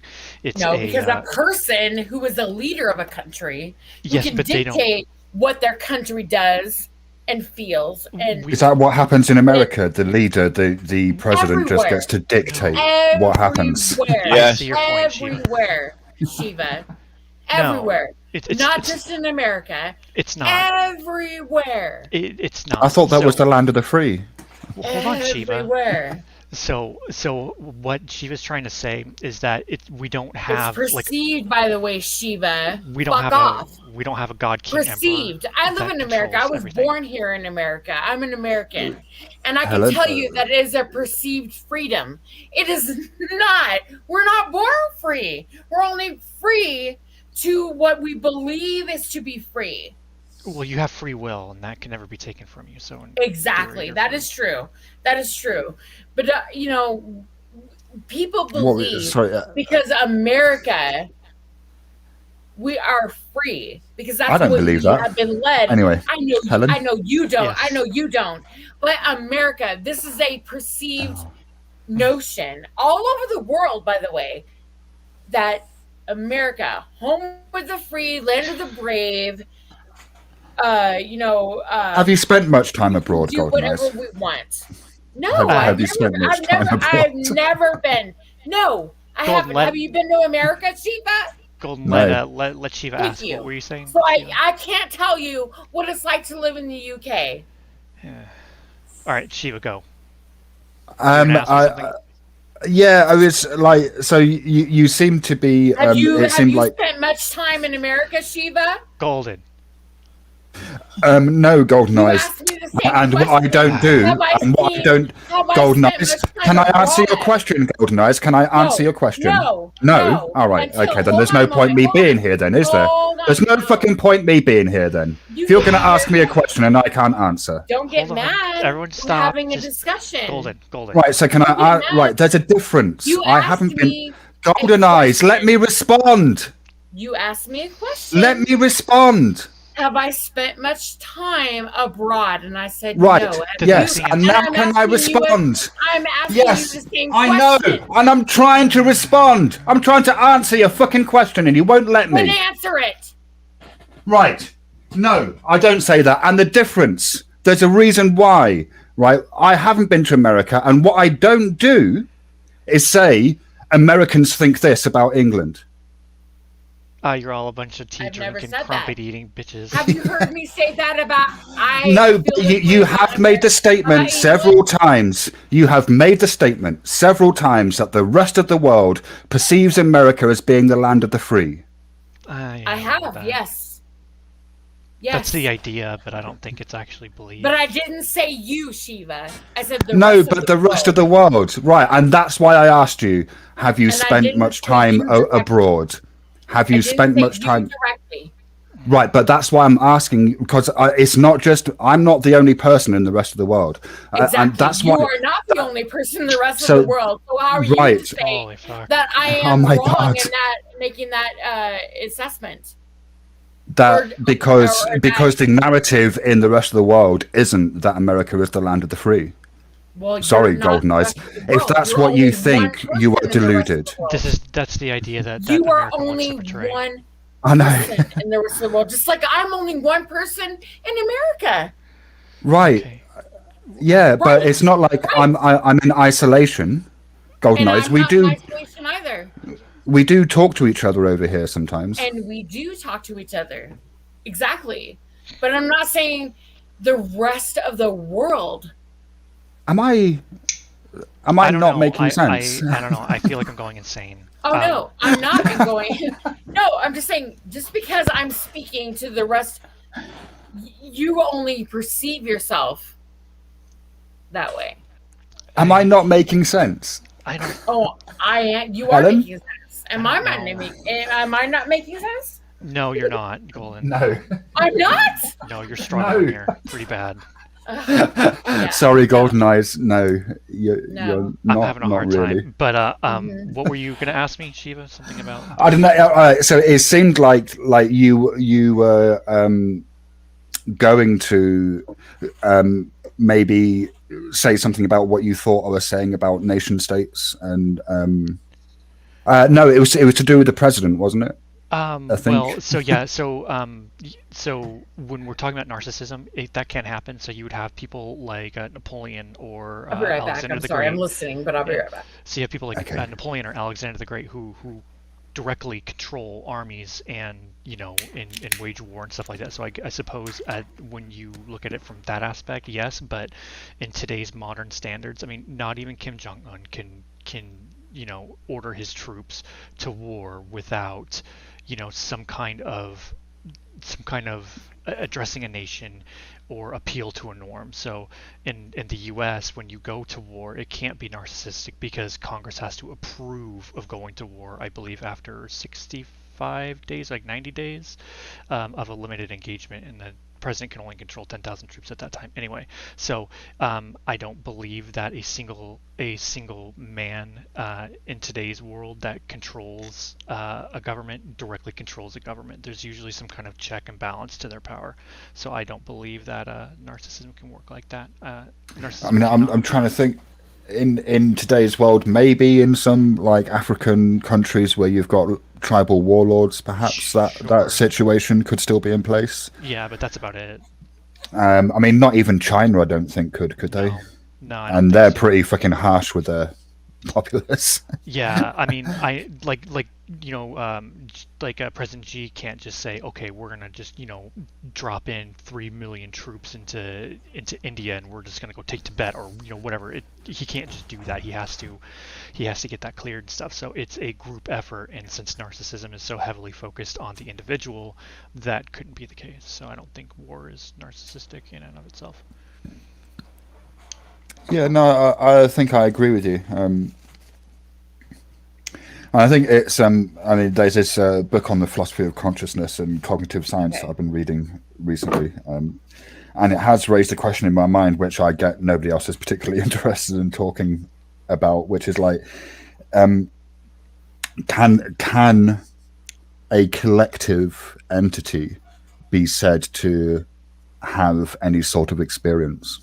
I suppose if you have like something akin to insects where they have hive minds, sure, or are you referring to a collective consciousness for the human experience? I mean the hive mind would be a good analogy, I suppose. Ants in a colony, but in this book that I've been reading, some of the ideas that are being put forward are that I don't know. I mean, I don't like this idea, which is perhaps why it's been bugging me.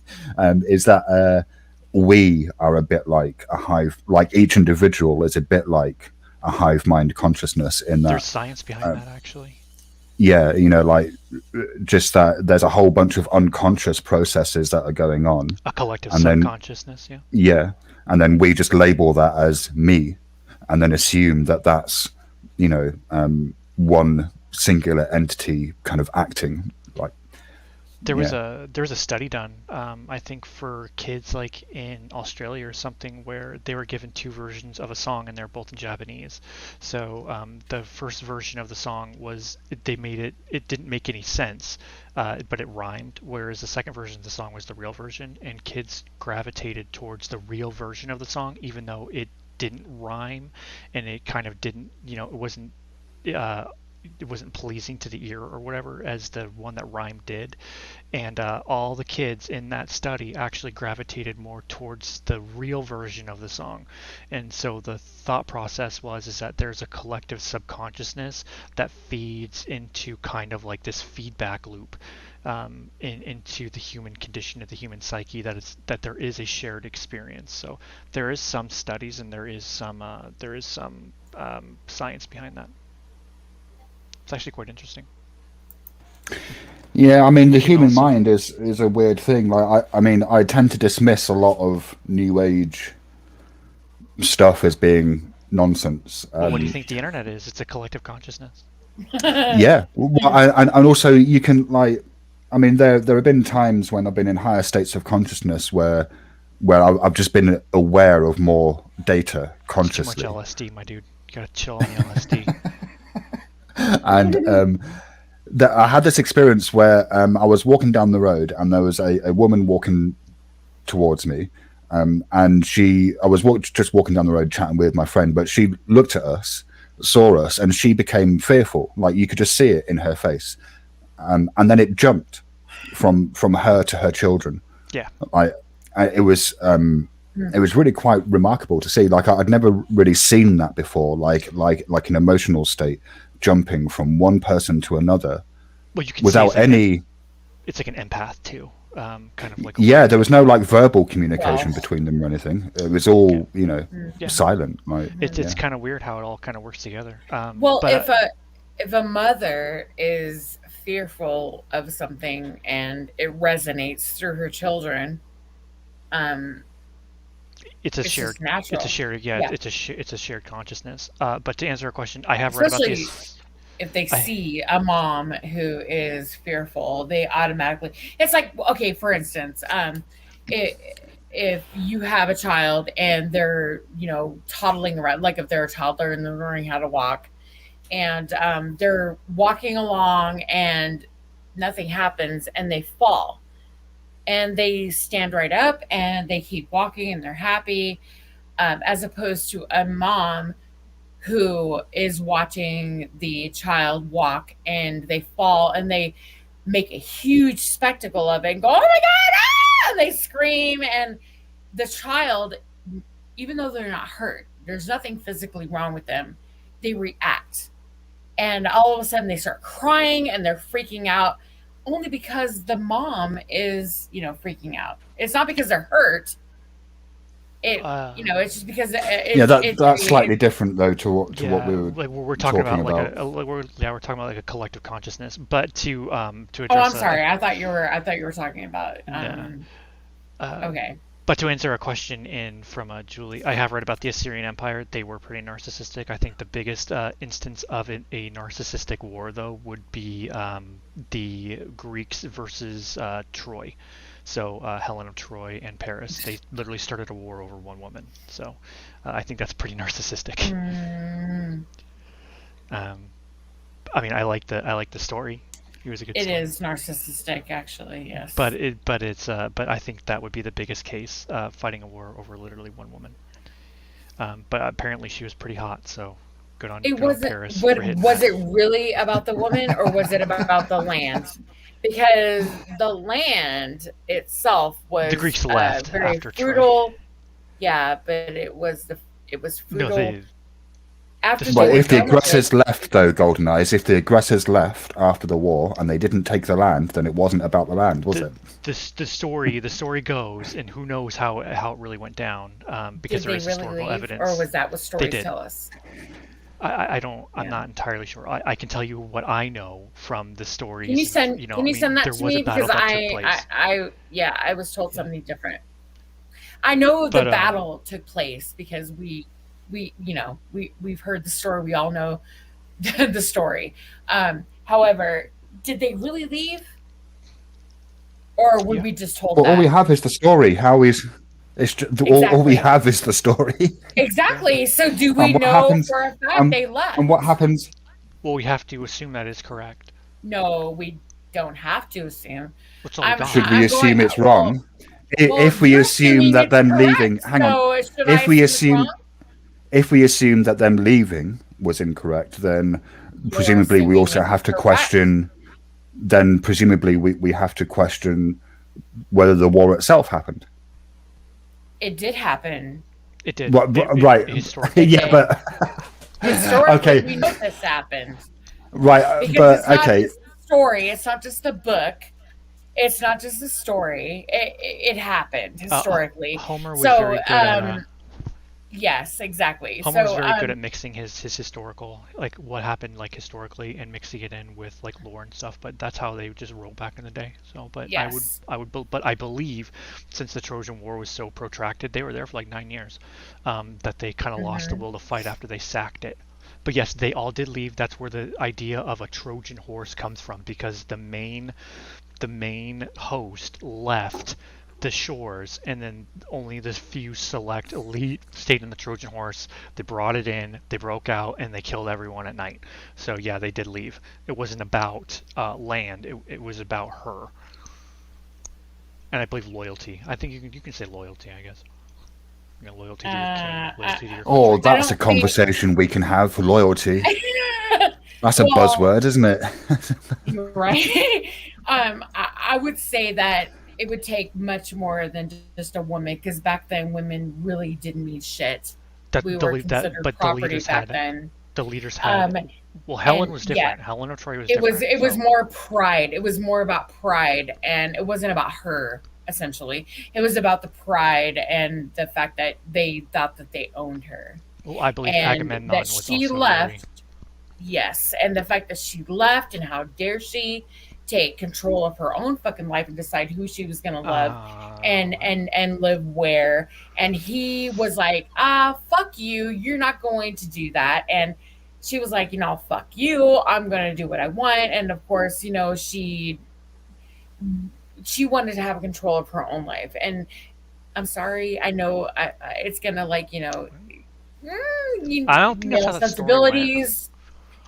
Well, that's my perception of it when I read the story and the history of it. Here is a woman who was going to be told how to, she was dictated how she was going to live her life. And she was like, no, I love another man and I'm going to be with him. She decided to take charge of that. And she was, you know, I mean, unfortunately, it did set off a war, and it wasn't about her beauty or anything, which she was extremely beautiful. What history says, she was extremely beautiful, but that to me wasn't the cause of it. And it's sad to me that history says that her beauty is what set off this war, and that's not the case. And that's just my opinion. I don't think that was the case at all. It wasn't her beauty. It was the fact that she took charge. She, as a woman, decided, you know what? I don't love this man. He's a dick. I don't want to be with him. I want to be with a man that I really love, and I'm going to be with him. And this dude was like, he couldn't handle it. So it wasn't about land then? I'm speaking in layman's terms, obviously. But she said, fuck you. I'm going to be with the man that I truly love. I don't give a shit what anybody thinks. And it set off a storm that nobody could predict. I mean, it was crazy. But the thing with it is that it was fought over one woman, so that would be a pretty narcissistic war, protracted war, a siege. Caused by a man, not by her, but by a man. No one had a hand to play in that. Yeah, it was by him. He did not want to admit that he lost a woman that he coveted to another man. And so he started a whole fucking war over that shit. That sounds pretty narcissistic. Exactly. Which is my point. Why not just let her go and be with a man that she really loves? Listen, why not just let her go and be with a man that she truly loves and be with another woman? Why set off a whole other? Why set all this shit off and destroy so many lives? Why? Because it's not about what she wants, it's about what he wants, which is narcissism. Exactly. Yeah, thank you for agreeing with me on my initial point like 20 minutes ago. I know. I mean, I'm going to say this was kind of torturous. This was... But you know what? People always say that, though. They look at this and think, like, the Trojan War, it was about the woman. But that's what they say, though. It was a woman... her beauty that caused this war. Why should a woman have caused her beauty caused this war? No, it was a man who coveted her beauty. They also said that Helen. They also said that Helen was the granddaughter to Zeus. So I don't know how want to take that for. Yeah, exactly. We don't fucking know that shit. Yeah. Hang on, isn't that Wonder Woman? As far as I'm concerned. I think she was Amazonian. Exactly, Wonder Woman, the daughter of Zeus. Greeks, Amazons, Romans, who cares? It's all the same thing. Mars, Ares, it doesn't matter. I mean, to be honest, it sort of doesn't, especially with the Greek and the Roman stuff, because they borrowed a lot. Romans borrowed a lot from the Greeks. Yeah. There's a lot of overlap. Exactly. But yes, thank you for agreeing with me on my initial point.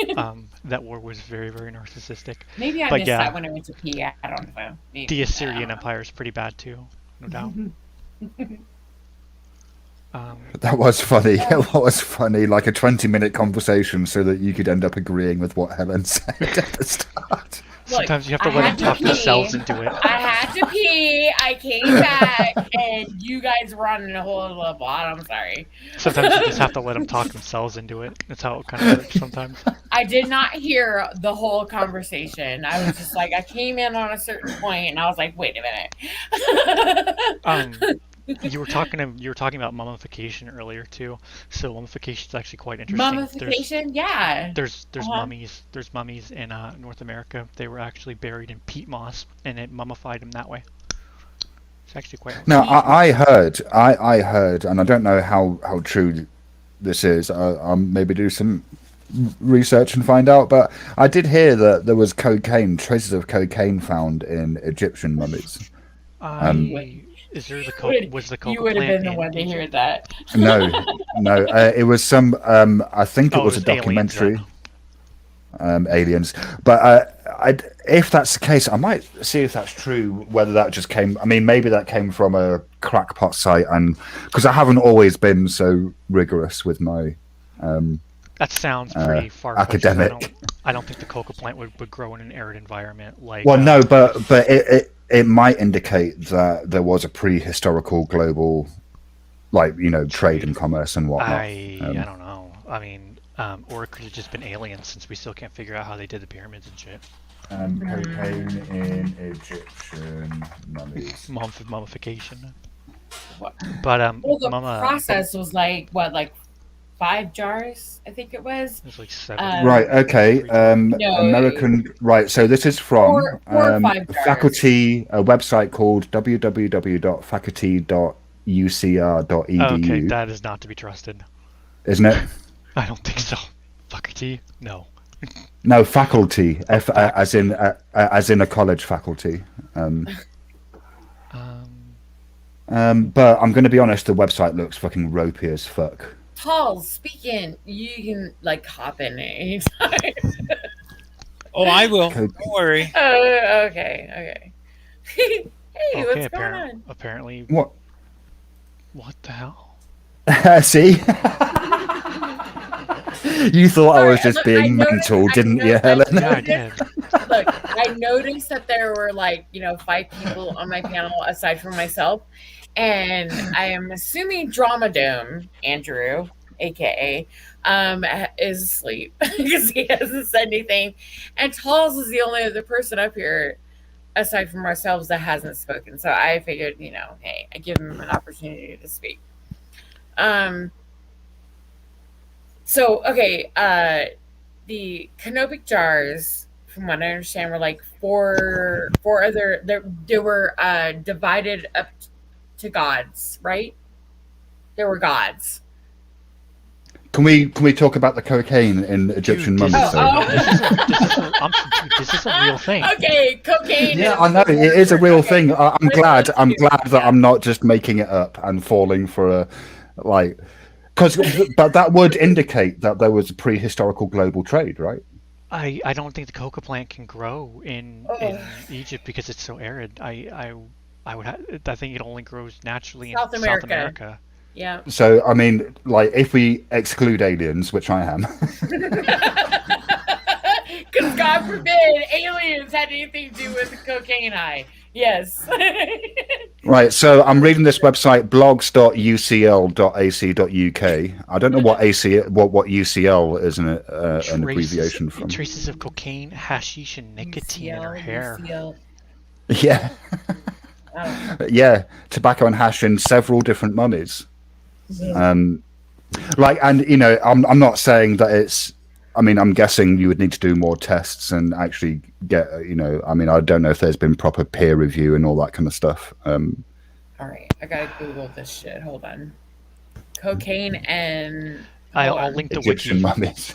There's a Wikipedia on it. I'll link the wiki. I'm not faking the fuck. I'm telling you, cocaine and Egyptian mummies. University College London. Oh, right, come on, UCL, University College London. So, I'm going to say that seems like a fairly valid source. Okay, well, the university, yeah.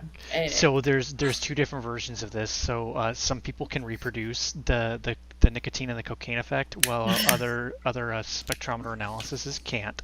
So I don't know, man. That's weird. Okay, so I'm looking. Oh God, hold on. Let me get something more reputable because that sounds a little bit weird. There's no information on this. They're just kind of yeah, this happened, and moving on. So weird, right? Yeah, because we don't want to deal with the implication that all of our fucking history is wrong. Who would think about looking up drugs, cocaine and Egyptian mummies? I don't know. Except for Shiva. Well, I didn't think of. I didn't do. Sorry. I didn't do the experiments. I just heard about this weird thing that there was traces of cocaine found in Egyptian mummies. I mean, Oh, here we go. Okay, so ancient organs. Jesus Christ, I can't even speak. Okay, so ancientorigins.net. Okay, so they say, and they've done extensive studies. Ancientorigins.net. It's ancient. Hold on, let me just put the fucking shit in the goddamn chat. Hold on. You know what's a cool word though? Like, I'm not gonna lie, the Egyptians had like the coolest word ever, which is necropolis. That just sounds so fucking badass. That's a great word, isn't it? It's Necropolis. amazing. It sounds so as epic. in decay. Yeah. Uh-huh. It sounds so epic, just like a city, City of the Dead. Yeah. Yeah, exactly. That just sounds so City of the cool. Dead. Now I want alright, to watch so- The Mummy. Weren't they places where you would go to do I was funeral just rites? saying that earlier. I don't know. Yeah, it's funny how we're even talking about this because like hours ago I was just like, I'm gonna watch The Mummy. I love Brendan Like the Fraser. original, yeah, Brendan Fraser, but the original Mummy. And then I was like, I really like the Brendan Fraser one from like 2000. Yeah, I'll skip the Tom Cruise one. I don't really care. The Tom Cruise one was cool because they were trying to put like, you know, the feminine aspect to it, which I get, you know, because that's like the popular thing to do, which I understand. Kind of goes against the source material though, and it goes against the idea of the actual story to begin with. Yeah, like, it's but about it's cool adventure. it's cool for a Halloween costume. Not gonna lie. Yeah, I don't know. I get Marketing.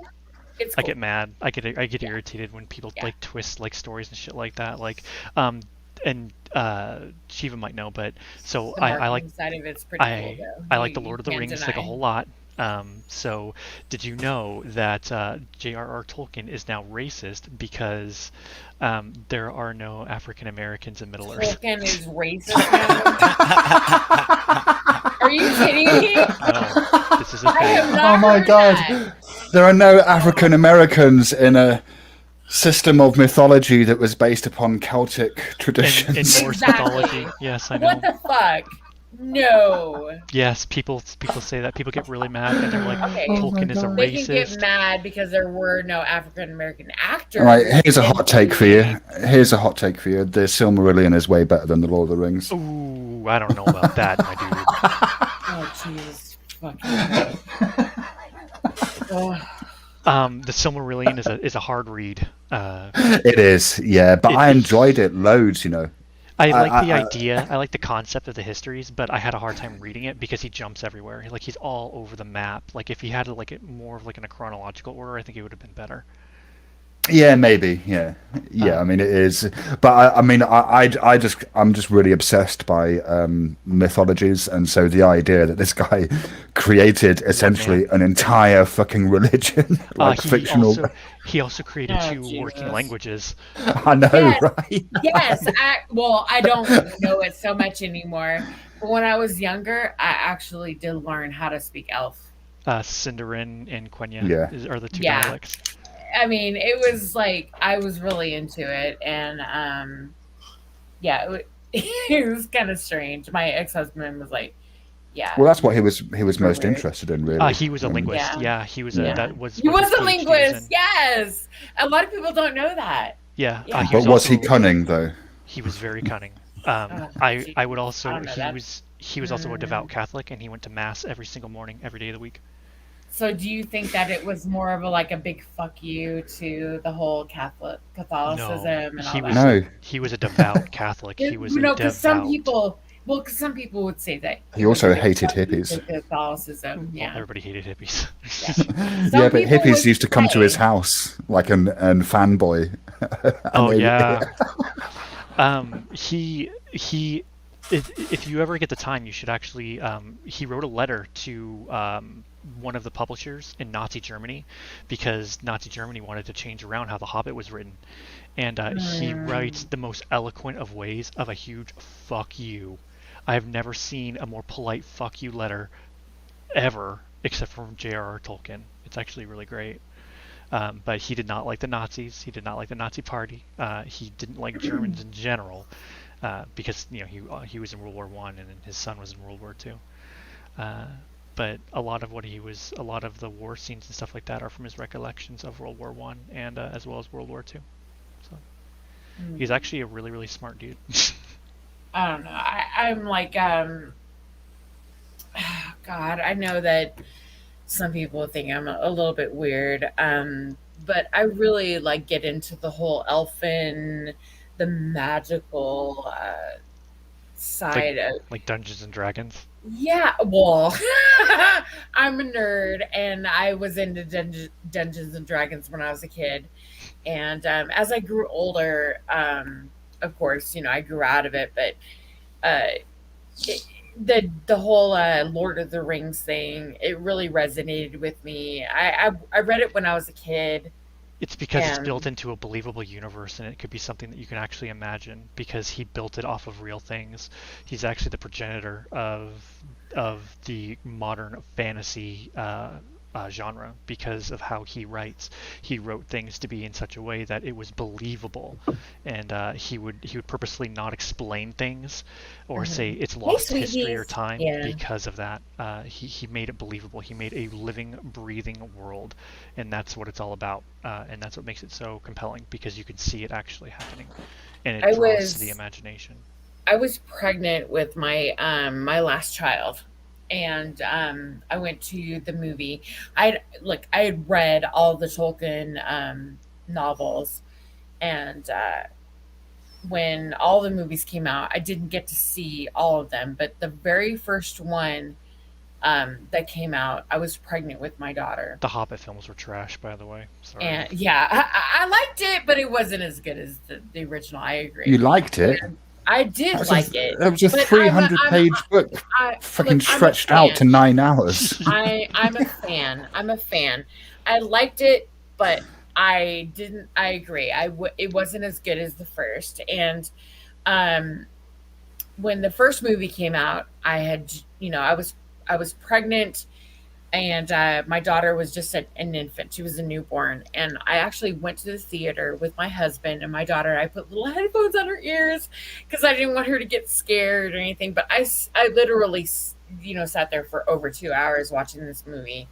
And I breastfed and all of this stuff. And I'm watching this I was a huge fan as a kid, watching this, everything that I had read come to life on a screen. And which I'm gonna say that Bilbo, I was impressed. The kid who played Elijah Wood. help me out. Yeah, Elijah Wood, not so much. the Elijah Wood, not so much. I wasn't impressed with him, but he's a man, right? He was yeah, he looks but, like a kid, but yeah, I'm just gonna say kid, but yeah, he was good in Psycho, to me, or Manic. He wasn't. I mean, he's 40 years old now. He doesn't look like. Yeah, but when was Lord of the Rings? When was Lord of the Rings out? Yeah, it was like what, 20 years ago? So he would have been in his 20s. Yeah, he was. Yeah, but I'm just saying he wasn't believable enough for me. I think he was a little meek. I think he was a little weak to be Frodo Baggins. Yeah, it was a bit wet, wasn't he? Frodo was it felt like he was not the decider of his own fate, which is what Frodo kind of was in the book. Yes, I agree. He seemed like he was just kind of pulled, kind of like where the wind took him, and he was just kind of like, okay, I'll do it. Helen Keller, your name doesn't fit you, but I'm just saying, look, I understood that. I even said to my husband, I was like, I just don't see him as Frodo. I feel like he wasn't strong I really enough. did not. Weak. No, exactly. He seemed like a pussy. Which Frodo was not. In the no, thank you. He decided, and he was the master of his own fate, and this is what he was going to do. He was determined to do it. Exactly. In fact, I thought he looked up to his uncle. He did, Bilbo. Yeah. Yeah, Bilbo was like the man. He was the shit. And in that movie, again, the actor who portrayed him, Ian Holm, kind of was like, you know what? He was very strong. It's Ian Holm. Yeah. He's awesome. But I don't know. I just did not see that. I was very disappointed in the Fellowship. I really like movie. you, by the way. I think you have this way of resonating, things, my opinions, and all that shit. You put it out there. So, thank you, because I'm drunk and even I'm drinking. I've been drinking and I can't really like put like things out there like verbally like the way I want to. So That's amazing. That's amazing. You've just spent the last hour disagreeing with Golden, and yet somehow you're resonating with her, Helen. How are you doing that? Are. I know, right? Right. I was very disappointed in the Fellowship of the Ring because they didn't really. I don't think they did Boromir very much justice. In the movies, they kind of just portrayed him as like this asshole that just wanted the ring. Where in the books he was struggling. He struggled with it and struggled with it and struggled with it. And fought against it, and I think that the movies really did him a disservice doing that because he was one of the better characters of the Fellowship of the Ring. And as the actor too that portrayed him, Sean Bean, he dies and everything. Yeah, I love Sean Bean, by the way. He dies in like everything. He does. He does. Sean Bean. Yeah, he's all right. Bean is awesome. No, he's all right. awesome. He's all right. He's all right. I always get him in like. He's all right. I always get him and the guy from like In Bruges like confused. I don't know why. Game of what, the fat Thrones. dude? Sean Bean, Game of Thrones. Sean Is Bean, it Game of Brandon Thrones. someone or other? Something about him. There's something about Sean Bean. I don't know. Like this He dies man, in everything. Yeah, he does, but it's like there's something about him. I don't know. I don't think that he as an actor is given the chance to have an actual role that survives. Because you're right. He does die. He dies in Lord of the Rings. He dies in Game of Thrones early in the first season. He acts very regal, but I guess like in person, he's a real asshole and he likes to fight everybody over like fucking like Really? rugby matches. Yeah. Oh my God! See, I didn't know that. He likes to fight people. Okay. He likes to like fight. Just like he's kind of like what's his face, who went into the Colin. Cuba? Was it Colin Farrell? I'm just kidding. No. No, Russell Crowe. Yeah, Russell Crowe, who just likes to fight people over fucking soccer games.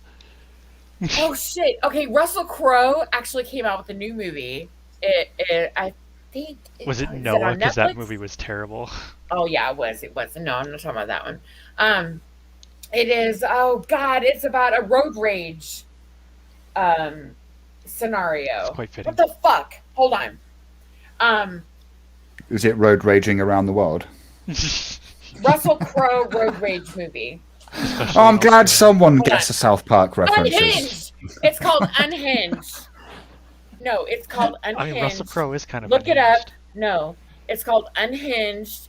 I actually saw the trailer for it like a couple of weeks ago, and I was like, "Oh, I have to see this movie." It is Rotten Tomatoes. Yeah, he seems like crazy. Okay, one, he's going through some shit, obviously, and there's a woman with her son in the back seat, and she's going through some shit, and they stop at a stoplight, and anyway, he approaches her. They have some words. The whole movie is about him fucking chasing her and stalking her. Gerard Butler's better than Russell Crowe. Just saying. Oh my God, no. I saw the trailer. You guys have to watch. It's called Unhinged. Look it up right now on YouTube. It seems like a fucking trip. I was like, wow. I like he Gerard has gained Butler. a lot of weight. He's a fucking fatty. Not going to lie. But he seems like a crazy ass dude. Like, stalker for real. Isn't Hugh Jackman Australian too? Yeah, I think so. I love Hugh Jackman. Have you seen? He's old. There's a movie came out recently with Gerard Butler in it that was kind of all right, actually. Greenland. I don't know if you've seen that. I love Gerard Butler He's good in a lot of too. movies, dude. What are you talking about? I love Gerard Butler. Yeah, And but look, it's I'm also not- been I'm in not some body ropey shit, shaming Helen. Come on. Well, yeah, I'm but not- I mean, who hasn't?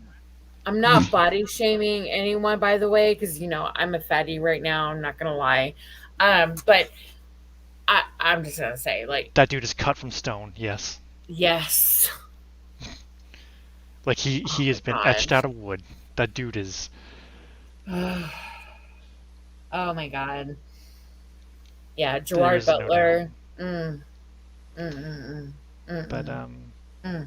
I think Gerard Mm. Butler should have been Frodo Baggins. What? This is the Shire! Oh my God, can you imagine if they changed it? How That'd many have been Oscars amazing. did Lord of the Rings win? In the first one, I think it was like 9. Thank you. So Did it win but what did Oscars, they the first win? one? Yeah, it did. Yes. It won I a- thought that they was- didn't. That's the Oh best right, one. maybe it was just the best picture because they didn't win that until the last one, did they? I don't think, or best director maybe. I mean, I don't know. No, I think it. I didn't. think I think they might have won quite a few technical ones for the first two, but I think it was the last one that got, was it best picture? Holy shit, dude. Okay, so it won Academy Award for Best Visual Effects, Best Music, Best Cinematography, Best Makeup, won Screen Actors Guild Awards, People's Choice Right. Awards, Satellite Awards. Holy shit, bro. It won a lot of awards. Yeah, a lot. They ruled for years in the Oscars. They're still man. 3 years. I mean, still very good. okay. Yeah, they hold up well. Yeah.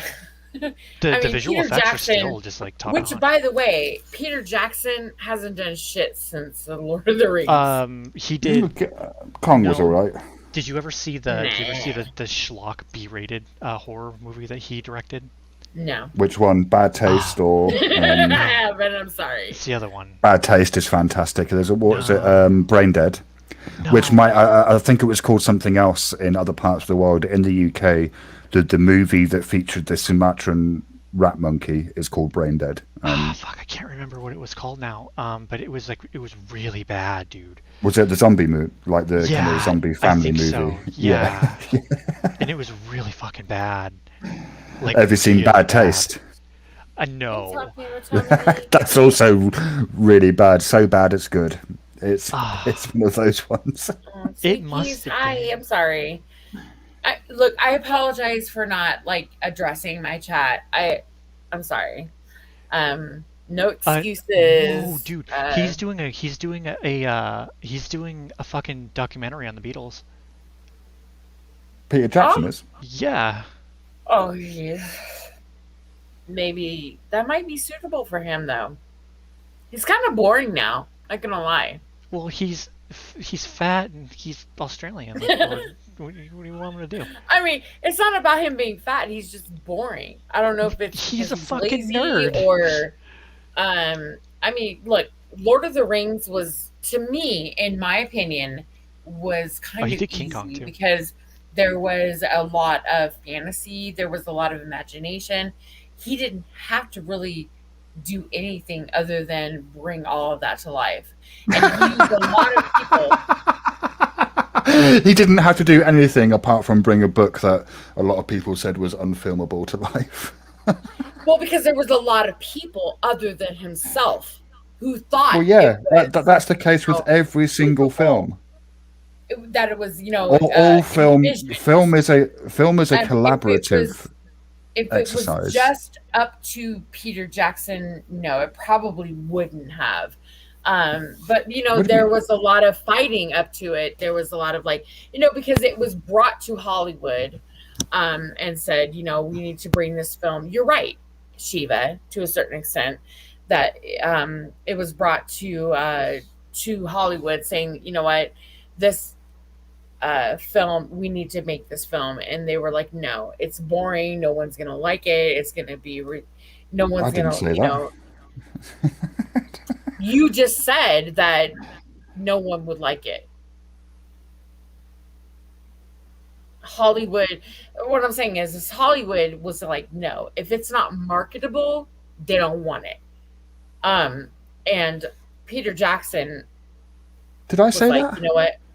Oh, Jesus fucking Christ.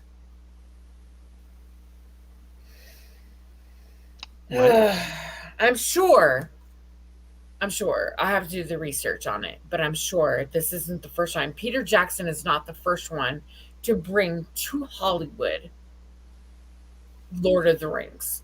No, what I said And was say- not that people wouldn't like it. That's not what I said. What I said was that for a long time, people said it was unfilmable.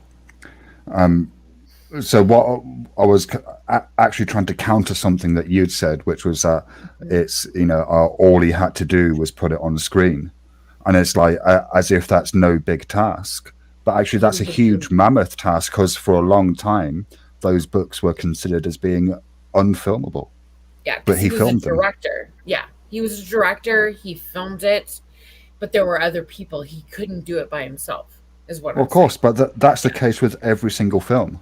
Yes. Film is a collaborative exercise. Exactly. He couldn't have done it by himself. There's no way. So when he when he came to Hollywood with it, to the studio and said, look, this is who I'm going to cast. This is how I'm going to market it. This is what I envision this Tolkien film, this book.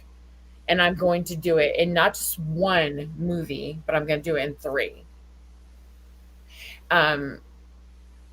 It had to be one. It's like a car salesman.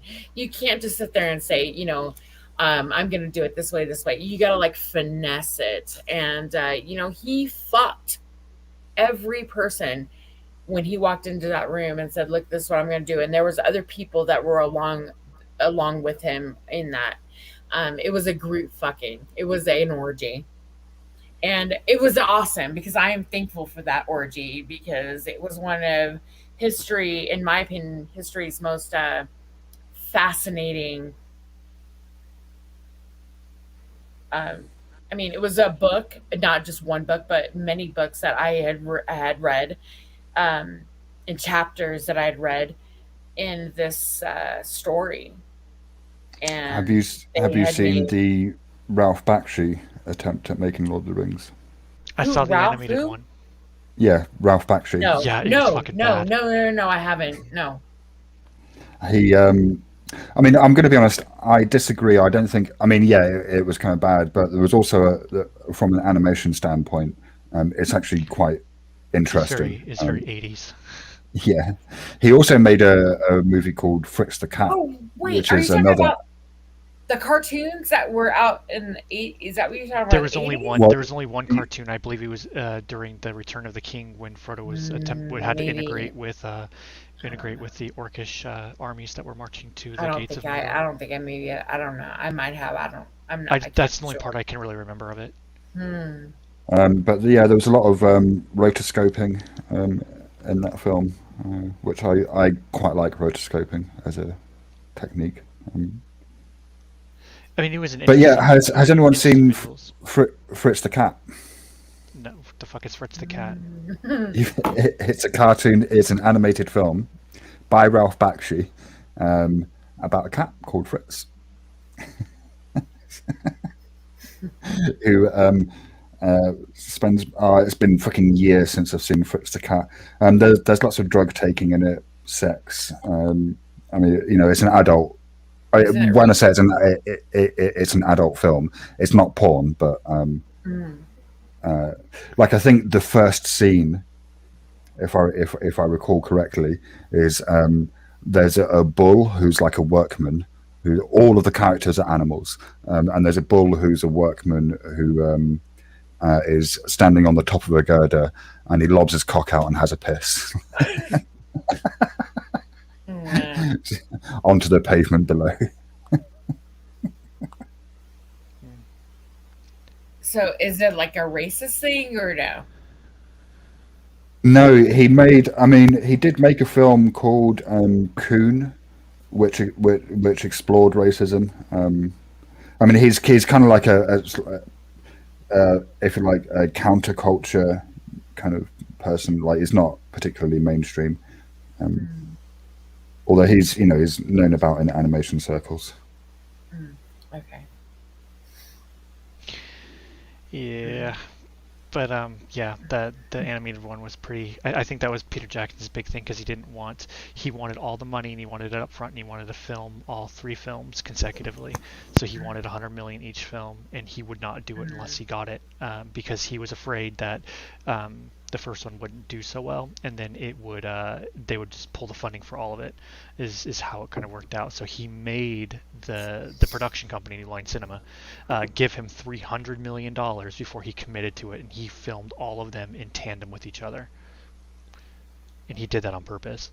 because he didn't want it to happen like how the animated films happened, where, you know, they got funding for one, it didn't do so hot, and then that was just it.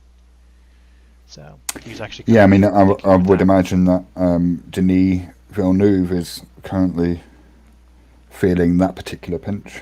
Oh, with Dune? Yeah. I actually, dude, I want to see Dune. I'm actually. Me too. I really want to see it. It looks good, which is kind of crazy. But I like David Lynch's Dune too, though. So do I. I mean, you know, it's bad, but I also really, really like it. How can you say a David Lynch film is bad?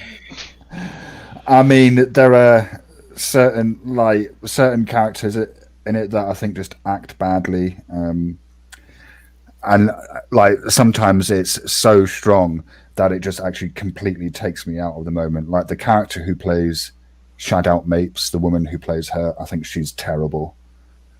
And it takes me a good long while to get over just hearing her deliver her lines like she's in a completely different fucking film. I have faith in Denis, though. I think he did a really good job with Blade Runner 2044. Or 2049, and the one about the time traveling ink squid aliens was also quite good, I thought. Day After Tomorrow. I love Blade Runner. No, The Day After Tomorrow. That was a good movie. Fuck you. That was a good, yeah. Oh, The Edge of Tomorrow. It was The Edge of Tomorrow. I'm sorry, Edge. That's of Tomorrow. well, no, and that's not Denis Villeneuve, is it? I don't know. No, Arrival. I don't think I've seen that one. Oh, haven't you? No, yeah, check it out. It's good. It's like proper sci-fi. I thought he did a very, very good job with the new Blade Runner. I didn't so much like. I thought they kind of ripped off Cowboy Bebop a little bit, but that's just me. I've not seen that. What about Sicario? Did you like that? Because he did that as well, didn't he? Yeah. Well, you know that. I thought it. Sorry. Go ahead. No, I just thought it was interesting that, with Blade Runner, that they thought humans could reproduce with artificial intelligence. I thought that was interesting. That was my biggest gripe with Blade Runner, is that they answered the question as to whether Descartes was human or not. They didn't, though. Not really. Well, I guess you could. Well, yeah, because they said that the child was a hybrid. Yeah. And for me, that's one of the. I mean, certainly that's one of the kind of enduring mysteries about Blade Runner, isn't it? I mean, you know that him and Ridley Scott or whoever did the first one, they got into a fist fight over that, right? Him and Harrison Ford. Really? Yeah, they got into a fist fight over it because Harrison Ford's like, no, Deckard is not a replicant, and then the director was like, oh yeah, he is. I directed it. Shut the fuck up. And they got into a fight, and I guess they haven't spoken in 40-something years. So it is what I say it is. I mean, that's interesting if the director and the actor can't agree. I mean, yeah, they hate each other. They won't talk to each other or anything. They literally hate each other over that. But Harrison Ford's also a known asshole. He's a real son of a bitch. He's just gotten a lot worse in his old age. But yeah, he was. He's very old school. No, this is how it should be. Hollywood movies should end on Hollywood, blah blah blah. And he's just no, I want to do something more visceral. And no. I think it's weird that in that 2049. I think it's weird that they had infanticide and then this whole reproduction of. I think Jared Leto was completely irrelevant in that whole movie. I was very disappointed in that. He had no purpose. He's been irrelevant in every film he's been in apart from Requiem for a Dream. I love Jared Leto. I don't know about that. He's kind of a bad dude. There's a lot of rumors that he sexually assaulted Madonna. Oh, what? Yeah. Wait, hold on. When? When? Because she's my age, or actually she's older. She's 60. And yeah, she's older. Yeah, she's 60. She's my mom's age. No, my mom's 70. 2016. So okay, so he sexually assaulted her. That's what I believe that's what she said. So I never heard that. Yeah, that's a thing. He's also there's some like pedophilia like accusations and stuff. He's just What? Oh my god. I mean, I know the guy is weird. No, I mean he's different. There's no doubt. No, he's like everybody else. That's his problem. Yeah, I mean he's weird, but he's really? I'd never heard that. Yeah. Wow, I am so out of the loop. Yeah, he's kind of an asshole. I am so out of the loop. He's super talented. That sucks. I mean, he's an alright actor, I guess. Like when he tries, but I think he's a real shit musician. Really? I really don't like 30 Seconds from Mars. I think it's a shitty band. I actually like them. But yeah, so he's kind of a dickbag. That's just me. I mean, I think he's a great songwriter. I think he's a great performer. I think he did well in Requiem for a Dream. Yeah, I think he's. That's a great movie. That's a great movie. Yeah, I really like that film. Yeah, exactly, and I think he resonates as an actor. He speaks to obviously a lot of people. He is out there, so I think he did. What does the word resonate mean for you? You use it quite a lot, Golden. Christ, Shiva. Something she can get on board with, something she likes. Yeah, maybe we should talk about this when I'm sober. Okay. When he is trying out for roles, I'm assuming he speaks to people, so he lands a lot of roles. Hollywood loves him, so I'm waiting for him to have a lead role. I know that a lot of people didn't like him in the Joker. I personally liked him. I thought he was different, and I am he was shit. Sorry, he was so bad. I knew you were gonna say that. It was such. I mean, try hard, Helen. You hit the nail on the head there. Try hard. I know. Like, come on. Having the word damage, it's almost as if he's never read a fucking Batman comic. Yes, this is true. Yeah. I would say that he's different, though. Different doesn't always mean good. Okay. Who would you put in his place? He was way. Joaquin Phoenix. he destroyed it. Yeah, but Joaquin was older. He was like a younger version of Joker. So who would you have put? It was a younger version. No, that was an older version of Batman. Right, I mean, I don't know that was a younger version of it. Yeah, because that Batman version of Joker. Well, he was all right. So the Batman that's in that world is an older version of Batman, right? He's old and he's grizzled. And in the which movie was it? I forget which. It might have been Batman versus Superman, right? There's a shot of a Robin suit, and that's an Easter egg to a storyline that occurs in the comics where the Joker kills Robin, right? So, and that is implied in the movie that happened a long time ago. So that can't be a young Joker. Oh God, but yeah, you have to look at all of the movies that have been going on from for decades. Like the first Batman movie that came out with what was his name? Michael. Thank you, Michael Keaton was like back in the early 90s. And so you're looking at like the comic-y, everything was like vibrant colors. They're all tried comic-y. to stick. Yeah, well, they tried to stick with the comic-y, very childlike, comic-y type. No, that's not true. That's not true. The first two were pretty fucking dark. Yeah, but it was dark, but not too dark to where there was bloodshed. To where the Penguin. Come on, the Penguin in Batman Returns is a fucking dark character. Not by today's standards. Fuck no. By then. No, even by today's standards, I think if you hold up Danny DeVito's Penguin,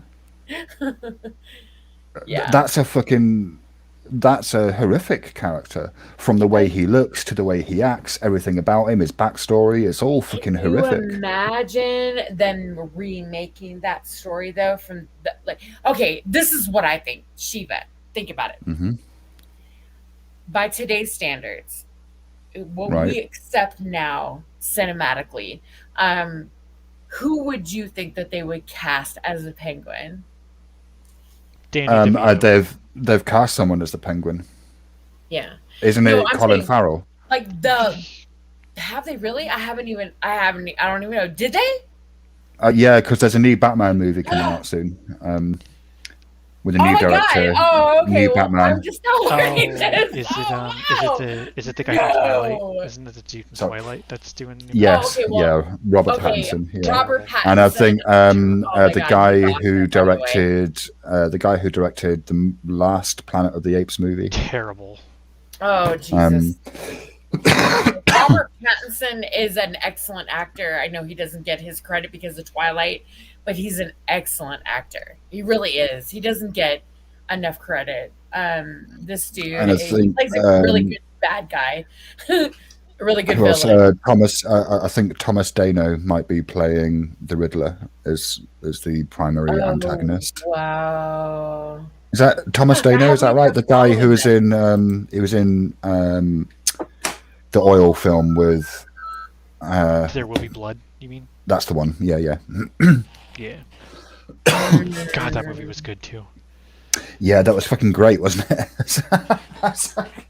I mean, the end it gets a bit weaker. Like the last so falling behind. The kind of final third, I thought was a little bit weaker, but the first two acts of that film are just fucking stunning. I thought the third one was really good too, but it's a slow-paced film, so it burns slow. I think, there's a really interesting video on how that film utilizes speech dynamics to denote power. That makes sense. Yeah, because that's really what it's all about. It's all about getting the upper hand on the other. It's all about like who is the dominant one in all of his relationships. So, I think he was supposed to be, wasn't he supposed to be like Rockefeller? It was like one of the things he took inspiration from, because he was the creator of like U.S. Oil or whatever. It was a good movie though. Really liked it. Thomas Dano is kind of creepy. He's always like giving me those like creepy weirdo vibes. I don't know. I mean, is he creepy or does he just play creepy roles? Exactly. I'm just saying he's always giving me those creepy weirdo vibes. He's a perfect villain for sure. Yeah. I think he plays a very good con man, like a snake oil salesman. Absolutely. Ooh. Is what I think. But yeah, Robert Pattinson. I heard that Robert Pattinson was gonna be like, the new Batman, but not gonna work. But people said that about Michael Keaton, didn't they? They said that about Heath Ledger's Joker. Yeah. And I think Batman's one of those properties that they said that. Yeah, you just have to kind of, I think, keep an open mind. And sometimes when people see stuff and they go, "That's going to be shit," like and he's Jared been Leto's reimagined Joker so many times. is bang on the money. I prefer really older do have Bruce to Wayne. keep an open mind. Yeah. I prefer the older like versions of Bruce Wayne, like when like Nightwing is around and stuff. Oh God. Personally, I like the old like crotchety, angry Bruce Wayne, where he's just like mad and he's like killing people. Oh, Jesus. Well, To be honest, I hope they make him intelligent. That's the thing that I think has been missing from all of the iterations of Batman so far. Is he's meant to be really fucking smart. well, he's the world's greatest detective. Yeah, he's the one that he creates all the fail-safes to defeat all the superheroes in the Justice League. He's the only one that knows like how to defeat all of them, including Superman. So he could beat them just with intellect alone. So I mean, he always seems like he always seems to be portrayed as a bit of an idiot, really. I mean, like for instance, in Batman versus Superman, he's a fucking moron. I thought Ben Affleck could do comic well book as an though. Is he? Well, no, I quite liked Ben Affleck's performance. I thought he was really good in the role, but in the script, he's like the character is a moron. Yeah, the whole like stupid spear with kryptonite on it was kind of. Yeah, why did you say that name? Martha. Oh my god, fucking what's his name? The director, I forget Zack his name, Snyder. but he definitely, he needs a kick in the balls for that line. I guess there's a director's cut out now. It's supposed to like fill in some holes or something. Oh no, that's from Justice. Well, there's a director's cut of Justice League. Yeah, I think they want him to do like a Batman v Superman. I just thought the whole concept of it was kind of stupid, but. Well, if you've not seen it, I've seen it's it. worth. All right. Okay. Yeah. I just thought the whole concept of like Batman v Superman just kind of dumb in general. Yeah, but I mean, it is a trope in the comics. I just think they handled it really badly. Like Batman's initial motivations, I think, were sound, but like Superman was just also another fucking idiot. Well, you can't. It's hard to do anything with Superman because he's uncorruptibly good. So he's kind of a boring character to write. Like, what can you really do? There's no dynamicism. Yeah. You can, I mean, you can get into some interesting philosophical discussions regarding that, I suppose. I mean, and that does take place in the comics quite often, doesn't it? The kind of dichotomy between, and most often with Batman, I think you get this sort of discussion of, he's just the all American scout, versus the nut job who dresses in black. Well, Batman's. He's even said that he's pretty much the same thing as the people that he hunts. The only thing he doesn't do is kill, but he's a vigilante. He just, he'll break the law. He'll do things that he shouldn't be doing, all to do it. I think that the whole, oh, my mom's dead. My mom and dad died. That gets a little old after a while. It's like, dude, you're like 40. I want get another over it. Elektra movie. No. Yes. Dude, it's awful. Yes. No, Jennifer. No. Yeah. No. I think they need to do more. Like, look, I get Wonder Woman. Is huge. Like, she was like, the first Amazonian. Whatever. But Elektra, fuck, man, she's hot. She's the DC. No, she's Marvel.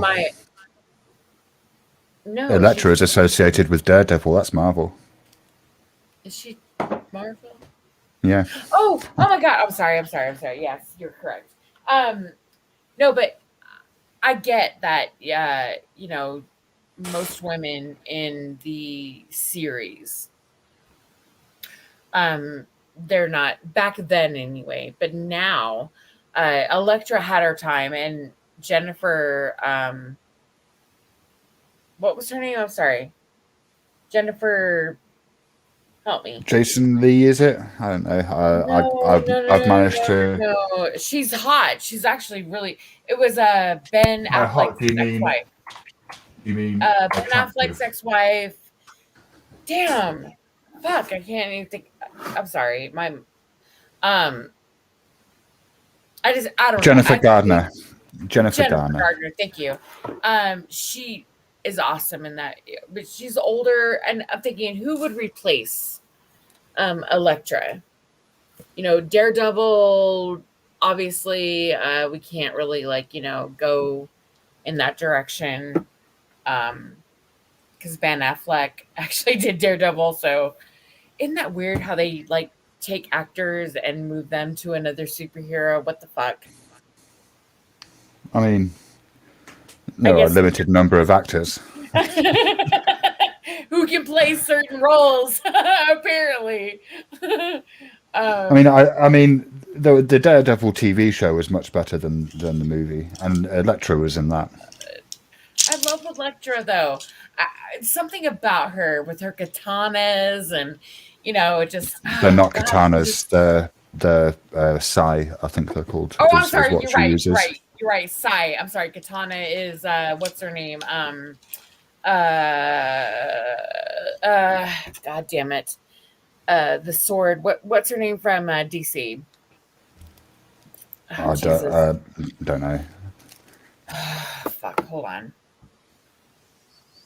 Hey, Tommy D. Zatanna. Is it Zatanna? I know she's a witch, isn't she? Yes.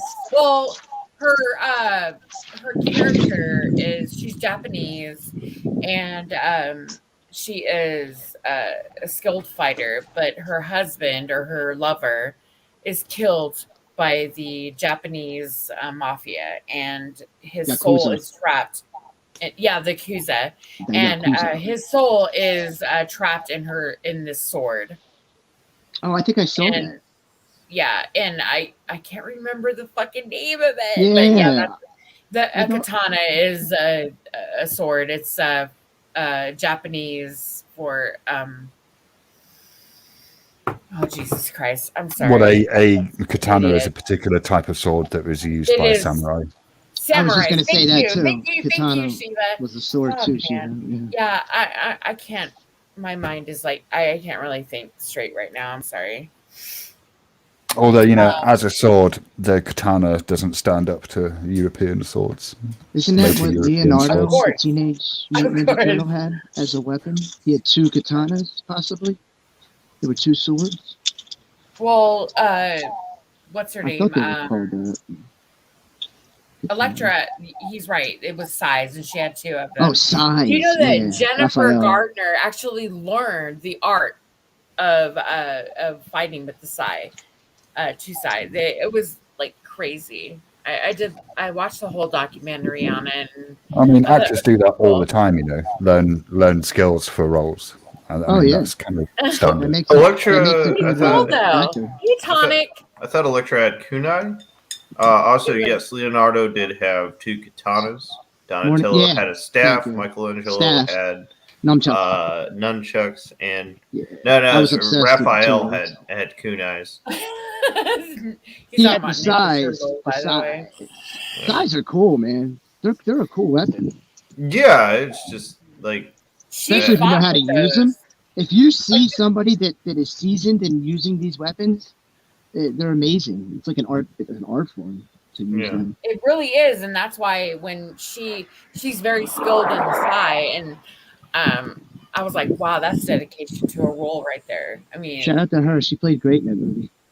oh, I love her. I love that movie. That was a great movie. And I thought she was good. It had a great soundtrack too. Electra, yes, I love Electra. So did we see completely different movies? Hi, Bones. I didn't bother watching that. Really I heard it was liked bad. it. Oh my god, you guys suck. I think I watched liked it. Electra.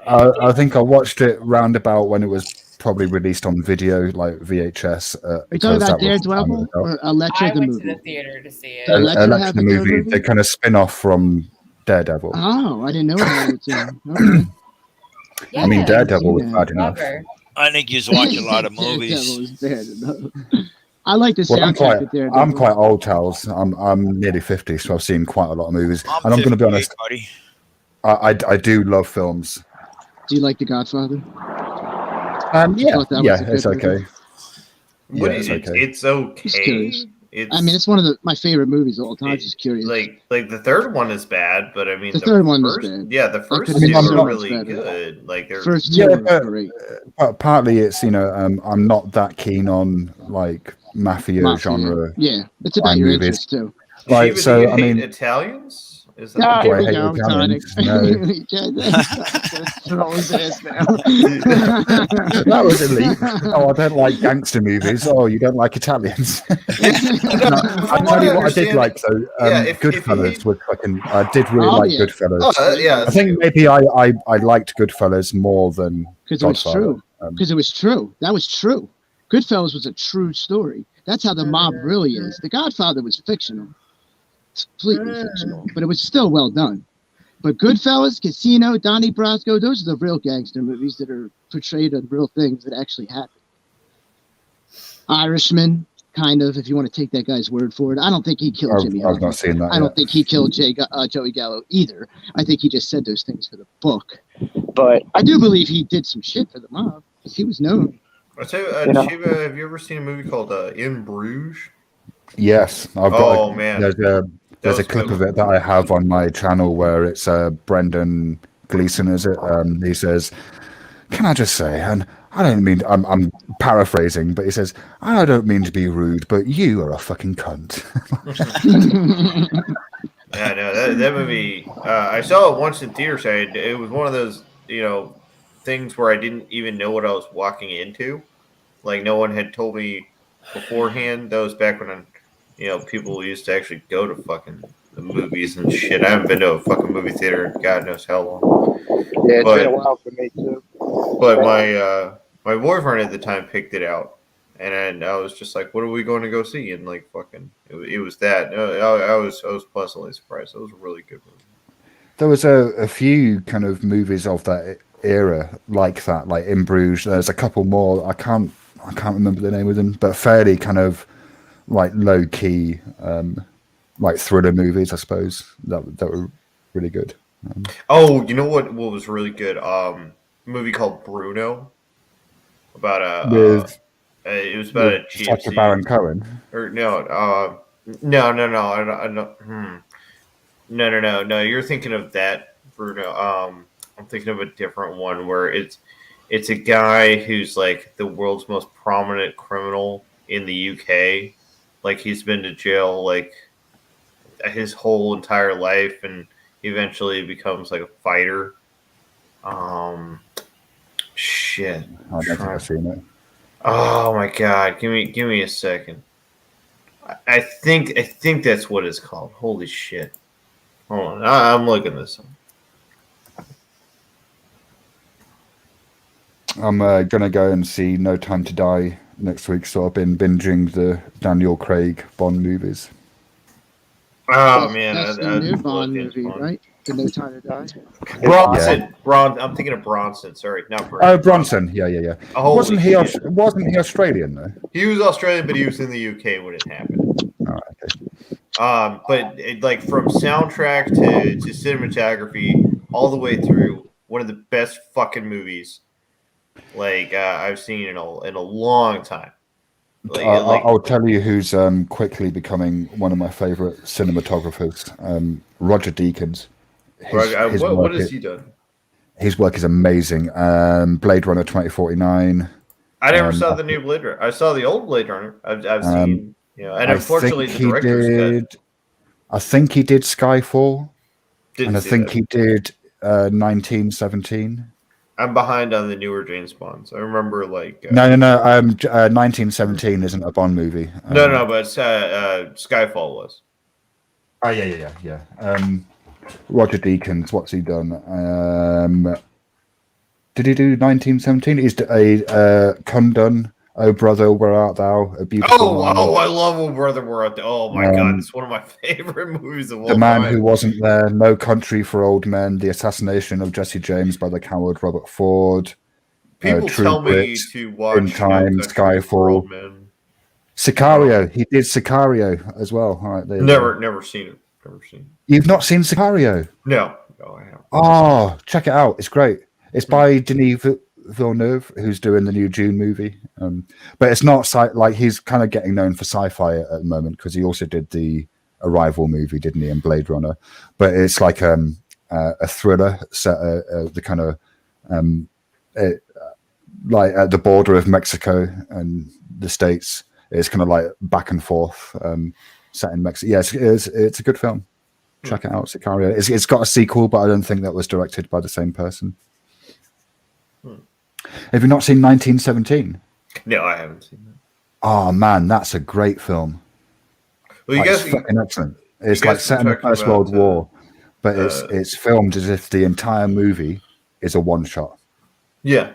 Oh wow. So like just no cuts.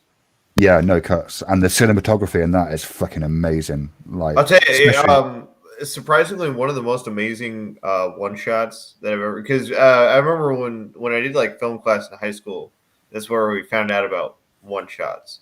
And there was one that I saw that was absolutely incredible in the most unlikely of fucking places. It's actually in a movie called Reno 911, the movie. And it's all of them at a hotel, and I like you Reno see in all 911. their various rooms them like doing wacky shit, but like after a minute you notice that there's no cuts in any of the scene, and it's just the most fucking ridiculous scene. Oh man, I haven't watched the movie in a minute, but I was surprised that the director of that show and the movie is actually pretty talented.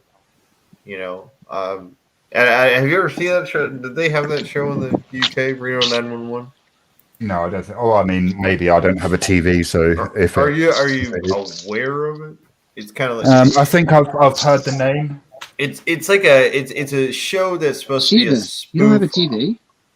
No, he's No. British. British people don't have TV. I chucked my TV out 20 years ago. What do you watch, the computer or something like that? Yeah, if I want to watch something, I'll make a conscious decision. I am going to watch that, and then I'll find it online somewhere. Oh, so I'm it's the same no way. no clutter that's just randomly on. Yeah, that's pretty smart. Oh, 1917 has lots of cuts. It's filmed like a documentary. Well, everyone knows there's Well, yeah, only that's one. why I was just replying to that comment in the chat, but I will just say it. That's why I said filmed as if it was a one shot. Oh, okay, Like, okay. I mean, Everyone it is, knows that yeah. there's only one documentary to watch, and that's This Is Spinal Tap. Okay. Well, there's also oh fuck, Spinal Tap is a good one, but there's another one to do with dogs. Best in Show. Best in Show, and then A Mighty Wind was the other one they did about the kind of folk bands and stuff. That one was also pretty good. It goes under the radar. Now, this isn't a documentary, but it's still quite funny. Have you seen Bad Words? No. It's got Patrick Bateman, who's a comedy actor. I don't know if you recognize the name. I know Jason Bateman, but not Patrick Bateman. Oh no, maybe it's Jason Bateman. Yeah, Patrick Bateman is the psycho killer in Thingy, isn't it? Yeah, Jason Bateman. He was the voice of Nick Wilde. Was he in Game Night? Was he in a film called Game Night? I never saw that movie. But anyway, Bad Words. Jason Bateman is entering a spelling bee contest as an adult. It's very funny. You know, I like Jason Bateman in Ozark, and he's pretty funny in the Best in Show. Did you ever see that movie Zodiac? Yeah. Man, I thought what a fucking Zodiac snooze was a fest. good movie. You didn't like it? No. Well, yeah, it was kind of a snooze. Well, and not to mention they got the wrong guy to they play it. I mean, if they recently get him? If they had put Ted Cruz in the position, like as the actor, that would have been much more. I think Cruz. Yeah, everybody knows Ted Cruz, the actual Zodiac killer. Why not get the real guy? Oh, you're talking about the politician, Ted Cruz? Yeah, no, I'm just being a dick. No, I know. And- They recently got the Zodiac. I heard. I don't know if that's true. Is that true? I know they got the Golden State Killer with DNA. No, they're never gonna get the Zodiac killer. That's never. Yeah, but I heard something. Look, Tommy, I got away with it. I'm not going to jail. Okay. It's just not gonna happen. You'll never catch me because I hang out here on Golden Channel. They're never gonna find me. Why would they never find you here? What policeman is watching this fucking show? I wonder how many serial killers are actually I'm just in the chat. I'm just a white We don't woman, even know. rich, and I have like no criminal affiliates. Exactly. It's the perfect hiding place. I'm not rich, by the way. I am white, but I'm not rich.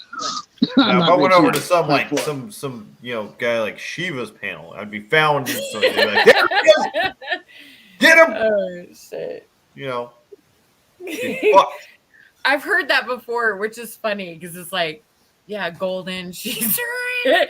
Because I have an ostrich ornament and I live in a gated community. You have an ostrich ottoman? Yeah, like your it's ottoman is funny. made of ostrich, or it's an ostrich-shaped ottoman? No, it's made of ostrich. That poor ostrich. It's a I know, right? It is You have an ottoman made out of an ostrich. Yes, I have an ostrich. It sounds like it should be in a Dr. Seuss book. No, hold on a How does moment. that? No. How does that work? It Like, is- do you it lift was up the given- neck and Yeah, the inside is hollow or something? It is given to me by my parents, who decided that, after selling their home, that, they no longer needed it. And they asked me, if I wanted it. I was like, sure, I like it.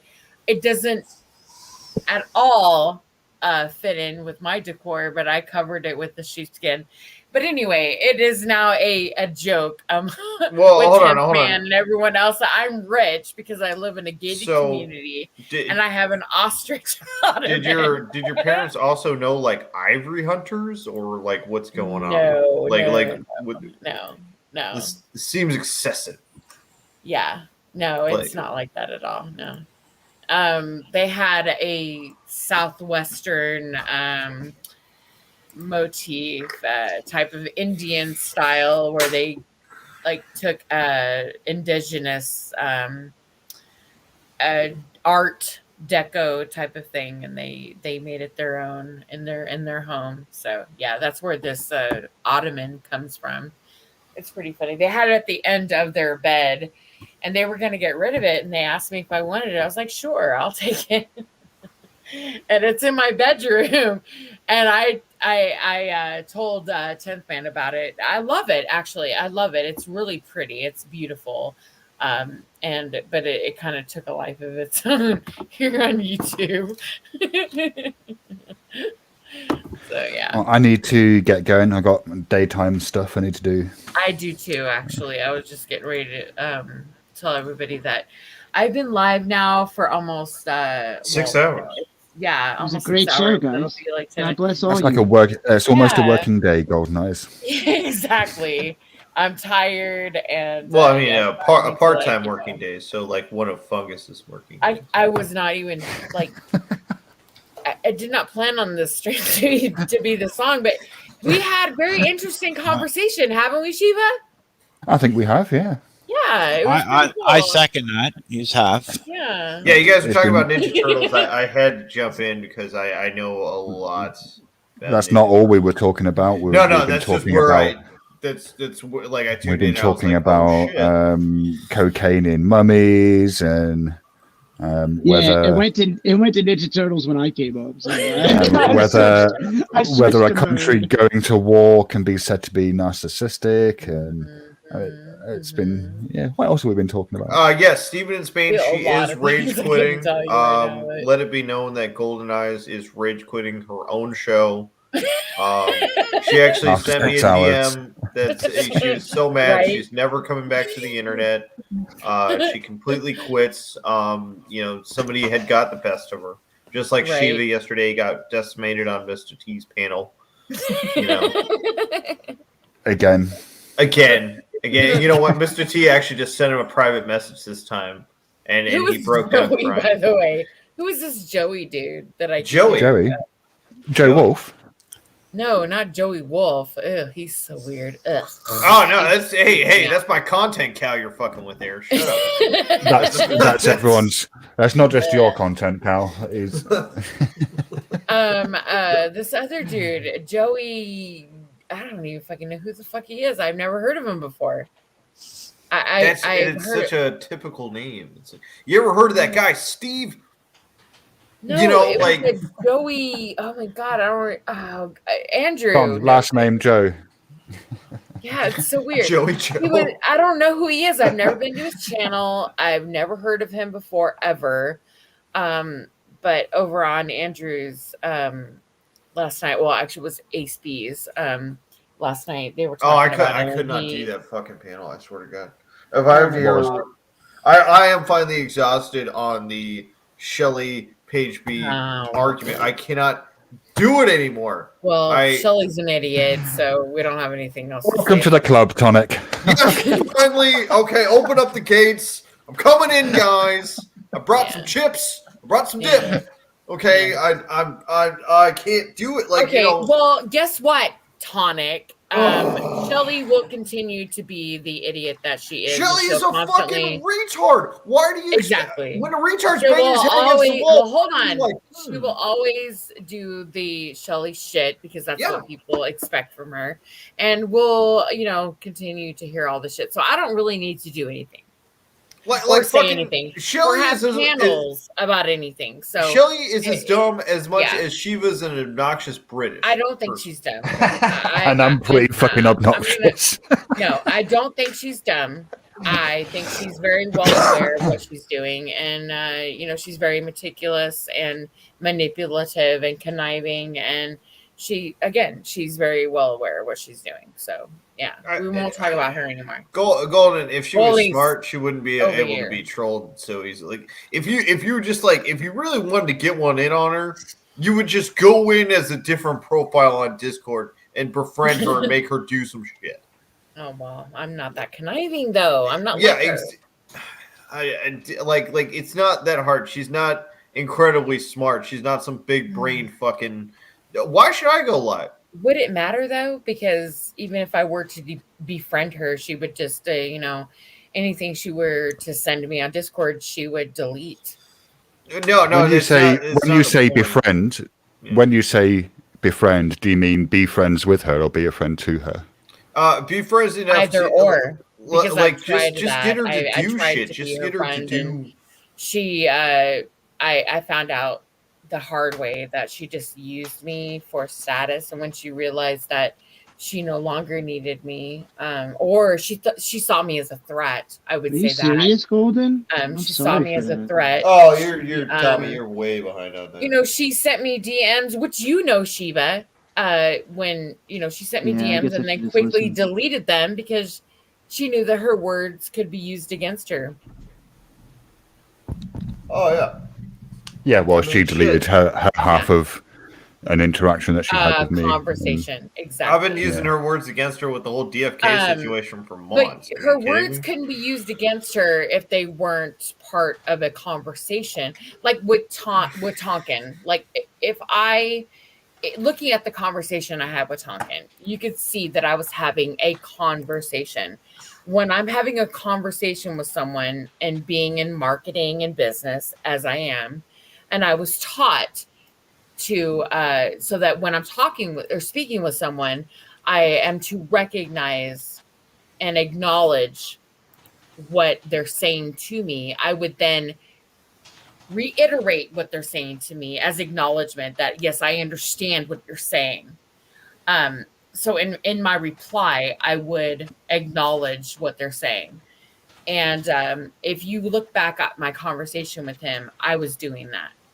So he can't deny that his conversation with me is in fact what I say it is. And when people have a conversation and they think they can delete it, when they're talking with someone, they need to take into consideration who they're fucking speaking with. Because you can delete one side of the conversation. But if I am in replying to you, repeating back to you what you're saying to me, you can't delete that. Right. It just looks weird on the other end. Yeah, it may look weird, but I'm telling you that. So what you're telling me is, and I blah blah blah blah blah, and then I continue with the conversation, and then they reply back. And so what you're saying to me is, because that's how I was taught, when I'm having a conversation with someone, so that they know that I understand what they're telling me, I reiterate back to them. So what you're telling me is, Tonic, that you are wearing a gray hat with ears and you have a beard. And in saying that, blah, blah, blah, blah, blah. I mean, that's... Do you understand? You get it? Yeah.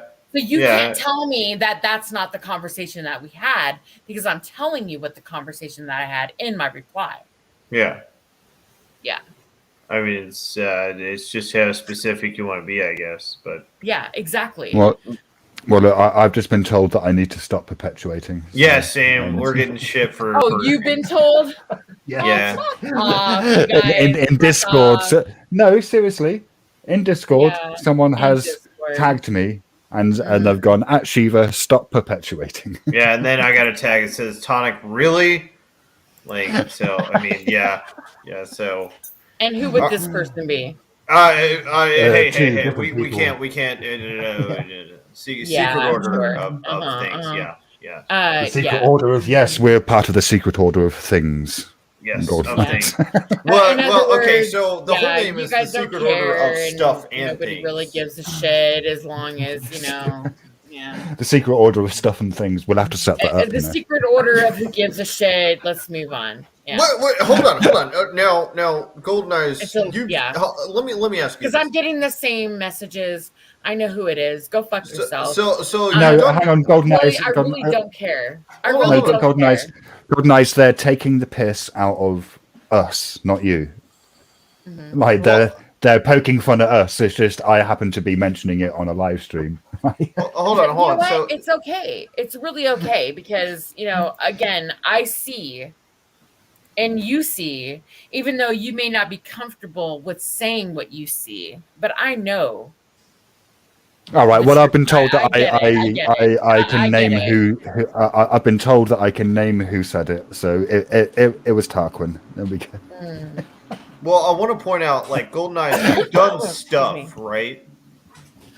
You've done stuff, but has she done things, Tonic? Have you seen things? Like thingy things? Like things. Have you done stuff while you're looking at things? Have I done thingy things while looking at thingy things? But have you done stuff while you're looking at things? I've done stuffy stuff while looking at thingy things. Okay, so I mean, as you know, like this order of stuff and things, we're all over. Like Pitbull. Well, it's all about gone. stuffy stuff and thingy things. Like, Hang on, can we can we make it the holy order of stuff and things? Why is all, you're not even religious, but it's always with the fucking the holy. I don't understand. I don't. Oh, because I'm kind of obsessed by it. Tonic. Okay, I'm fair enough. I mean, my username is a deity. I mean, I'm obsessed by mythology. Obsessed by mythology, but want nothing to do with it at the same time. You're like a pushy woman. I'm You're like, like- hang on. What do you mean? I want nothing to do with it? That's Well, not like true. you're not interested in religion, but you're interested in it. I'm a Buddhist. Well, you don't believe in it though. You don't- I don't believe in Buddhism. No. Okay. I'm trolling with punches at this point. I mean, I do see. The funny thing is that there are whole swathes of Buddhism that I'm not required to believe in. So the Buddha himself said, well, you don't have to believe in rebirth in order to practice. Like, if you don't believe in rebirth, then the reason why you practice changes. It is because you're doing it for the effects in this lifetime. Like, it's fine. Go ahead. When he was dying, he was asked by his disciples what could be changed about his teachings, and he said, you can change anything you like apart from the teaching that all things arise in dependence upon conditions. Other than that, knock yourselves out. Hey, Golden. Can I just shout out my channel and the outreach real quick before I jump off? I appreciate it. I have a really big Kensington outreach. I do it every 2 weeks where I go down and feed the homeless in Kensington and try to help them escape addiction. And, and I'm also raising money for a really big collaboration event at the end of November. So just stay tuned to Talking with Tommy Day, and all the information's on the channel if you'd like to contribute to the Kensington outreach. Thank you, Golden. You're welcome. Oh, Thank you. damn it. I don't know if you just read that last one, Shiva. That's pretty good.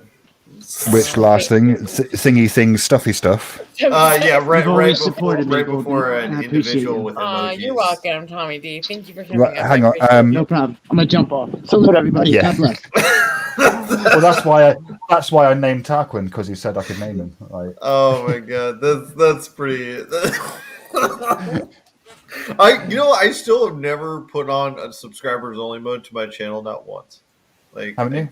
No, when Rebel was spamming it one time. I was just gonna say when Rebel was spamming. No, I even then, like, I just have mods take care of it. Like, I find it to be, like, I don't know, the way I see it, it's kind of weak. Oh, fuck that. It's not weak. Yeah, no. The way I see it is, I'll use whatever tool is at my disposal to make my chat a more pleasant place for my viewers. Oh no, I love anarchy in my chat. I love that anybody Well, so can do I. do anything. But if you're just going to spam the word faggot over and over and over again, so that all you can see is the word faggot, then And the N that's word. Yeah. like I'm just not interested in that. So I am. I love when people say that in my chat. No, you don't. You're full of shit. You know you don't. I mean, that's a challenge right there, Tonic, isn't it? Yes, that is entirely a challenge. No, I mean one of the first times I was live streaming, somebody spammed my chat, and I got so perturbed by it, so freaked out. Like I was so angry about it. And ever since, I was just like, you know what? have at it. No one that's one of the rules of my chat is no one gets timed out, no one gets hidden unless like I say so. It's very, very rare. Yeah, I mean, I like to do a similar thing in mine. Like, no one gets timed out or hidden unless they break one of the 3 rules, and there are only 3, right? I mean, yes. No threats, no doxing, no spam. Like, if you don't do that, you can be as rude as you like. So, for example, I am aware that people were being rude to Golden Eyes in my chat last night, and we actually had there was a little discussion about it in the Discord where people. I didn't even see that. Yeah, because like. I mean, you know, people was like fat shaming you and whatnot, and like, and I was didn't even see that. and like, and you know, and this is a discussion amongst people that you might consider your trolls and haters, right? I mean, I don't know, like if you have those, but and my response was, well, I mean, I could police it, like I could start policing that sort of thing, but then I think that's a slippery slope, right? I mean, I don't know that like. What sort of rude comment is allowed and what sort of rude Well, look, I get that in my own chat. So and I don't block it. So I can't really expect other people to block it in their chats. Right? So I can't bitch about other people saying that. Like I get that they want to block it. Because it offends them. I understand that. I'm not going to oppose it or say anything about it. But at the same time, in my chat, I get that people are going to say hateful and evil shit. In my opinion, however, I feel let them show who they really are. If they want to use sock accounts to call me fat and say that I'm ugly or that I'm old or whatever the fuck, go for it. I already know who you are. You don't have to use a sock account, bitch. Just come out and fucking say it. You don't have to use a sock account. Like, if you want to impress me and show me that you know, and show me some assertiveness and show me that you have some sort of balls, like lady balls or whatever, like say what you need. Assuming that they're all ladies. No, whatever. Okay. What do you assuming that the only people that troll you are ladies? Hold on. If you want to impress me, okay, or sort of, because I'm assuming it's all about intimidation, right? You want to hurt me in some way by saying this shit. So if you want to impress me or hurt me, like use your name. Honestly, I'm not gonna promise that it'll hurt me, but at least I'll have some sort of like respect for you. That you're willing to use your original account. I'll know who the fuck you are when you call me fat, when you call me ugly. It's not using a sock account. Like, bitch, stop, like, you know, ball the fuck up. And well, I mean, that Golden Eyes, you realize in saying that's part of the biggest reason of a sock account is to get it so you have no idea who it is. Like, I was watching Corrosive try to battle a sock more account. To me than anything. Like, you can talk a lot of fucking shit in Discord under your own account, right? But when on YouTube you want to use a sock account, shut the fuck up. Bitch, I know who the fuck you are. No, that's the beauty of a sock account is you almost never know who it is. Oh, I do. Because they use the same verbiage in Discord. Stop. Well, wait. Do you think people can't copy that? Yeah. Do you think people don't emulate intentionally other people's, the way that other people speak? And that in itself tells me you're a bitch. I've had a sock account pretend to be music. It was Marty, the Bender Boys, like various different juggalos and shit like that. Like, I've had one sock account that in itself tells me you're a bitch. If you can't come up on panel or in a chat and tell me the things that you want to tell me, well, that just tells me everything I need to know about you. Well, they just want to fuck with you. That's the whole thing. They just it really doesn't fuck with me because look, I know who the fuck I am. Look, I have always said I'm not a small girl. I'm actually, you know, I'm what, a size 18? Well, maybe a 20 now. I don't fucking know. But whatever. I got a big butt and I got big boobs. I know I'm cute. Okay, I've always been told I was beautiful, so no one can ever tell me shit about that. And regardless of what the fuck anybody has to say about me, I know who the fuck I am. I'm successful in my life personally and, in my career. So really nobody can say shit to me. And so you can say whatever the fuck you want. You can say however you feel about me is of no consequence. I really don't care because it doesn't affect me, right? Yeah, You could tell me I'm essentially, fat. Hold on. You could tell me I'm fat. You could tell me I'm ugly. I know that that's not. Well, look, I may be fat to some certain people. I may be ugly to some people, but it's how I feel about myself that matters. And I know none of that is true. So whatever you say, and I know Tonic, I like you, and Shiva, I like you. Talls, he's actually seen me on camera.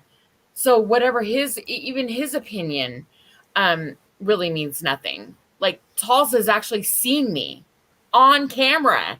He's one of the few people that can say that. And it's because I really care about him, and he's one of my really close friends, even though we don't really keep in contact as of late. But he's one of the few people that, because I do care about him, I trusted him enough to know that he would never record me and put me out there. I feel confident around him. And he's seen me. He's seen the real me. Like, we've actually talked. And other than Bones and some other people, like, there's only a certain amount, a handful of people here on YouTube that can say that. Fair enough. I actually do need to go, so I'm going to take this opportunity to say goodbye to you all. I'll see you all later. Yeah. Shut this panel down, Golden. Have a good day. All right, have a good and one, it's because guys. of that, and it's because of that I can honestly say that, your opinion means shit to me, really. You can say whatever you want about me, but there's only a few people in my life, like directly, that really mean, their opinions mean everything to me, and that's my children, my parents, because they raised me to be a certain person and they expect a lot from me, and my children, and of course, the people that are closest to me and that I have confided in. And Talls was one of those people. I confided in him. I went on camera. Yeah. He was one of the first people that I went on cam with him with. Like, hey, what's going on, Talls? But Golden, have a good one. Oh, thank you, Tall. I mean, thank you, Tonic. I appreciate it. Yeah. See you guys later. You too. Yeah. Have a good day. Yeah. Again, I really don't care what people think about me. I know a lot of people would like to believe that I care, but I really don't. Just because I don't, when I go on live stream and I have my camera on, or I'm sorry, lack of camera on. I don't have my camera on. People think that I am somehow ashamed of myself. And that is simply not true. I just don't want to go on camera. Plain and simple. I don't want to. I don't have anything to prove. And I think the opposite of a lot of people that go on camera. I think that they feel that they have to prove something to themselves. That's my opinion. You go on camera, you feel that you have to put forth some sort of persona to match this, or image, I'm sorry, to match this persona that you put out there of yourself. I don't have shit to prove. I am who I am. I don't need to go on camera to prove anything to anybody. And I don't use filters or any of that shit to prove who the fuck I am either. Talls, you saw me. Did I use any filters? No. Thank you. I mean, I know you're not going to tell me if I was ugly or fat or any of that shit, like whatever. I don't think you're ugly. Thank you. I appreciate that. But regardless, I mean, that's beside the point. I don't need to prove anything to anyone.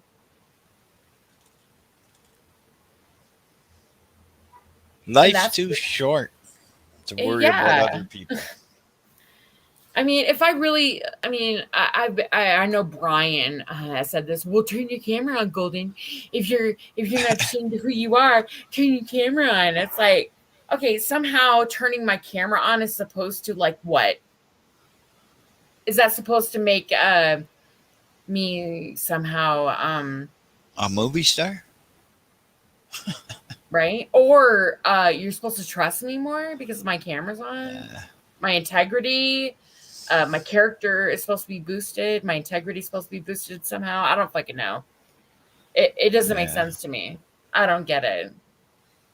Like I don't understand it myself. Yeah, these are my picture. This is me. This is my picture. People know who I am. Yeah, and that is you. Yeah, it's weird. I really don't. I don't get it. So strange. But how are you doing, Talls? I know you haven't really talked a lot tonight. Yeah, no, I'm doing pretty good. Doing pretty good. Are you still in your house, or did you move? Oh yeah, I'm still in the house, getting ready to move someday. Oh, well, that's cool. Are you? I mean, like, what's the update? Like, what's going on with you? Not too much.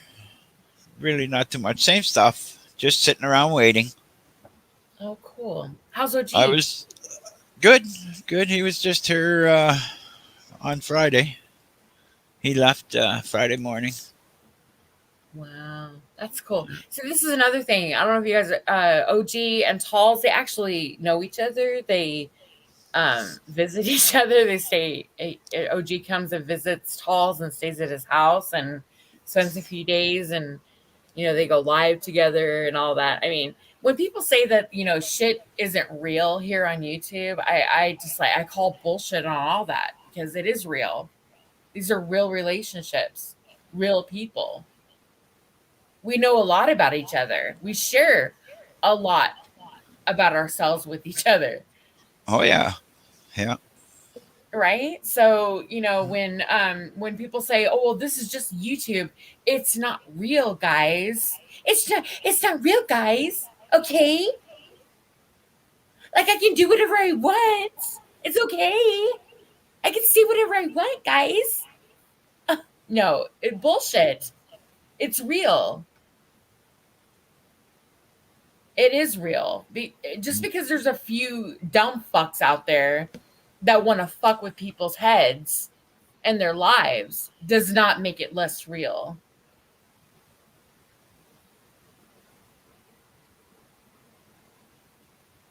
And there's a lot of good times. Exactly. Yeah, that is true. And we care about one another. Like, I mean, life happens. We lose track. I mean, even my family, people that I grew up with that are very close to me, that I love dearly, my family, my nieces, nephews, sisters, brothers, I lose track of them every now and then, because life happens. And I don't talk to them every single day. It's weird how much I talk more with you guys here on YouTube. People that I don't know, have never met, ever. I talk more with you guys here than I do with my immediate family, because life just happens and you forget sometimes, or you only interact like on Facebook or Instagram or whatever platform that happens to be out there at the moment. And you still follow each other's lives, and about each other. You know about your wives and ex-wives, husbands, ex-husbands, children, sisters, brothers, nieces, nephews, grandchildren, deaths, births. You know about all this stuff because we are so connected. So when people tell me, it's just YouTube, guys, it's not real. It's not real. Go fuck yourself. It is real. It may not be real for you because you're so used to fucking with people and to get what you want, to further your agenda. But for most people, this shit's real. These are real people. These aren't just avatars and voices and characters. We're real people.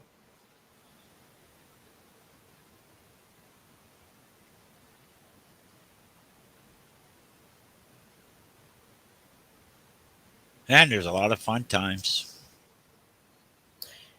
Yeah, I just read I Could Be saying it's all entertainment. Yeah, it's entertainment, but it's still people. There's a reason why they call it social media. It takes people to be social. It's not just the media. If it was just the media, then they could just post anything and we would interact with what, robots?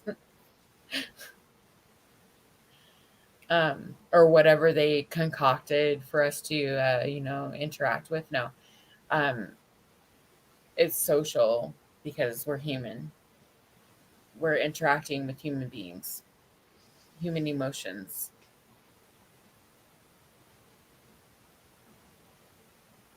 And again, if you think about it, that's what makes it so entertaining, because if it was just robots and something that was fabricated, it wouldn't be as entertaining because the drama wouldn't be as entertaining.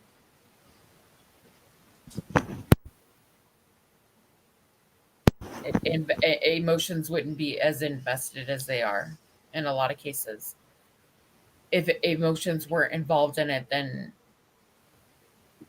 people wouldn't really care. Unless, if you want to watch a soap opera, then go watch some boring ass soap opera. I mean, I don't get it. I haven't watched a soap opera since 12, 13. Yeah, not into it.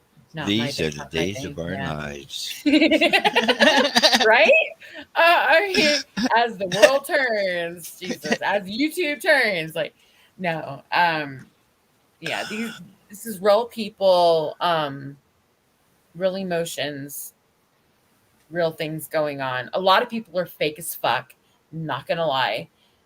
We've all witnessed it. We've all experienced it.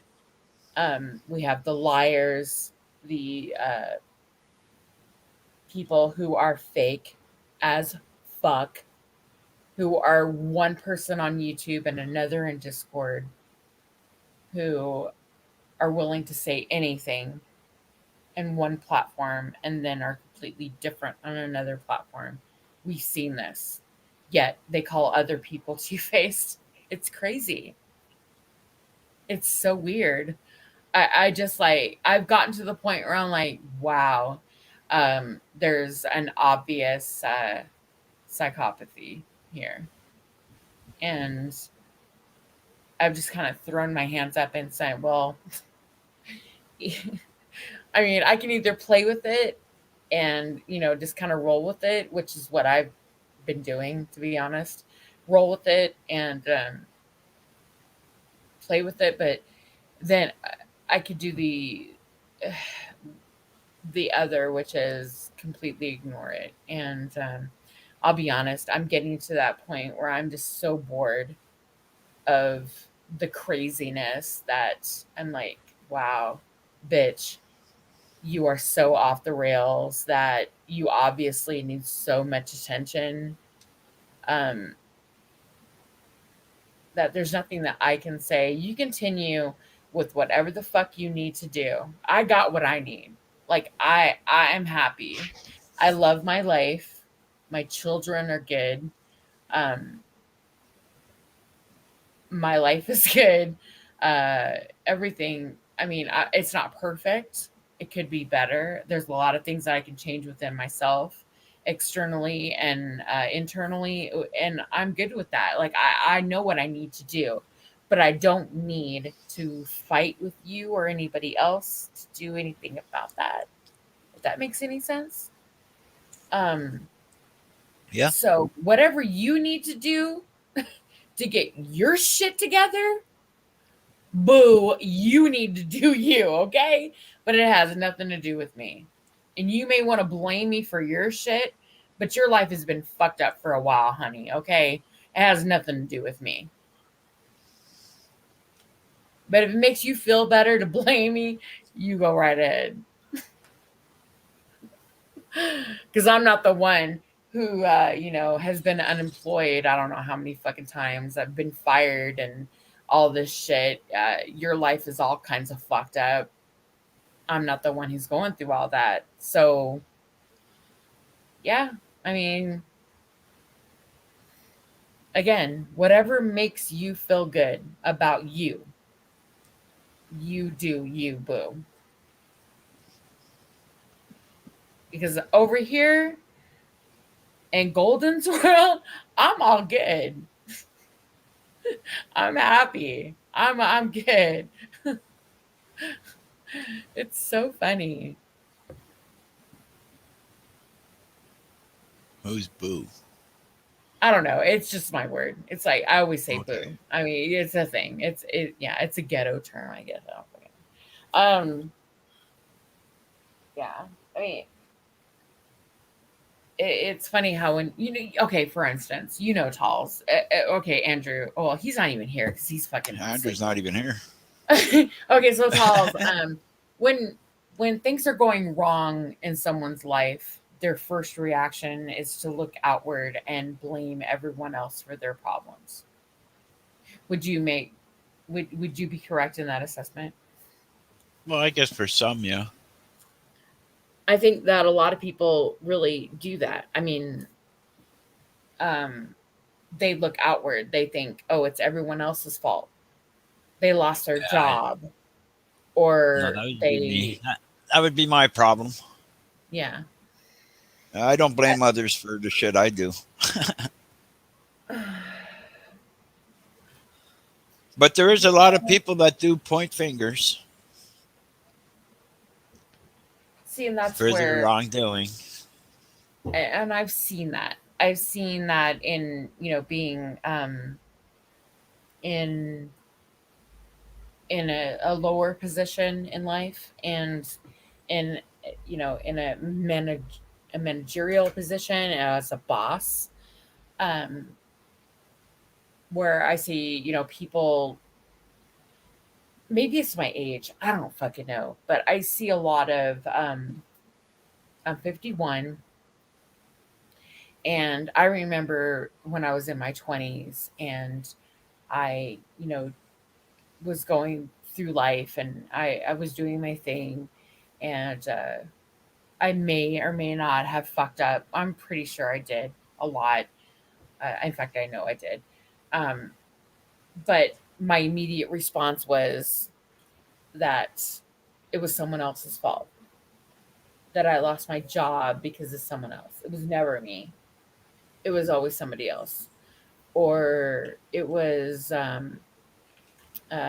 my boss was a dick, or it wasn't the fact that, and I'm just throwing shit out there. This wasn't the case, but it wasn't the fact that I called every day sick, or I just didn't show up for work, or I was lazy on the job and didn't just do my job correctly. I mean, it couldn't have been any of those things. It was always my boss didn't like me.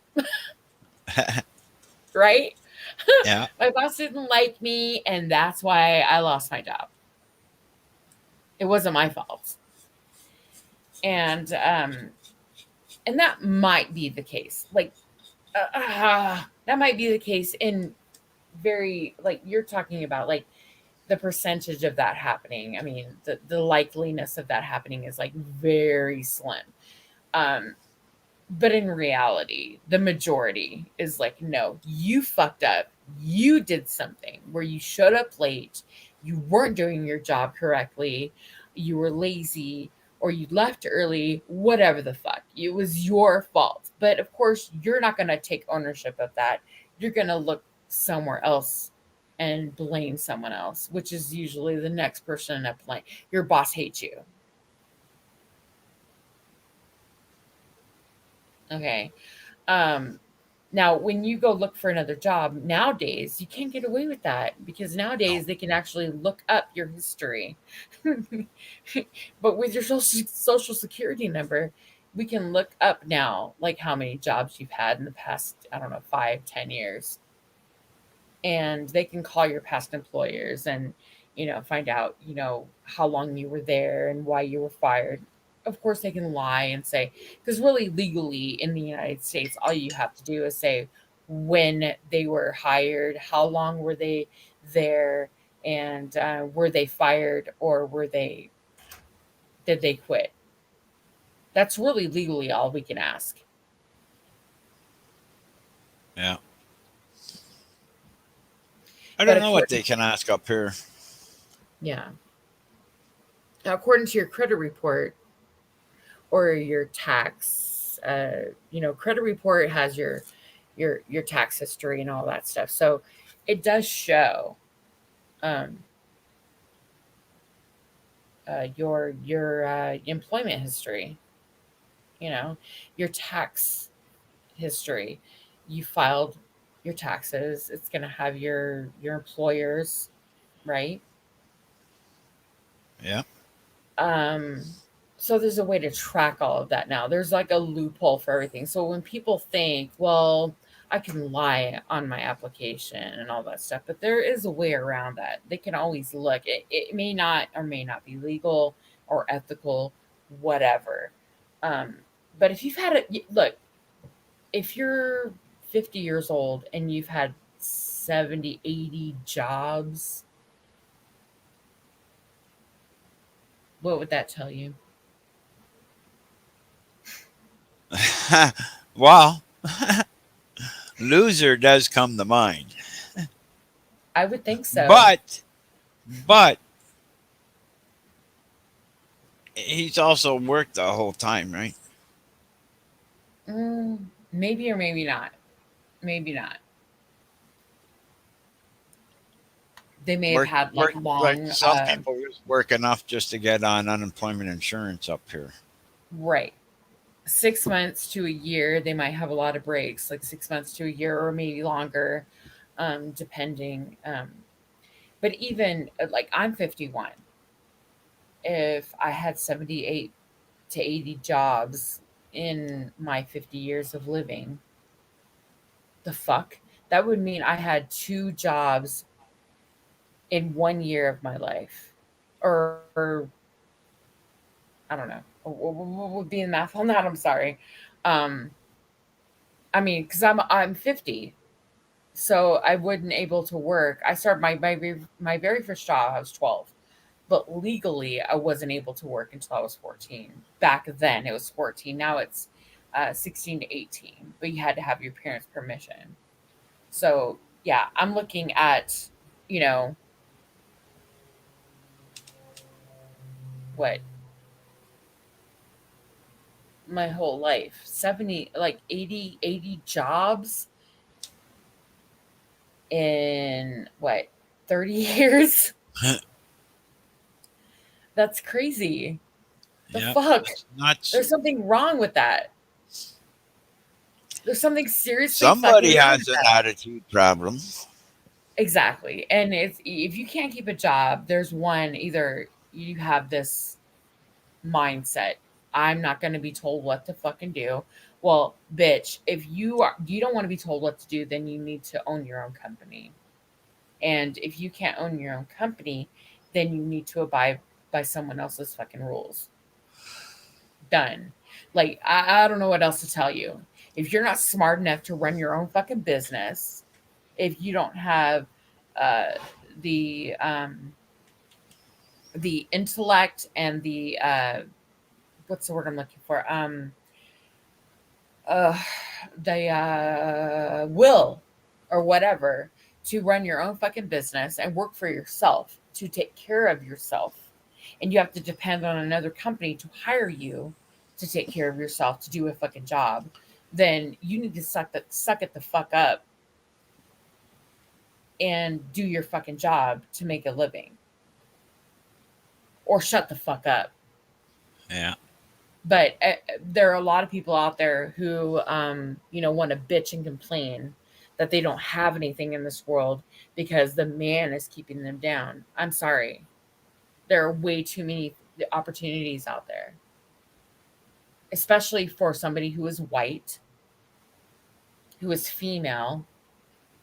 Okay. And I'm a woman who is white.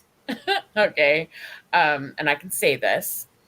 There are way too many opportunities for a white female to get ahead in this world, in any business for that matter. And if you can't get ahead without sucking dick, then you got a problem. Not in this day and age. It's your attitude. To me, that's everything. I haven't had to suck one fucking dick to get where I'm at.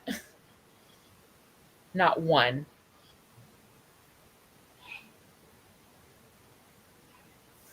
I've had to schmooze and bullshit. Not going to lie about that. I've had to smooze and bullshit, but my work and my work ethic has gotten me everywhere. I have proven myself. I've had no choice but to. I've had no choice but to prove myself. And my resume speaks for itself. There's a reason why I work, with government contracts. I don't do that anymore, obviously, but because I've chosen a different route. But there's a reason why I have my contacts, my resume, calling back on my contacts and my references. There's a reason why I have all of these, is because I have decided that I was going to take a different route. I wasn't going to be one of those piece of shit people who were going to, just walk and crawl all over anybody to get ahead. I wasn't going to be one of those people. Because those type of people, this is just what I learned from my dad and my grandfather and my mother. Those type of people, they may get ahead temporarily, and that's the key word, temporarily. It only lasts for so long, honey. You got to keep up the ruse. You got to keep up the ruse. If you don't have the ability and you are going to fake the funk all the way up, and then you get there, you got to be able to withstand that shit. If you can't withstand it, you're not going to last.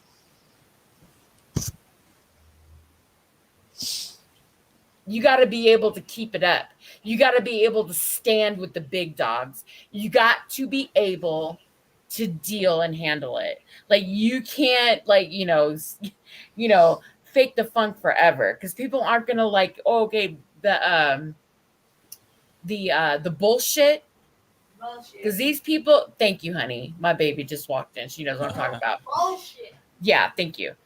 The bullshitters only get so far, huh, baby? Yep. Bullshitters only get so far, because guess what?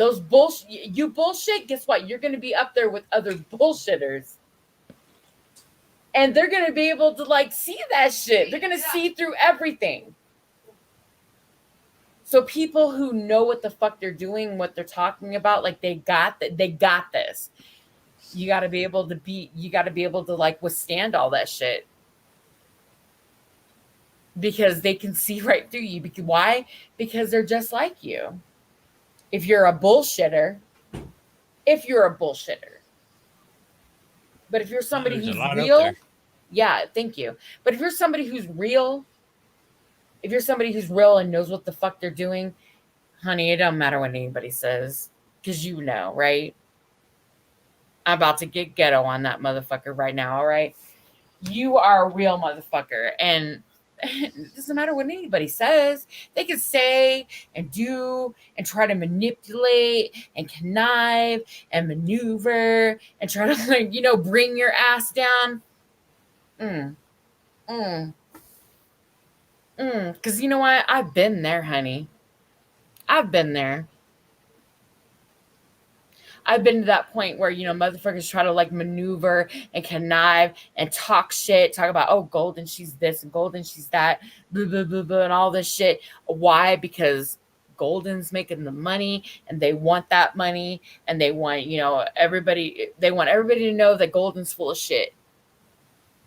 And then when they get me in the boardroom and they're interviewing me and asking me, questioning me on my integrity and my character, and I tell them, look, you look back, you call all of my clients right now, and you ask them how they feel about me.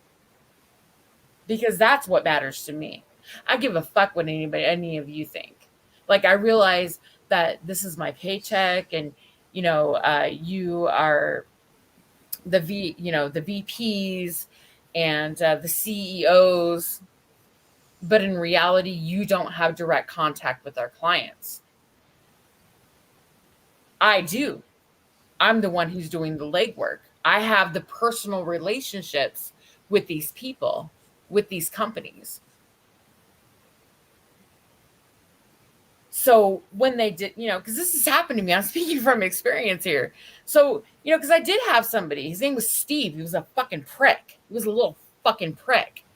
And he tried to do the same shit where he was like, he was jealous. He wanted my clients. I see you, Carolina. Hold on a minute.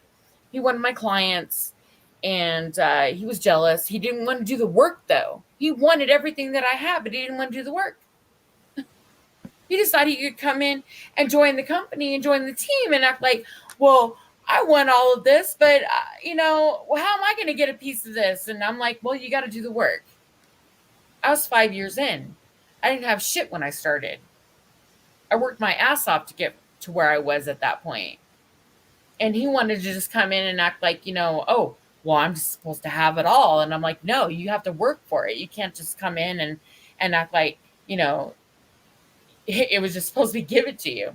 He literally came in and said, I want what all of you have. And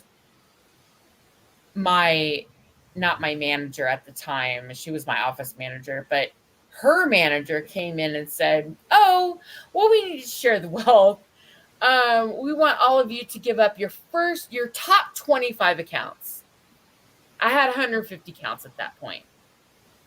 I was expected to give my top 25 that I worked my ass off for to this motherfucker who hadn't done shit to deserve it. Of course, I was pissed. So I had two options. I was either one, give this motherfucker my top 25 accounts, or I was going to fight it. So I went home and I talked to my husband and I was like, I don't know what to fucking do. Like, am I going to like risk like my career here? Like, I don't know what to do. So I kind of went in the middle because that's me. I'm a renegade, and I figured, fuck it. You know what? I'm not going to fight it, but I'm not going to give in. So I stuck in the middle. I gave him not my top 25, but I gave him my top, I think it was not my top 25, but I gave him my, not my, like the last, the 10 below that. And DigiRad was one of my top, it was like my main account at that time. And I went to him and I told him, I said, look, this is what's happening. I told him what was up. He told me flat out, he's like, look, I want everybody to know. And I want your CEOs, VPs, the president. I want them to know, if you're not handling my account, I don't want any business with them. This was my number one account. My number one. I had 150 accounts. He was my number one account. And he told me, if Golden doesn't take care of me, I don't want anybody to take care of me. I'm done. I don't want anything to do with your company. So I didn't tell them that. He told them that. And my boss was like, wow, that really said a lot to him. He was like, wow, you know what? I knew she was good. I know she's good. They offered me branch manager of my entire office. I know I'm probably ranting. And I know you're probably saying, oh my God, Golden, yes, that's so wonderful. Great. Yeah. I turned it down. I told him to fuck off. I actually ended up taking it. I'm just going to make a long story short, or short story long. I told them all to fuck off. I ended up getting fired, and I took all of my accounts and I went to another company.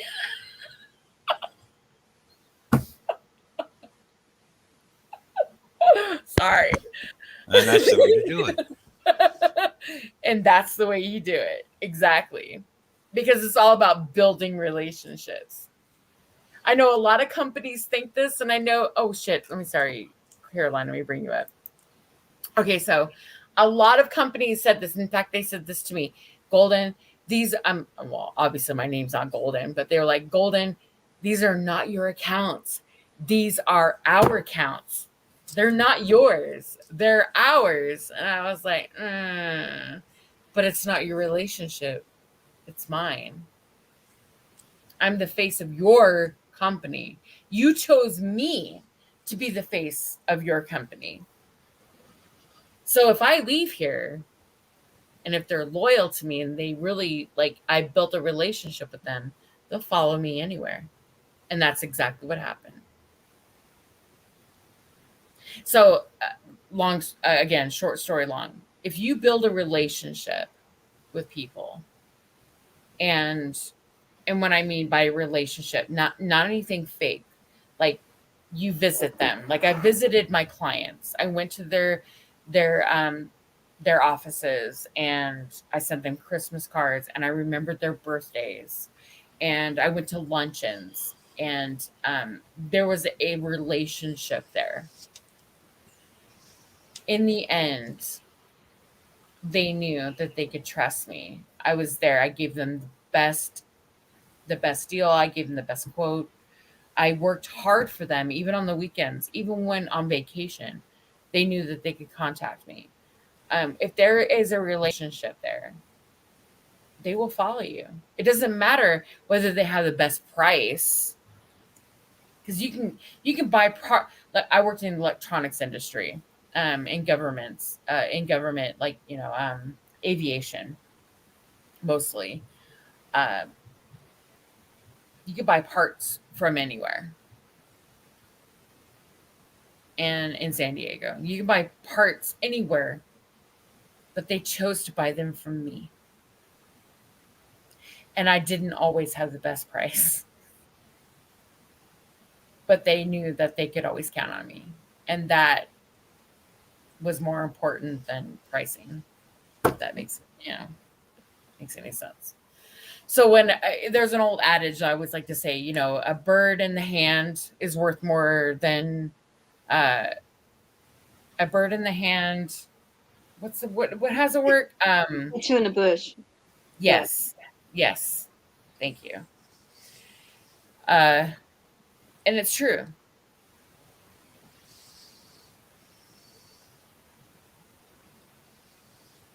That just means don't be too greedy. And you don't put all your eggs in one basket either. Like people put way too much stock in like one account, especially in business. You don't put all of your eggs in one basket. You disperse them. You make sure that you have more out there. You're putting everything out there. You're not just one account. It's all, you're not giving your attention to just one person. You're kind of giving attention to everyone, giving everyone equal.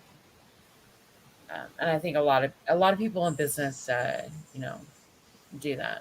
I missed all you guys. That's why I came here. Hey, Vital.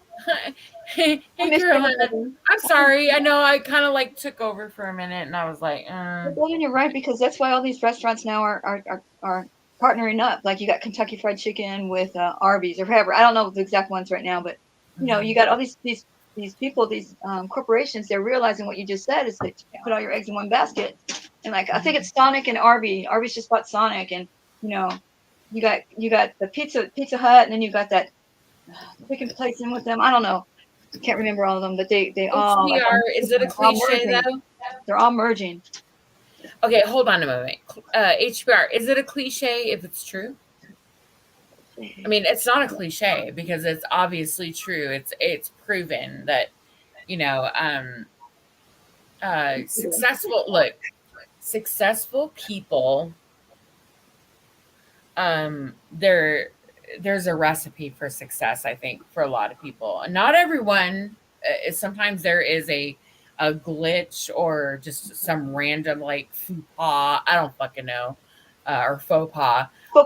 Cliche. You know, it is like, you know, every now and then you get someone who just happens to stumble on success, but it doesn't last. It's like when someone gets into a niche and they profit off of it. It doesn't last. They have to keep on. They have to keep with it. They have to, like, you know, perpetuate that success. It's not something that perfect is just, example. Blockbuster Video. Yeah, Perfect they example. didn't. Yeah, well, they could have if they really wanted to. But you know, hey, what was it? The internet fucked them over. But had they moved forward like Redbox did, like Redbox had their little Redbox stands and all the convenience locations, and then when internet took over completely, they decided, you know what? We're just going to expand. We're going to now extend our services to not just our locations, Redbox locations, but now the internet. Now, if Blockbuster had done that, then...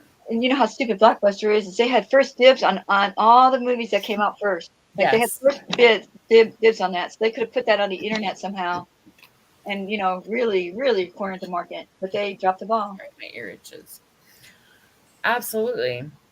And honestly, I bought a lot of movies from them. I rented a lot of movies from them, but I also bought a lot of movies from them. Yeah. Yeah, because I went there, like, I love, okay, one of my favorite movies of all time, Dangerous Beauty. Love that movie. You can go, I don't know if you guys are aware of this, but you can walk into any, back then, Blockbuster and say, look, I want this video. And they could have it for rent. It could be brand new, whatever. If you tell them you want to buy it, they'll let you buy it. And and back then, Dangerous Beauty was not a popular movie. It was like one of those, it was, what was the movie? Fucking sorry. My mind's kind of like,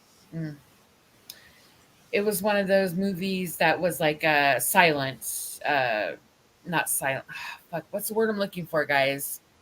I can't remember. Were they? It didn't make it to the theater, so it wasn't a B movie, but it was a oh crap! Come on, people. It was like Rocky Horror Picture Show. It was like, you know. Sorry. Crap. Why do you ask these questions so early? Well, no, I've been live now for over not a sleeper. Oh my god, almost 7 hours. But my brain's not working like it normally does. My hemoglobin is low, and I've been drinking. So, but there's a word they call movies that don't hit the theater. Come on, and people in the chat. It could be a great movie. But because money wasn't invested in the promoting of that movie, a lot of theaters would like, you know what, we're just gonna like let it go. But it was a great movie, and that was one of those movies. It was an awesome movie. It just didn't make it to the theater. It went straight to DVD, and it was one of those closet, it was an awesome film. And had it gone to the theater, it probably would have won a lot of awards and stuff, but there just wasn't a lot of promoting behind it. But anyway, it was a great movie, Dangerous Beauty. I bought it. I saw the trailer for it and I bought it. I didn't even watch it yet. I just saw the trailer and I was like, okay, I have to have this movie. One of my all-time favorite movies, and it was great. So if you haven't seen it yet, Dangerous Speedy. It actually was on Netflix for a minute there, like a few months ago. Great movie. It's a true story. It's based on a courtesan, her life story, and it's wonderful. And in Venice, she was a Venetian courtesan. So you have to see. If you haven't seen it, I see it. Highly recommended. Anyway, I don't know. I think it's I totally forgot what the fuck I was talking about. I'm sorry. What was it you were talking? Well, you were talking about businesses. Sorry. Businesses and putting all your eggs in the basket. Oh God, what was her name that played in that movie though? It was she was a courtesan though. She was a woman. Okay, back then. Hold on. Let me. I'm sorry, I don't know. I'm not that. I know I'm not that. It would be considered a hooker by today's standards. Yeah. What? Oh, okay. But back then she was a courtesan, and see, back then, it was like the 14th, 15th century. Oh shit! And that was before penicillin. Women didn't have a lot of options. Oh, that's true. And we were either married or we were prostitutes. There was really no other option other than that. And she decided, and back then in Venice, if you were a courtesan, you were given the opportunity to be educated. If you were anything other than that, you weren't allowed to walk into what they called back. It was, we would call nowadays a library. Only men were allowed to be educated back then. But a courtesan didn't live under those rules. No, and they had access to all the rich guys, and they had access to books. They were allowed to read. Well, they were allowed to be educated. King, his name was Justinian. He was an emperor. He married a hooker, and she basically ruled that empire over him. Well, they didn't call them hookers back then. She was an actress, is what they called her, and he married her out of and nobody wanted him to marry her, but she ran him, and she ran that empire. Justinian and Theodora, that's who they were. The Byzantine Empire. Isadora. Yes. Isadora. Yeah. That's just amazing. And they do all that. They get money that way, but look it up. I'm telling you, it's an awesome movie. Rutger Hauer, not Rutger Hauer. What the fuck? What was his name? Jesus, it's gonna bug me. I really hate it when I can't remember something like that. It really does bother me because it's one of these. Like I love. Catherine McCormick plays Veronica, and Jacqueline Bisset is in it, and Rufus Sewell. He's the he plays Marco, and anyway, it was a 1998 film. I'm looking it up right now. It was a 1998 film. Oliver Platt was in it, and he played a complete douche. But Jacqueline Bisset plays her mother, and Catherine McCormick plays Veronica, and she is a daughter of aristocrat, and she, her mother teaches her. I guess her mother was a courtesan before she married somebody who was, an aristocrat. So she was given the opportunity to either succumb to what most women did, was what an unhappy marriage, or she could take charge of her life and be a courtesan, which was, you are looked down upon, by all other sophisticated aristocratic women and people. But on the other side of it, you are given opportunity to be educated and be rich upon your wildest dreams, and you're able to take care of yourself and live by your own rules. So Yeah. Right? So I mean, think about it. Either you're looked down upon, right? You're a whore according to everyone else's standards. But on the other side of it, you're a whore that can take care of herself and who's educated and doesn't have to depend on anyone.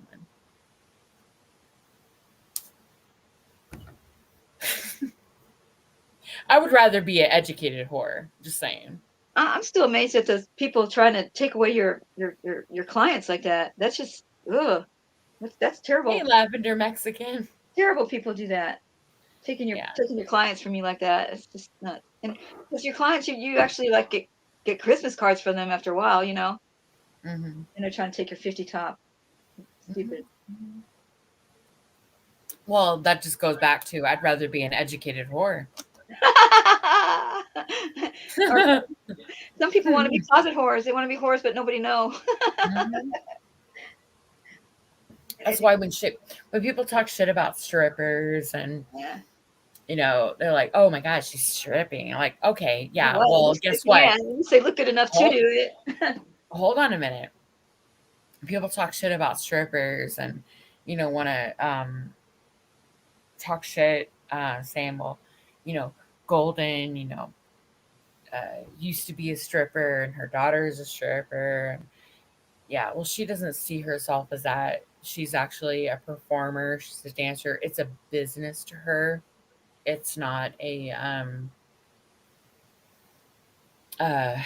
you know, regardless of that fact, honestly, but regardless of that, how dare you look down upon someone who can pay their bills and they're doing what, you know, she actually, you know, if they like what they do, if they have made it a business, they treat it as such. It's a business.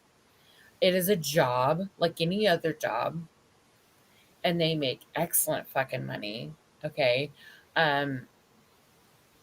How dare somebody who is living in a studio apartment, who doesn't have a pot to fucking piss in, who has to beg someone to buy them a car, or I don't know, you know, bitch and complain about their job every fucking day, have the nerve to look down on someone who makes what, $1,000 a night at least. Damn, that's good money. And we're talking not even every night. This is like 3 nights a week. If you're making $1,000 a night and you don't have to go to, look, honey, you wake up in the morning, you're thinking, I don't feel like going to work. I don't have to go to work. I don't need it. I make $1,000 fucking a night because I know I got it like that. Who the fuck are you to look down on anybody else for wanting to, you know, it's just bitch, business. Please. It's just business. Bitch, please. And guess what? I don't have to go to work if I don't fucking want to go to work. I can travel. I can, you know, I've seen the world. I have done shit that you can't even imagine, yet you're going to look down on me? Bitch, please. And plus, they be ugly, the ones that complain. Oh, well, usually the ones who bitch about that shit are the ones who can't even, you know, again, like I said, they living in a studio apartment, don't have a pot to piss in. They can't keep a fucking job. They're bitching about their life is miserable, blah, blah, blah, blah, blah. Yeah, exactly. So it's those people that have a nerve to fucking bitch about that kind of shit. Again, I'm confident in who I am. Therefore, I resonate all of that with my children. So when my daughter came to me and told me, Mom, you know what? I can make money doing this. Like, I can do this. Like, I felt that, honestly, I felt kind of bad for her in the beginning. I thought, why would you think I would like look down on you at that? I'm your mom. I'll always be proud of you no matter what decisions you make. I may not always agree with them because I'll be honest, in the beginning, I was like, oh my God, no, I really don't want you to. But she was like, Mom, I got this. And I trusted her because I raised a smart child. I didn't raise an idiot. I trusted her. Right, Lavender? I wish I could be a stripper too. And I was like, okay, girl, all right, I got you, you know? And I'm proud of her. She has made it a business. She has her brand. She goes from state to state, and people know her. So, and they want her. They actually book her, and I'm proud of her. No matter what, I'm proud of her. She's beautiful. You guys have seen her. I've had her. I think Andrew has had her on his panel. She's gorgeous. She's beautiful. All my girls are beautiful. Because, honey, look, I don't make ugly babies. Okay. Shit. All my babies are beautiful. But yeah, she, she's confident. She's quirky. She's bubbly. She's got one of those personalities where people just love her. They are attracted to her. She's just, and she's successful at it. She loves it. She loves what she does. She knows she's not going to be able to do this forever. And that's a reality that, she's not oblivious to that. So she knows that one day, either she may open her own club one day. Who knows? Honestly, the sky's the limit for her. But right now, guess what? She doesn't have to worry about her bills. She doesn't have to worry about eBaying. She doesn't have to worry about, asking anybody to do shit for her. She in fact makes sure that she asks her family if they're okay. You need me? You need anything, Mom? You okay? You all right? And what more could I ask for? I mean, that's my baby. I'm proud of her no matter what.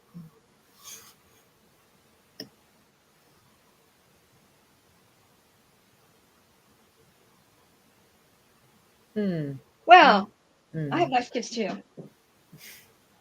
Good kid. No, she is. My babies. All my kids are awesome. One you said was a teacher, I think, too. That's cool. And she's actually graduated. She's actually started her first class on her own I feel so this bad year. for her. I feel so bad for her. Yeah. The first 3 years are the worst, and you all got when I first started, I was like, I dressed really nice the first few days, and of course I'd get all these sneery looks from the old lady teachers wearing the long fairy skirts with the wooden necklaces, and there I am bopping through, and they would sabotage me. They would say, "Oh, the faculty meeting's called off for tomorrow morning, so don't bother." And shit like that. Yeah. I started in a school that had like the kindergarten all the way up to high school, all in the same building. So my baby, she was like, Mom, guess what? She came to me, she was like, Mom, I want you to do some Harry Potter stuff, because I'm a huge Harry Potter fan, and she's a Harry Potter fan. So she's doing this whole she was like, Mom, I'm gonna do a Harry Potter theme in my classroom. Nice. And so she made sure that she asked all of the kids, made sure there was like no religious thing. Oh shit. Going on. Yeah. So everybody was cool with it. She was like, Mom, I'm doing a Harry Potter theme for my classroom. I'm like, cool. She's like, I want you to make some things for my classroom and all this stuff. So she's got, oh my God, it's so fucking cute. She's got them all like wearing robes, and they've all decided that the sorting hat and all that stuff is so fucking cute. Like, you get the sorting hat, so they're like Hufflepuff and Gryffindor and Slytherin, and oh my God, it's so fucking cute. So all the kids have like their robes and all the different like scarves and their little wands, and oh my God, it's so fucking cute. That's cool. Yeah, but she's gonna make the other teachers jealous. But anyway. Oh my God. It's so cute. So so she's like got this whole little Harry Potter thing going in her classroom. Oh my God. Yeah, so her other teachers and they're gonna be jealous. They're gonna tell her she's doing too much. And she's gonna be doing too much because those first 3 years are really tough. Like she's only gonna get like 6 hours sleep because she's gonna be so busy till she finds her way. You know what I'm talking about? Her way on how to grade, her way on how to handle routine things, her way. It takes a while to figure out that way. It takes 3 years, really, a good 3 years to really figure it out. When she was studying to be a teacher, when she was in school, she actually was under another teacher. So Yeah, she was yeah. actually during school, she was working Right. as a teacher, but she was like under another teacher, Yeah, like it's like supervising type of student thing. teaching. Yeah, so it was like a student teacher, and so she's, you know, she's kind of made her way with the students and everything. Oh, so she got her in And the same school. yeah, it's the Oh, that's same great. school. Yeah, it's the same school. So all the teachers, like, you know what, you got this. They were like fully Good. supportive, and they're like, you got this. We're good. You're good. Don't worry about it. So when so she's like got this whole Harry Potter theme. It's so fucking cute. And you know, everybody knows I have, you know, 2 grandsons, and and they're like all for it too. It's so cute. Oh my god. And so of course I'm making like a bunch of stuff for the kids and the Was she there? class. Was she there with you in Vegas? No. Okay, No. it's gonna be No. tough because she's far from you, but yeah. No. Yeah. I see her. Man, there's so many tyrant teachers out there, girl. I'm telling you. We had this one that was a pedophile that was like texting people, you know, texting Ugh. girls and shit. But anyways, his wife kicked him out of the house, and he was sleeping at the school for 2 months, and nobody knew it. He'd wait for everybody to leave, and then he'd creep out from his hiding place and walk around all night and shit. I mean, but there's tyrants out there. They're really, really bad tyrant teachers, and I think they're bullied when they're in high school. So everybody who can hear my voice, if you have a kid come home and say, my teacher is mean to me, believe that kid and pull that kid from that class, because I have seen teachers bully kids. I've heard, you know, a couple auditors told me that they've been bullied by teachers before. They join in with the other kids and shit. So pull that kid from that class, because that teacher will lie through her teeth and tell you that, oh no, nothing like that's happening, and and we just had a school shooting here in a really rich school in Mansfield, Texas. The kid came back and shot a couple of bullies who'd been stealing his shoes for his whole life. He's a sophomore, and he's 18 years old, so he's not all there. He's in the special classes, but he didn't kill the people. He got shot, wounded 3, wounded a teacher, and I have a feeling that he's going to get off because of all the bullying that's documented. You know, you have a right to protect yourself in any way possible. Not by shooting people, of course, but I have a feeling because of all the circumstances around it, that kid's going to. And of course, all the cops are out there high-fiving each other. We did such a great job on this school shooting. We were trained and this and that. And you know, there's a manhunt out for this guy. If that kid had not turned himself in, I'm telling you, they would have shot him dead. But that's, so. Well, that went pretty. Sorry, I'm ranting. No, you're fine. I was just gonna say that. God, I've been live for like over 7 hours now. I gotta go. I gotta get off of here. Is there anybody else live right now? Sure. I think everybody else is asleep now because I don't hear Andrew. I wanted to see the slap I heard about. I heard about the slap. There's so much I missed. And you got to bring your Halloween dancers back pretty soon. Remember the Halloween dancers that you did, Golden?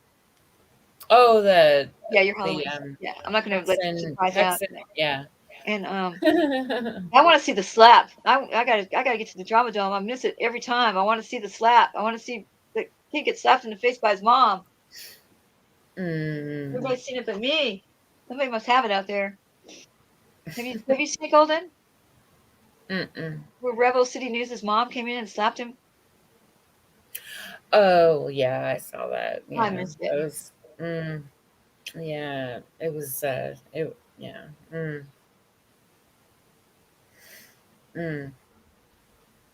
I don't know. It was. And I don't know where Cindy's been. I've heard some stuff about Cindy and don't know how she's doing. And I just missed a lot of stuff. I hate working. Cindy was on my panel earlier. Yeah. That's good. I missed a lot because I was so glad to you can see rewind it and find out. She mentions a lot of what happened. And I don't know what's going I on didn't know with until Shelley. tonight myself. So there you go. I don't know what's going on with Shelley or anybody else or nothing. I don't know anything. It's funny. You just miss a few days of YouTube and you're really behind. Yeah, and one day is like a week. Yeah. Yeah. A week's worth of That's stuff. the way it is there. Yeah. So I don't know how long it's been since I've been live. I think it's been a couple of weeks, but whatever. I'm so glad you came back on today, or that you came today. Yeah, it was inopportune. I wasn't really like planning on it. But Well, I know you were going to do something about abused women. I lost your phone number off one of my phones, and I can't find it. Because I've got some stuff for you on that. If you want to do something like that. Oh, okay. Because you're talking about that. Yeah. Absolutely. Look, I'm gonna get off of here though, because All right, I'm really guys. tired, and I'm like, Bye, ugh, Andrew. yeah, That's ugh. Have a good It's day. 9 in the morning for me, and I'm like, wow, I can't even believe I was on this long. So I got, I'm getting texts going, yeah, you need to get off because you've been on for a while. It's like I need to get Okay, some let's see sleep. who's live before you go. So people can either go or not. I wonder if Poon Handler's live. Let me check really quick. Let me see. Let's see. My computer's Well, I just. appreciate everyone for being here. Really. Oh, Clash with Bow is on. Teapot Travels. Who's that? Teapot Travels. Travis Hines. Is live. Washington Post is live. The Clash with Bow is live. Clash and Bow. Clash with Bow. Oh, hold on a moment. I just noticed that someone told me by the John Galt, Galt. Do you guys know who that is? It says that never. Okay, because I posted okay, on my community page. I posted from Rachel Joy Scott. If you guys don't know who Rachel Joy Scott is, she is a survivor from Columbine. Oh, the Columbine massacre, and she is the first survivor. Wow. Who came forward and was talking, and I posted a quote from her she said, "Trust and honesty is an investment you put in people." She also said, "I admire those who trust and admire." I can't even talk right now. I'm sorry. She says, "Trust and honesty is an investment you put in people. I admire those who trust and are trustworthy." And her name is Rachel Joy Scott. And someone had the nerve to reply to me, and I just saw this. This was like 3 hours ago. He says, John Galt, Galt, says, "Never take advice from inspirational posters. This is some stupid fucking shit right here." John Galt. This is not John Golf, not John Golf, not him. Galt. That's why I spelt it out. This is what I'm talking about. Like, why would you say that it's stupid fucking shit? Have you survived a massacre that has gone down in history? I mean, as one of the most prolific, mass murders in history. And you're going to say that it's some stupid fucking shit? Are you kidding me?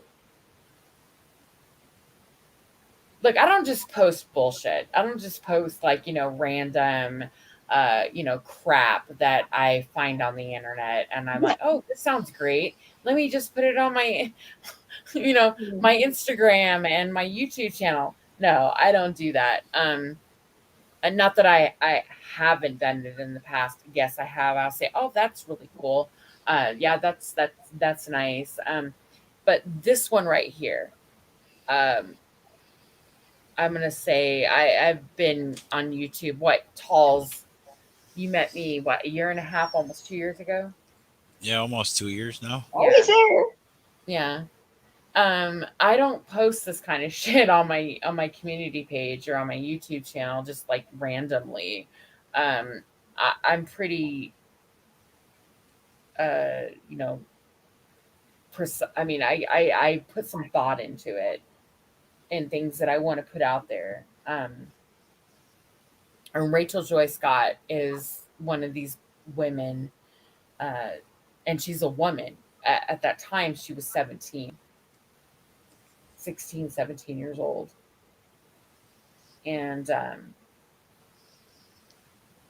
for somebody to, go through something like that and survive it and come out the other side without being affected and having it tear her down and cause her to stall, because that's what happens a lot. When we go through trauma, it puts us in a like a stall where we just stay where we are. We don't move. We don't go anywhere. We succumb to that trauma and we don't go anywhere. Oh. She chose not to do that, and she overcame. And I am like in awe of her. I really am. And so that's why I chose to put I actually took the time to make this meme because there were no memes out there of her. I was actually on StreamYard with Bones. And I was like, I can't find a meme of this. Like, what the fuck? I can't believe. I was looking for a meme, like something that had this quote where she says this, and there was nothing out there. I'm like, oh my God. I just made one myself. So I actually made this. This is her quote. These are her words. And I didn't want to take them for just for myself. So I put her name on it. This is her. Trust and honesty is an investment you put in people. I admire those who trust and are trustworthy. I mean, it's amazing. So, what's his name? John Galt? Go fuck yourself.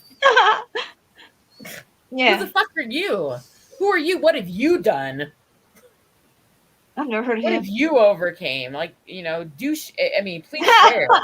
Please share. Please share if you've done anything or have said anything or, more profound than that. Come on, please share with us. Share with the class. Eat more chicken. Asshole. Swear to God. Anyway, I just saw Nobody that else just is now. live. I was looking for somebody who was live and I saw that. I'm like, Um, what a dick. Nobody's live except for you. So, what is that? Oh, they have some. Oh, do you know they have live cameras that you can just watch people like walking along.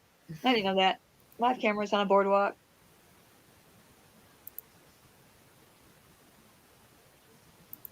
The big picture. I pushed that little live tab. I don't see anybody live. Lots of gamers. Oh, the Monkey Channel's live. I hate the Monkey Channel.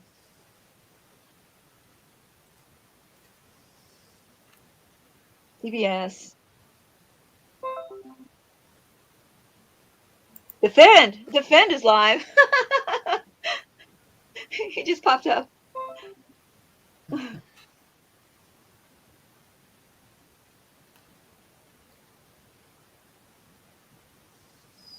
He's in Phoenix, Arizona. I guess he's not in Colorado anymore. He's at the Mesa. He's in Mesa Police Department, Phoenix, Arizona. Defend.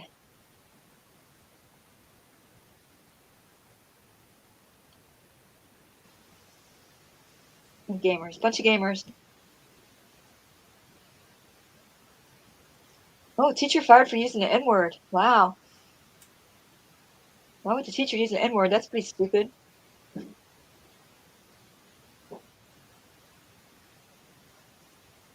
What, nice work? Yeah, there you go. Nice work. Good job, son. Why don't you go live? Go live. I can't go live. I have too much I got to do. That's why you see a cartoon instead of me. I need to do my hair and my makeup and keep going. I haven't done this in a year and a half, I guess. Really? I haven't seen you up around anywhere, but I haven't been on. No, I just been laying back watching. Have you? Taking it all in? I'm Yeah. surprised Port Hair Farmer isn't live. He's usually live around this time.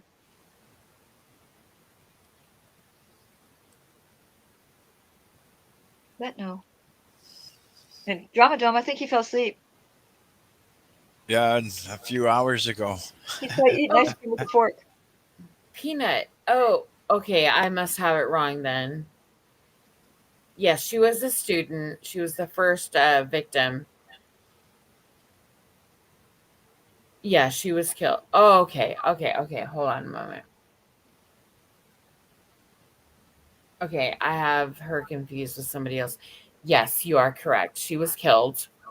And she was the first one actually to be killed during Columbine.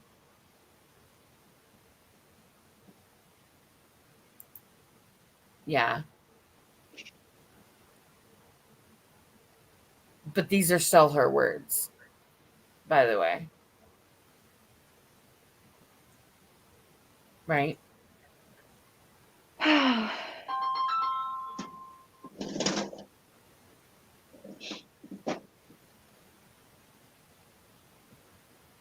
Talking with Tommy D. Hello, talking to Tommy D. I never saw you before. Talking with Tommy D. Gas Control Rich always has some good stuff to say.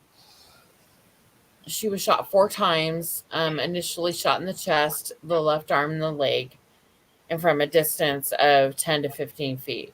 Damn. She sustained a 4th and fatal wound to her left temple. Ugh. Terrible. I'm sure the chest one would have killed her too, though.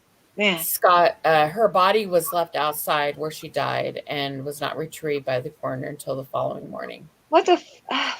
And she died in the morning, I believe. She was the first person to be shot. Damn. She was the first victim.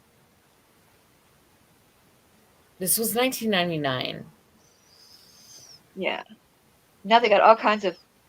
They've done all kinds of scenarios for school shooters and practices the cops have, and yeah, you know, they sure were high-fiving each other. This is a different situation here in Mansfield. It was so different because, you know, the guy got away. I mean, he just did what he wanted to do and left. You know, he was gone from the school, but they're still got the school in lockdown, and you know, they took every kid and bused them to another school and took pictures of each kid as he got off the bus, and you know, we're all working together to get this guy. And but in the meantime, he's already turned himself in, and we're still looking for him, and this and that, and they're just like, we've got all these things in place. Your kids are safe. They wouldn't come out and just say nobody died and 4 people have been wounded when they knew it. They just let the parents all freak out.